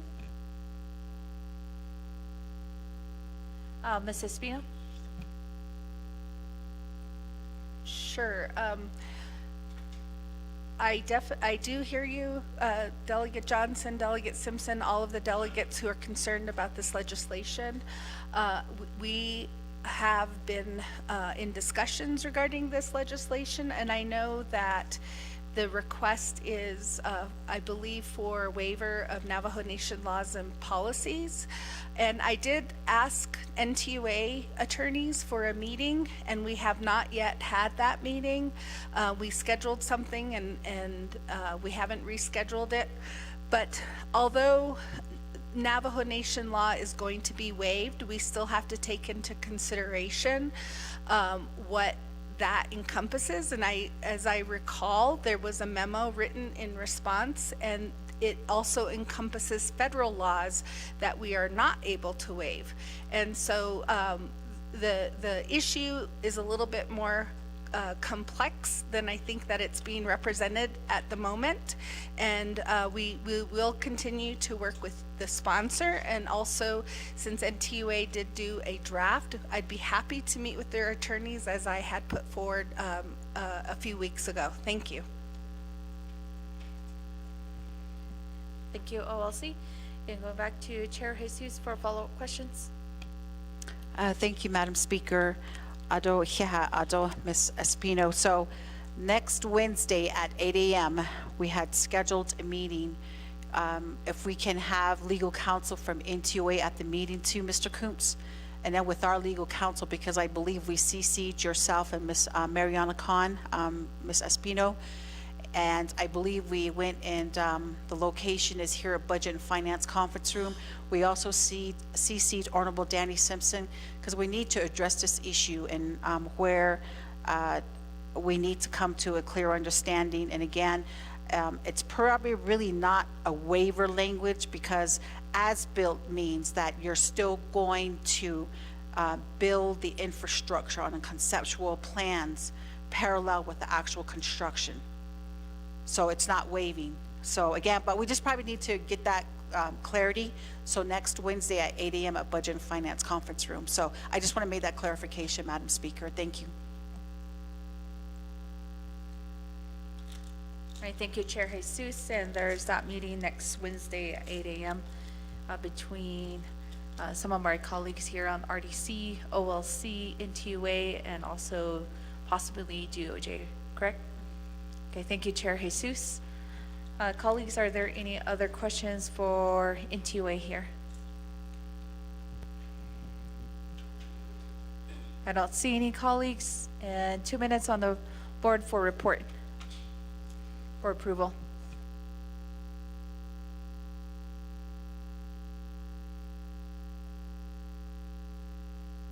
What's there? Point of order raised by Delegate Yazzie. I asked questions, and they haven't answered my question. Thank you, Delegate Yazzie. The solar question? Yes, I have Okay. solar question. All right, we got, with all the legislation drafting, sorry, Delegate Yazzie. Mr. Kuntz, if you could just specifically address Delegate Yazzie's question. At the timer is still going on the voting board too as well, colleagues, but if needed, I can do a roll call vote after. Okay, so very quickly, that's the current price with the materials and everything. And the system, as I mentioned, has lights and plugs. You can plug TVs in, you can plug things like that in, like normal.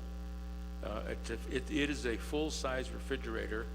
It was done under research by Sandia National Labs with this particular status, and it does convert all the plugs and everything to your standard AC type plug system. So it makes it as normal as possible for them to be able to use. It's just very high draw things, like plugging in a floor heater and leaving it on all night. That would really drain, because they're real high. Anything that has real high amperage will just drain the battery. You can plug it in, it'll run, but it'll drain the battery. So you're charging up, and then you want the charge to last during the hours when the sun's not shining. So that's what it's designed to do. And so and again, if anything breaks, You know, we had one recently where the wind blew and it knocked the whole panel over, and we had to go out there and put another one up. And we had it within 24 hours, we had it back up and running. We had one that was damaged by a cow going over and rubbing on it, cracking the panel. We replaced that. We replaced batteries. We'll replace everything. And that's basically what the charge is for. So I hope that answers the question. I did want to make one clarification on Delegate Johnson on the dollar amounts. 40% of that is 3 wastewater plants that were built in response to the water rights agreements. So those are all under construction. So basically, a little more than 1/3 of all that money is going towards those 3 plants. Okay, and then that'll give those communities the ability to grow and make use of that water. Then, of course, the rest of us have to respond to growing development in those regions, in those areas. And the water rights will also allow us not to restrict the water to domestic only. We are putting in watering stations wherever those large pipelines are done, so that there will be water available for livestock. It'll be the same rate as they pay through their meter. They just got to buy a card. They can get it 24/7. We're putting in a number of those as those large pipelines are done. So I know we had dialogue before about a customer that needed livestock water over in the Coal Mine Canyon area. Once we have these projects in place, that won't be a restriction anymore. So we're trying to anticipate the greater future and prepare for that, so we have less restriction for our people. So, thank you. Okay, thank you, Mr. Coots, and thank you for answering Delegate Yalzi's question. And colleagues, the voting board, it did expire with the 2 minutes. This is how the system works online, but I can just do a roll call vote. Delegate Tlaw, Delegate Helena Nesbegay, votes green. Delegate Chair Ricky Nez votes green. Chair Jesus votes green. Delegate Curtis Nito votes green. Delegate Sherilyn Yazzie votes red. Delegate Nota votes green. And that is a full vote here within the council floor. That is a vote of 12 in favor, 1 opposed, and with the chair not voting. Thank you, Mr. Coons, and to your team.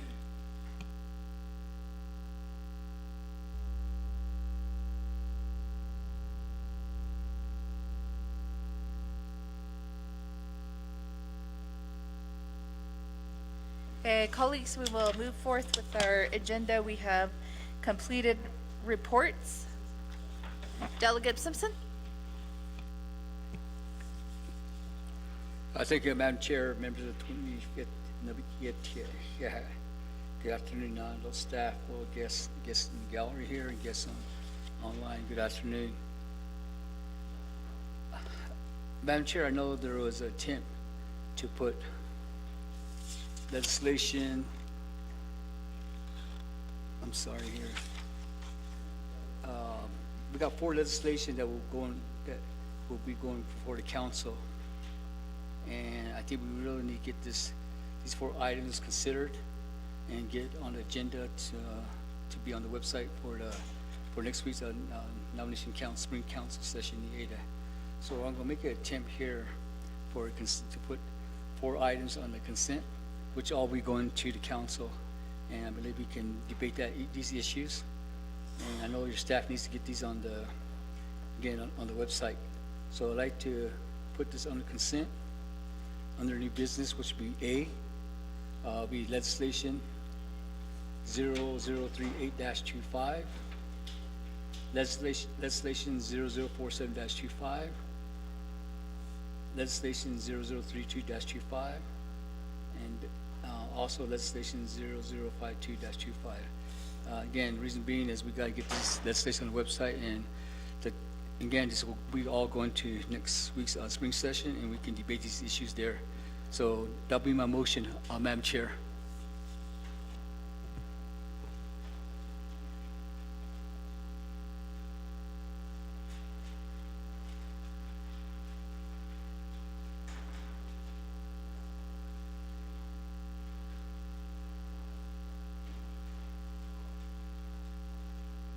Thank you, Delegate Simpson. There's a motion on the floor. Motion to amend the agenda to include 4 legislation on a consent agenda. And colleagues, that is new business D, E, F, and G.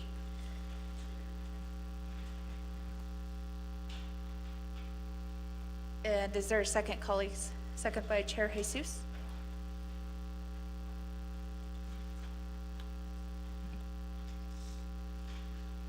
Colleagues, any questions or comments, objections to the motion that's on the floor? Going to once, twice. 2 minutes on the board, colleagues, and will be a majority vote.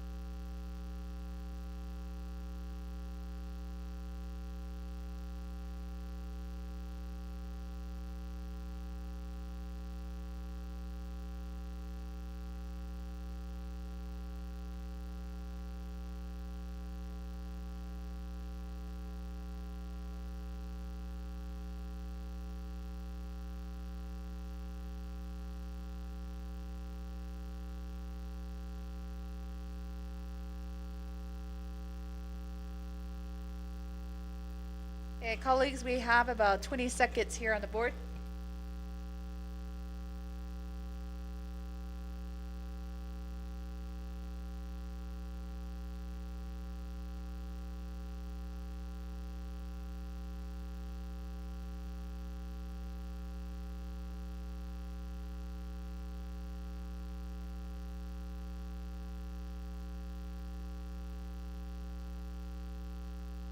And colleagues, that is a vote of 9 in favor, 3 opposed, with chair not voting. So the motion does carry. And so we'll carry forth, and there is a consent agenda.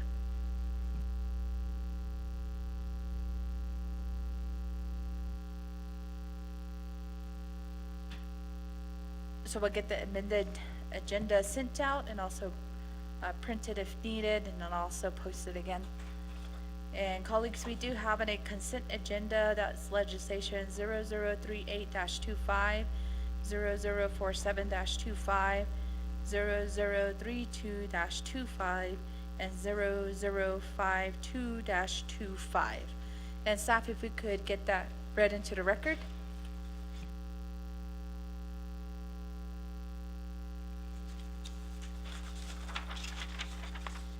Thank you, Madam Chair. Consent agenda item A, legislation 0038-25, an act relating to the Law and Order and Naabik'iyati committees and Nomination Council, amending the office of the President and Vice President, 2 NNC sections 1002, 1003, 1004, 1005, 1007, and establishing the office of the Vice President, 2 NNC sections 1015 through 1018. Prime sponsors Honorable Eugenia Charles Newton, co-sponsors Honorable Carl R. Slater. This legislation is final authority at Nomination Council. E, legislation 0047-25, an action relating to the Law and Order and Naabik'iyati Committee and the Nomination Council, confirming the appointment of Heather L. Claw Esquire as the Nomination Attorney General. Prime sponsors Honorable Ricky Nez. This legislation is final authority at Nomination Council. Legislation 0032-25, an action relating to the Law and Order and the Nomination Council, confirming the probation appointment of Tyson Yazzie as Nomination Court Judge. Prime sponsor is Honorable Eugenia Charles Newton. Co-sponsor is Honorable Nathan Nota. This legislation is final authority at Navajo Nation Council. Legislation 0052-25, an action relating to the Naabik'iyati Committee and the Navajo Nation Council confirming the appointment of Janine Jones as the Navajo Nation Auditor General. Prime sponsor is Honorable Crystal Lynn Curley. This legislation is final authority at Navajo Nation Council. Madam Chair. Thank you, staff and colleagues. There is a motion by Honorable Toth. Is there a second? Second by Chair Jesus.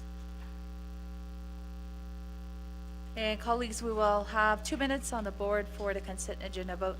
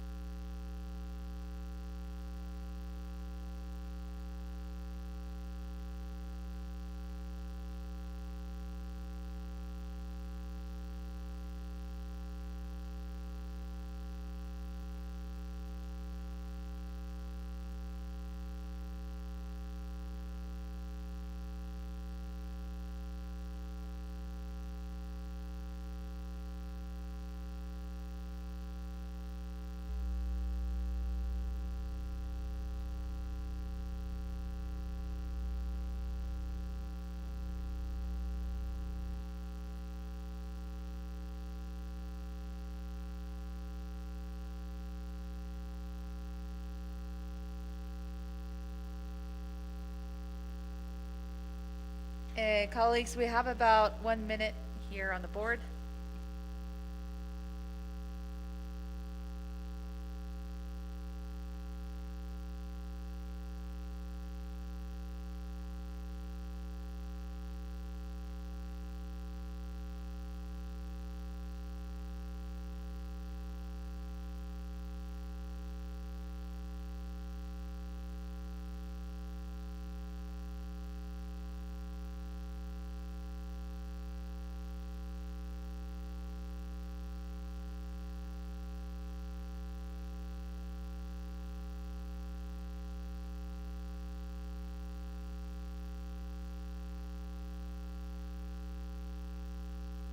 Vice Chair Johnson, how do you vote?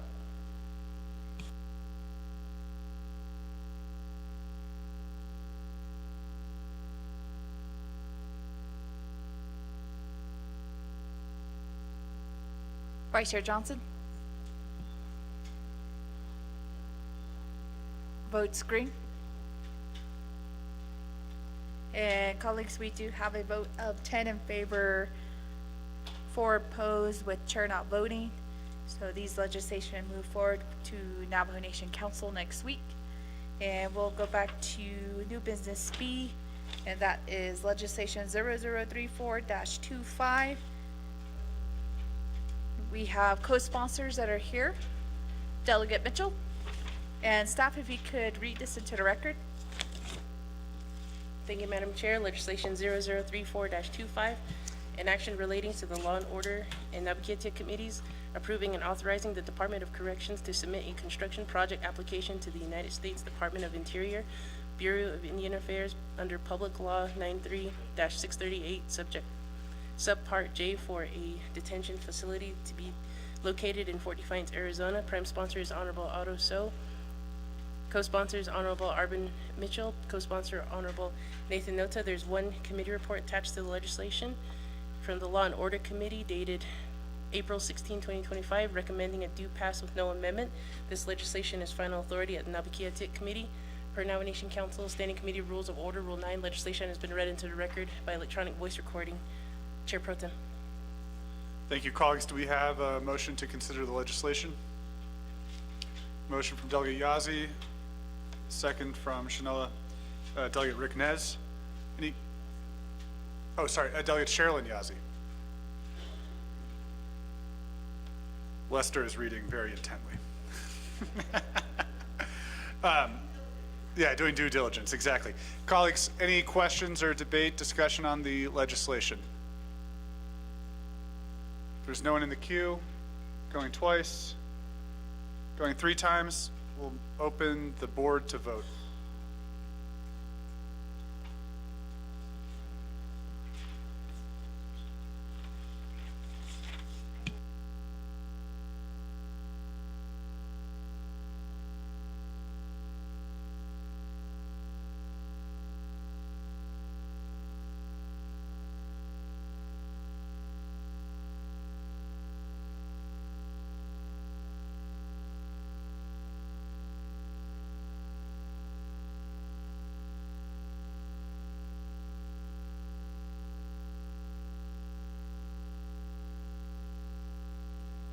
After the vote, after the vote.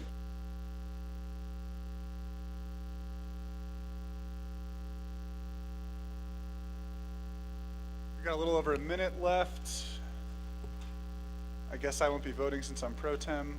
Delegate Jesus, Delegate James, Delegate Daniels, Delegate Norman Begay, Delegate Arvizo, and Delegate Crotty. We have yet to register your votes.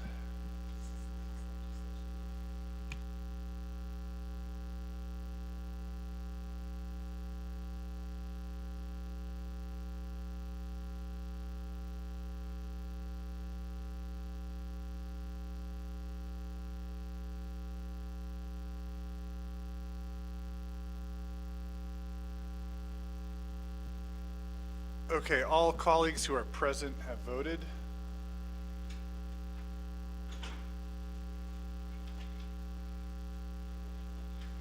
We have 14 in favor, including speaker, 0 opposed, and 5 not voting, including myself.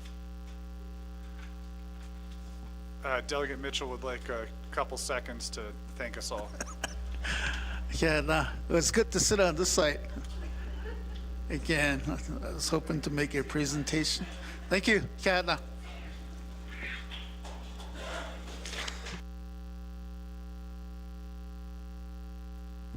Thank you, Director Gray Eyes. Thank you, Mr. Mitchell. We're going to move on to legislation 4525. Can you read the legislation and title into the record?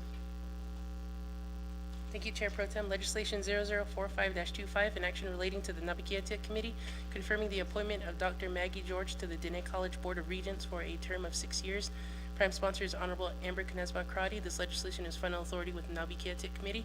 Per Nomination Council Committee Standing Committee Rules of Order, Rule 9, legislation has been read into record by electronic voice recording. Chair Pro Tem.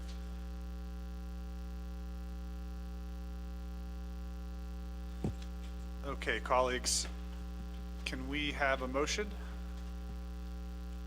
Delegate Simpson and Delegate Helena Nesbegay with the second. Colleagues, there is an amendment that is required with this, so I'm going to go ahead and move forward with the presentation by Delegate Crotty. Thank you. There's a lot of feedback. Is that okay now? No? How about right here? Sometimes it helps. Okay, let's just go to the amendment. The mic's not working. Okay, thank you, colleagues. The charter, the college charter was recently amended, and in that amendment, there's opportunities for new board members. So it appears that the Office of the President and Vice President, President Nygren, has interviewed and selected Dr. Maggie George to serve a term of 6 years. And so this legislation is just to clarify, not only approving that nomination, but the amendment would be clarifying that, and hope for your support, that her term would start immediately and would end after 6 years.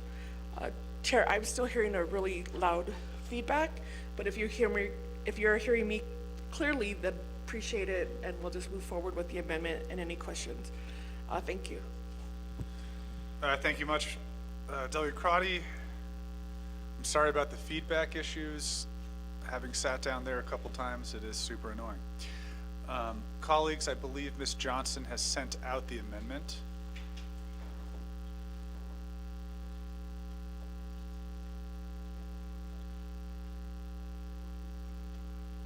And it's now being displayed on the board.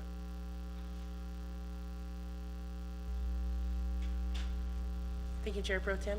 Amendment 1, page 3, beginning at line 13, add the language as follows. After Board of Regents 4A, insert new language staggered and underline, term overstrike of 6 years, and overstrike, underline new language beginning immediately to end October 1, 2030, comma, and underline. 2, renumber, reletter succeeding paragraph, sections, and exhibits as necessary and appropriate. The Office of Legislative Services and the Office of Legislative Counsel are hereby authorized to make technical edits to this legislation and its exhibits to implement the Council's intent in approving this legislation. This amendment shall supersede inconsistent language contained in any other committee or council amendment, which language shall be conformed to the intent or language of this amendment. Chair Pro Tem. Thank you. Colleagues, is there a motion for the proposed amendment?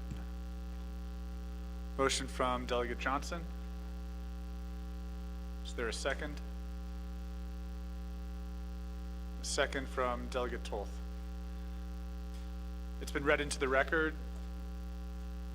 Open for debate, discussion. I see Delegate Yanito has a question.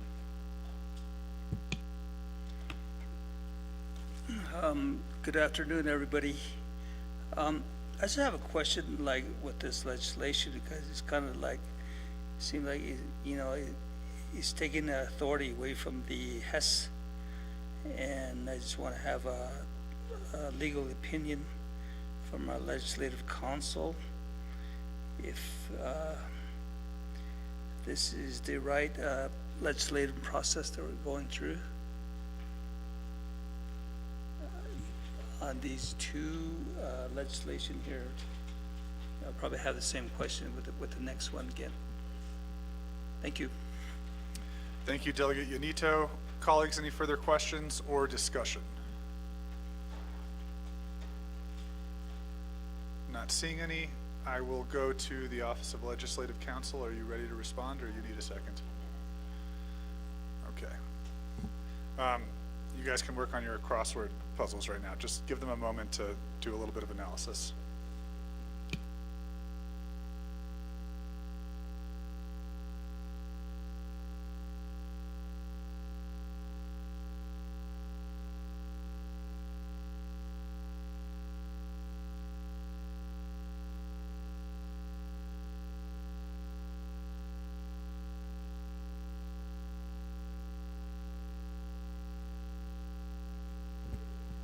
If folks are allergic to hornets or bees, there is one in the room, so just be cautious.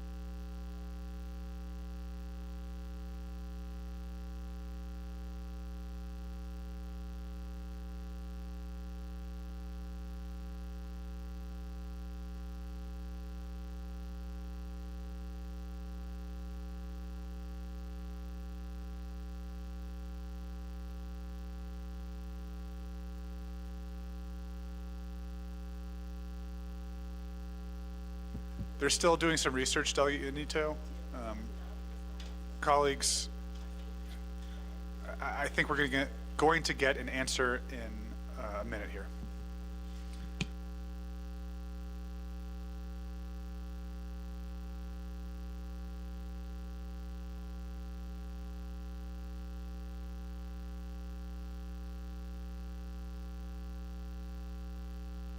Okay, Legislative Counsel, you're recognized to speak.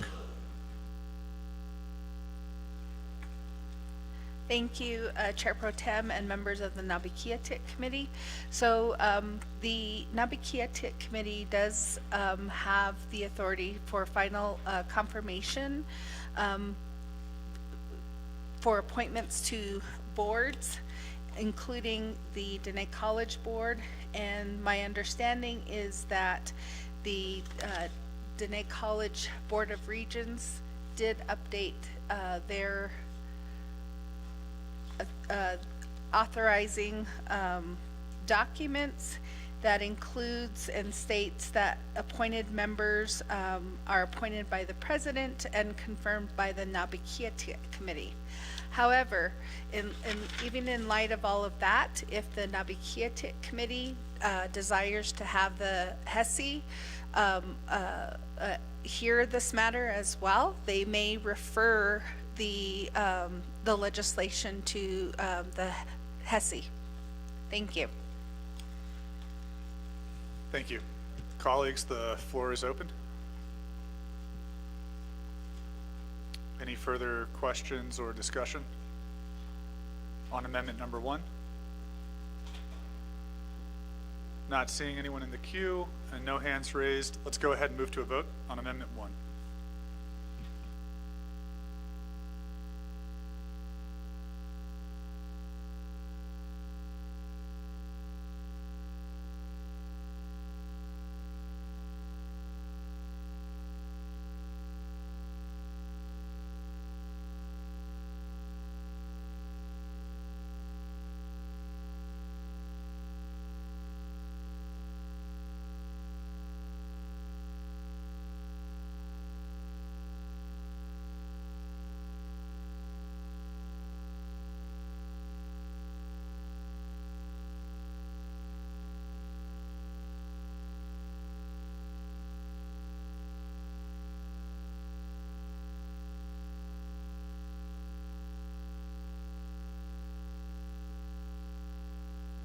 Delegates Simonson, Jesus, James, Parrish, So, Daniels, Begay, Arvizo.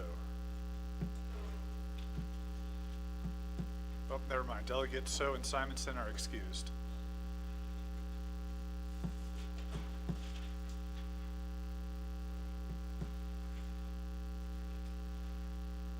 Okay, colleagues. All delegates who are in attendance today have voted.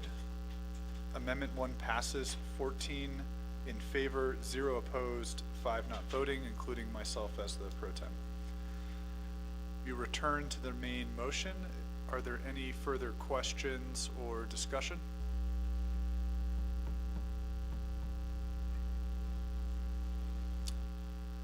Not seeing any, we will move to a vote on the main motion with the amendment. Does anyone desire a second reading of the amendment? Thank you. Please open the voting board, Ms. Sosi.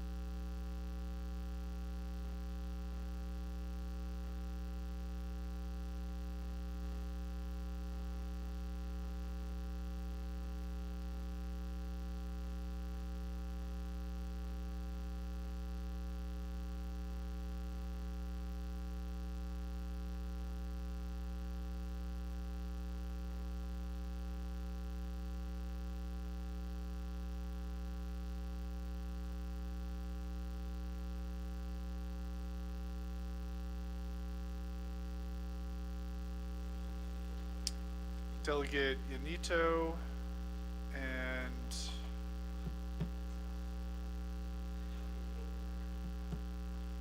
Delegate Nota.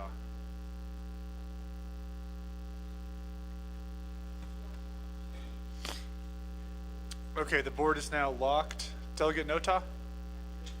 Green.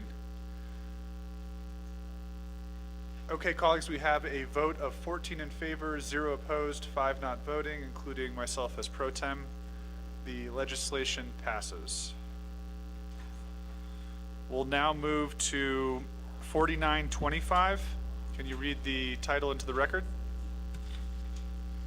Thank you, Chair Pro Tem. Legislation 0049-25, an action relating to the Naabik'iyati Committee, confirming the appointment of Ms. Kimberly Williams to the Diné College Board of Regents for a term of 6 years. Prime sponsor is Honorable Otto So, co-sponsor Honorable Casey Allen Johnson. This legislation is final authority with Naabik'iyati Committee. Per Nomination Council's Standing Committee Rules of Order, Rule 9, legislation has been read into record by electronic voice recording. Chair Pro Tem. Colleagues, do we have a motion? Motion from Delegate Tolth, second. Second from Delegate Helena Nesbegay. I think a similar amendment has been emailed out in that same email. Look for the 4925 attachment. Please turn on Delegate Johnson's mic and he can proceed. Thank you, Speaker Pro Tem Slater. I'd like to say good afternoon to my colleagues. I'd like to go ahead and have the legislation 0049-25. This is an appointment to the Diné College Board of Regents for the term of 6 years, and the appointment of Ms. Kimberly Williams to the Diné College Board of Regents. At this time, I'd like to give some time to Ms. Williams to share with the committee a little bit about herself. Thank you. And I also have an amendment. Pro Tem Speaker.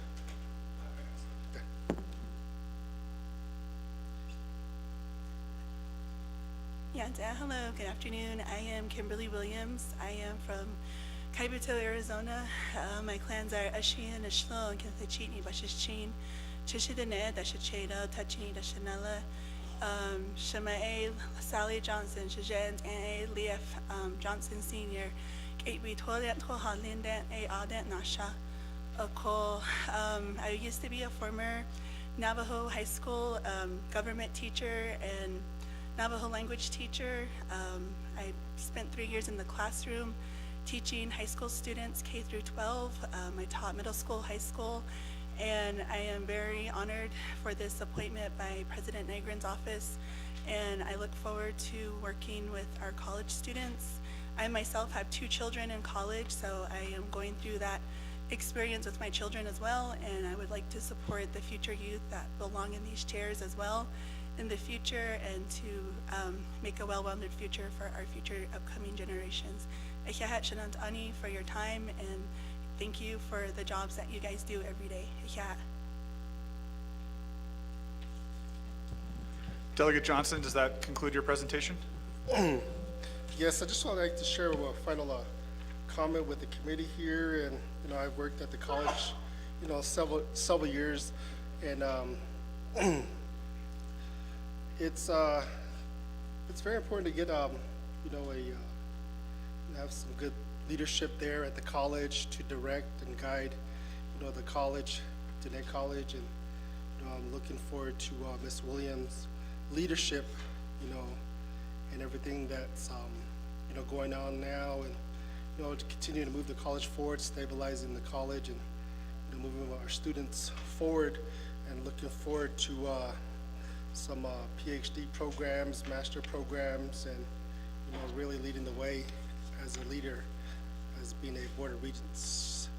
That's all I got to say, Pro Tem Speaker. Slater. Thank you very much. Colleagues, the board is open for questions or discussion. Delegate Claw, Chanela? Thank you. And I also want to say welcome to the Navajo Nation Council Chambers. And you did apply and were recommended by our Navajo Nation president. And I too, being a former alumni of Diné College, I really respect the fact that we do have our Native youth, young people that are returning to come back as Board of Regents. So if you could just explain to me what some of your insight as far as your mission and your vision for the college. Very sad to hear that there was a fire at Saley. Thinking about the student union, the financial aid office, just the murals that they had. And the one that I always remember is the one where we had the mural of Diné, and they were almost like in that spaceship, looked like Star Trek. And they were looking towards the future. And so a lot of that was based on the technology and also how they wanted to communicate. So if you could just summarize what you anticipate and what you will bring to the Board of Regents, we would like to hear that. Another request that I have is, upon your approval, as you know, the Navajo Nation adopted the Diné as the official language for the Navajo Nation. And we do have a slot, a time frame open and available to you if you choose to take it, which would be to share some of the accomplishments that the college has done, and then also your own perspective as well. So we will have that open up to the end of April 30th, and this is a year-long celebration that we're trying to promote our language, and so I just wanted to hear about that as well. So with that, Pro Tem Chair, I'll turn it back over to you. Thank you. Thank you very much, Delegate Claw. Not seeing anyone else in the lineup. Delegate Johnson, go back to you. Thank you, Pro Tem Speaker, and thank you, Honorable Claw. I'll go ahead and defer those questions over to Kimberly Williams. Okay, thank you. I have a background in healthcare, so I previously sat on the Tuba City Regional Board of Directors at the Tuba City Regional Healthcare. I have a background in business and financials and investments there. I served 8 years on the board. I was a part of the finance committee, the investment committee, as well as the audit and compliance committee. So I come with a lot of expertise in the healthcare field, as well as learning about audits and compliance and how to stay compliant financially. I really want to build the college's future on financial stability. When I first joined the Tuba City Regional Healthcare Corporation, it was a really good experience, but as I grew from there, we were able to grow to a 4-star hospital with the careful expenditures that we were doing there with our finances. We always made sure our finances were in order and our audits were in order. And I see that same mission that I carried there with my leadership and with my careful thinking into Diné College, and to bring it, to make it the choice beacon college for our Diné students, not only for reservation students, but for border town students, because I did teach in the city of Page. We do have a lot of Diné children there. As a teacher, I always advertised in a college. I always told them about my experience. I always encourage my students to attend Diné College, because I said that's makes us who we are, that holds our identity and our language as Navajo people. So I'm very proud to share my experience with my students, and I want to continue doing that with future upcoming young men and gentlemen that are coming up to have Diné College be the beacon of choice as we go forward. And I want that choice to be based on culture, history, language, and financial stabilities to carry forward in the next couple of years that I will be appointed as the board of regents if confidence do so. Thank you.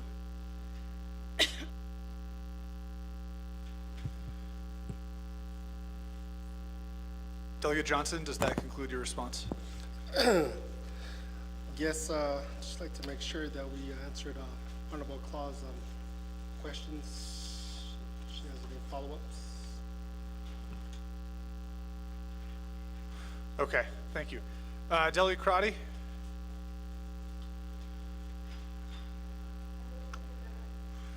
Delegate Crotty motions for the amendment that was emailed out. Ms. Johnson, can you please read it into the record? Thank you, Chair Pro Tem. Amendment 1, page 3, beginning at line 13, add the language as follows. After Board of Regents for enter new language, underline staggered, and underline term, overstrike of 6 years, and overstrike, underline beginning immediately to end October 2, 2029, comma, and underline. 2, renumber, relater succeeding paragraph sections and exhibits as necessary and appropriate. The Office of Legislative Services and the Office of Legislative Counsel are hereby authorized to make technical edits to this legislation and its exhibits to implement the Council's intent in approving this legislation. This amendment shall supersede inconsistent language contained in any other committee or council amendment, which language shall be conformed to the intent or language of this amendment. Chair Pro Tem. Thank you very much. Second from Delegate Sherilyn Yazzie. Colleagues, any debate, questions, discussion on Amendment 1? Don't see any. Let's go ahead and move to a vote, Ms. Sosi.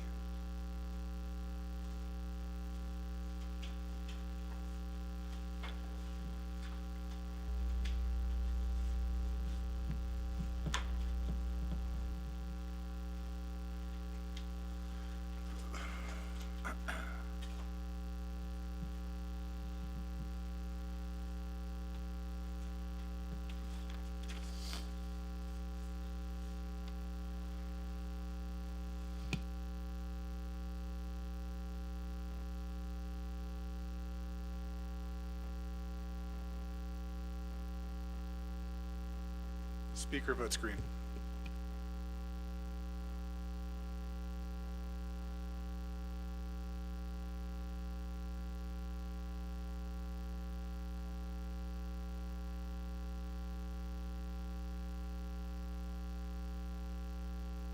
Delegate Nota, Delegate Claw, Delegate Tolf.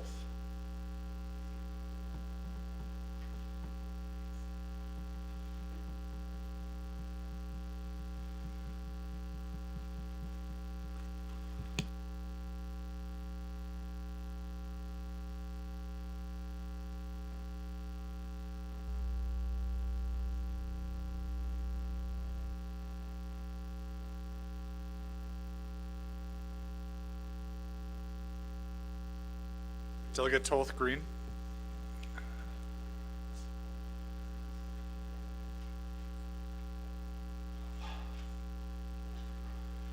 Colleagues, we have 14 in favor, 0 opposed, 5 not voting, including myself as pro tem. With the delegates who are in attendance today, all have voted. Amendment 1 passes. We return to the main motion. Delegate Tolf? Thank you, Pro Tem. Otto Kodo presenter. I have a question and concern. My understanding, there's some vacancy, also another chaos going on with the board members down there. How can that be fixed? I don't know what's going on, because if that's the case, we need to advise the president or whoever's responsible, get new board, or, you know, get the right people in that area so we don't have these problems.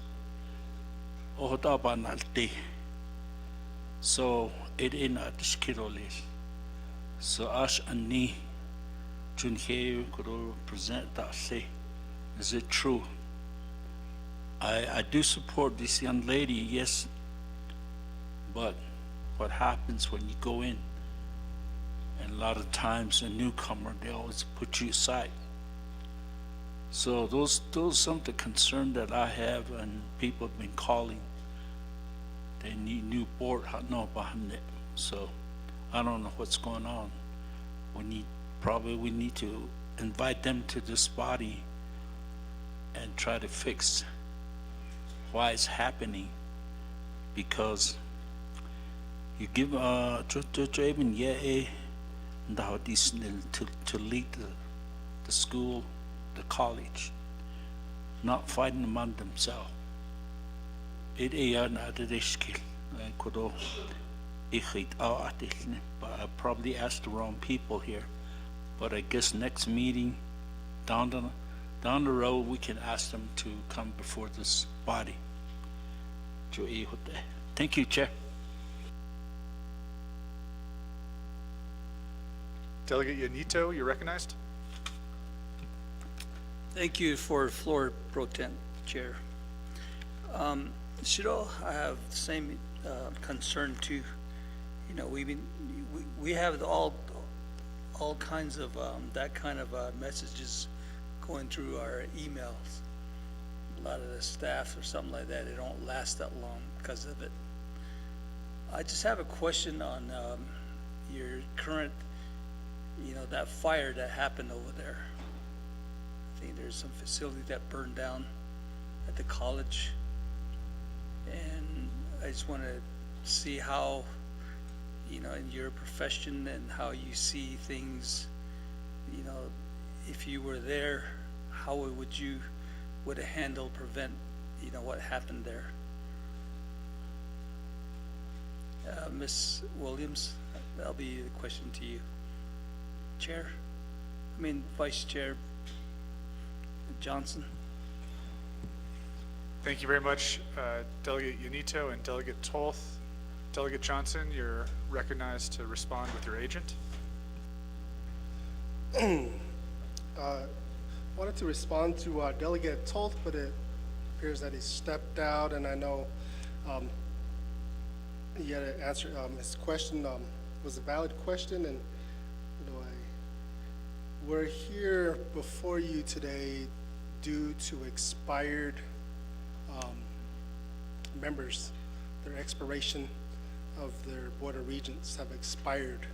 So now President Nygren has appointed new members to the Board of Regents, and with the appointment comes new vision, a positive direction. And I'm sad to hear about the sub-building at Dene College. Like I said, I worked there for several years, and I'm just thinking, when is us as leadership going to go over there, and visit and see what we need to do? How can we help our college? And that, just like Honorable Claw, I remember that spaceship and those two Navajos on that spaceship, and it just, to the future, the vision and the mission that the college is trying to get the students, to be in these seats before us, and leadership and professionals, experts, and we need all those. And one of the things that I'm really grateful that they got the new law program there. They got a law program that they're going to be working with ASU, and we all know here we're short of attorneys. So, I'm looking forward to working with them, and I know your committee will be, coming before the HES committee, and that's something that a discussion that should happen. But I would like to know, when is leadership, when we'll be going over there and visiting the site ourselves and see how we can help out. So, but I'm going to go ahead and defer the question over to Ms. Williams from Honorable Yanito.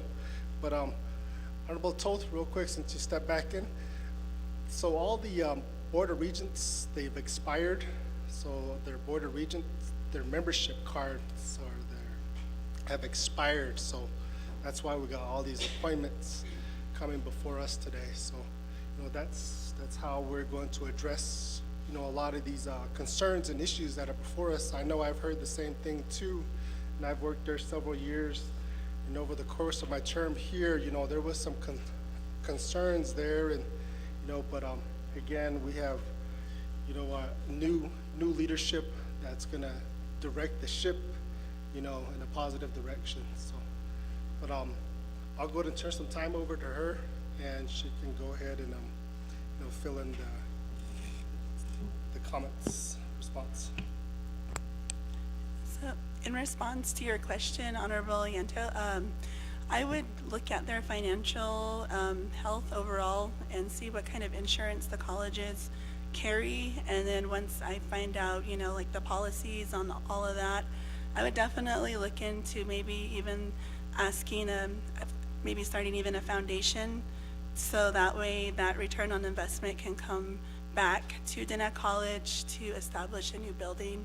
That was kind of the same practices we did with the Tuba City Regional Healthcare.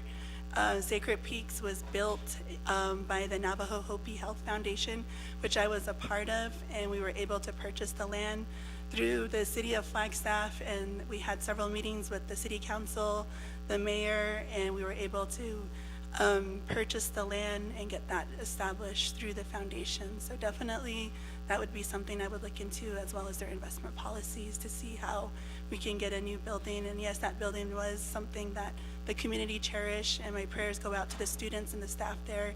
And it's something that was a beacon of the community that everybody went to, and I myself as a student, I went there as well to get different help and resources, as well as just a place to be and just to decompress from the day as being a full-time student there. Thank you.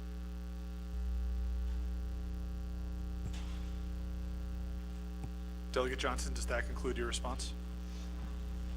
Thank you, Pro Tem Slater. I'd just like to thank my colleagues for their questions and their comments, and I'd like to make sure that they were answered. So I'd like to follow up with our colleagues to make sure that their questions were answered. Okay, thank you. Colleagues, if you require further elaboration, just go ahead and get back in the queue. Delegate Naabik'iyati, you're recognized. Thank you, Shiaj, Pro Temp Speaker, all my colleagues, and then the sponsorship here, and then Kiaweto.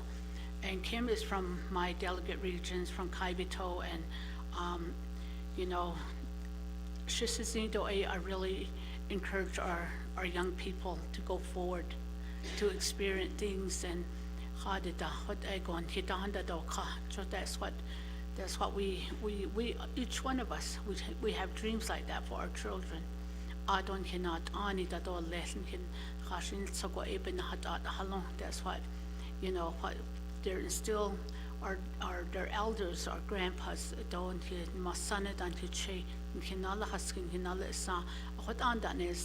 that's what they carry on to this day. And that's how my youth is right here.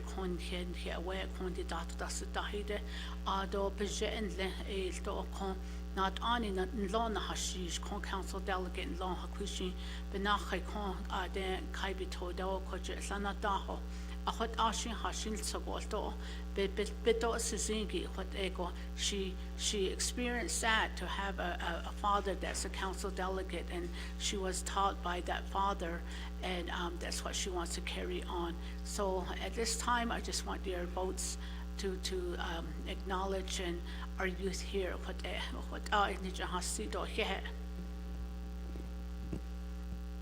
Thank you. Any further questions or discussion, colleagues? Not seeing any.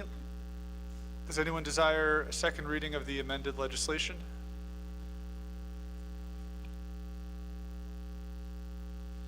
Delegate Johnson would like to make some closing remarks.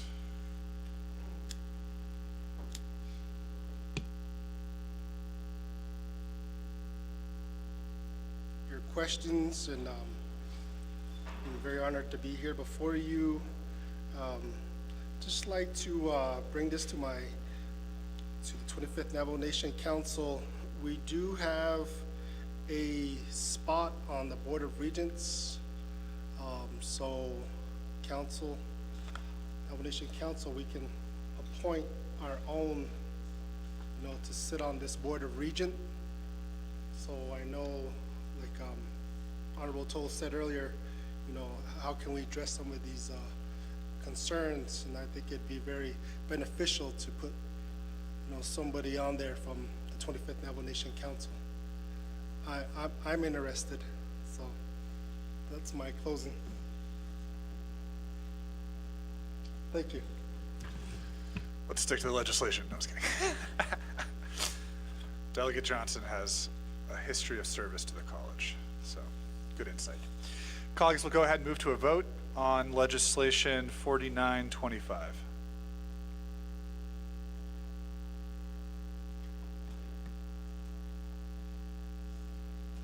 Leanna?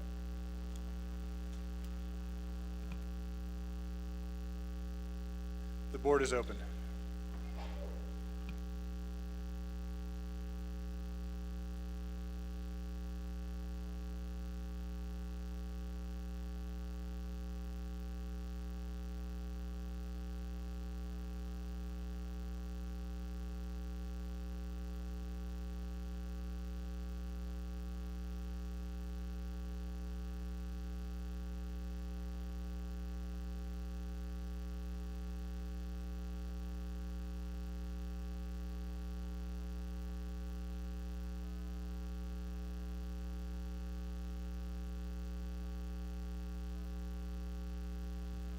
Colleagues, we have a vote of 14 in favor, 0 opposed, 5 not voting, myself as pro tem included. All colleagues who are present today have voted. Legislation 4925 passes. And I believe we have concluded our agenda for the day, so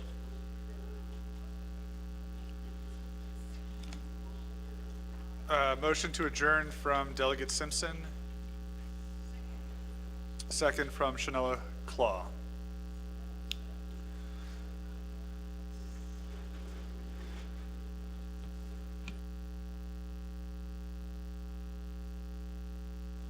Colleagues, the board should be open in a minute to vote on adjournment for today. While we're voting, does anyone have any announcements? Spring session next week.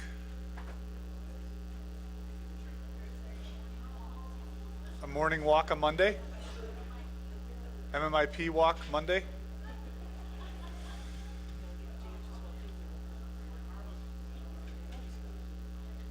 How do you vote? Delegate James votes green on adjournment. Thank you so much for getting here for the final vote of the day, Delegate James. I was wondering why we were just humming along with these legislations.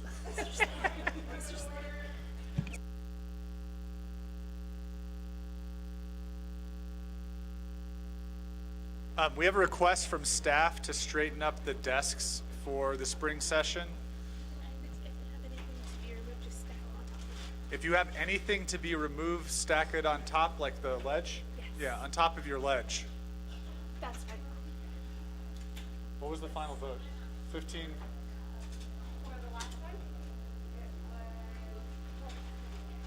For adjournment?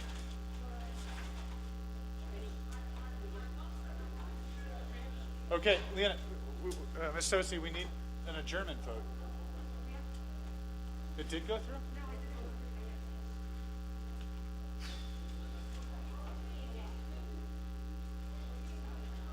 Delegate Naabik'iyati votes green. Delegate James voted green. Speaker Curley votes green. I'm tapping out.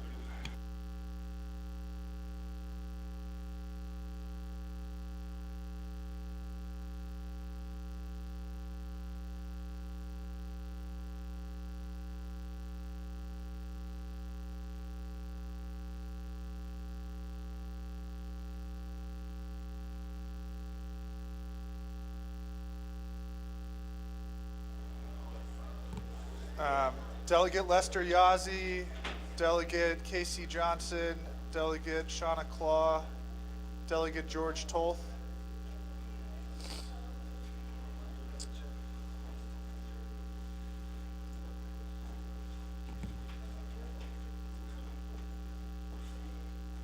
Delegate Johnson? Delegate Johnson, green. Does anyone see Delegate Tolth? Oh, he left, okay. All delegates who are present have voted. We have 14 in favor, 0 opposed, 5 not voting, myself included. We are adjourned.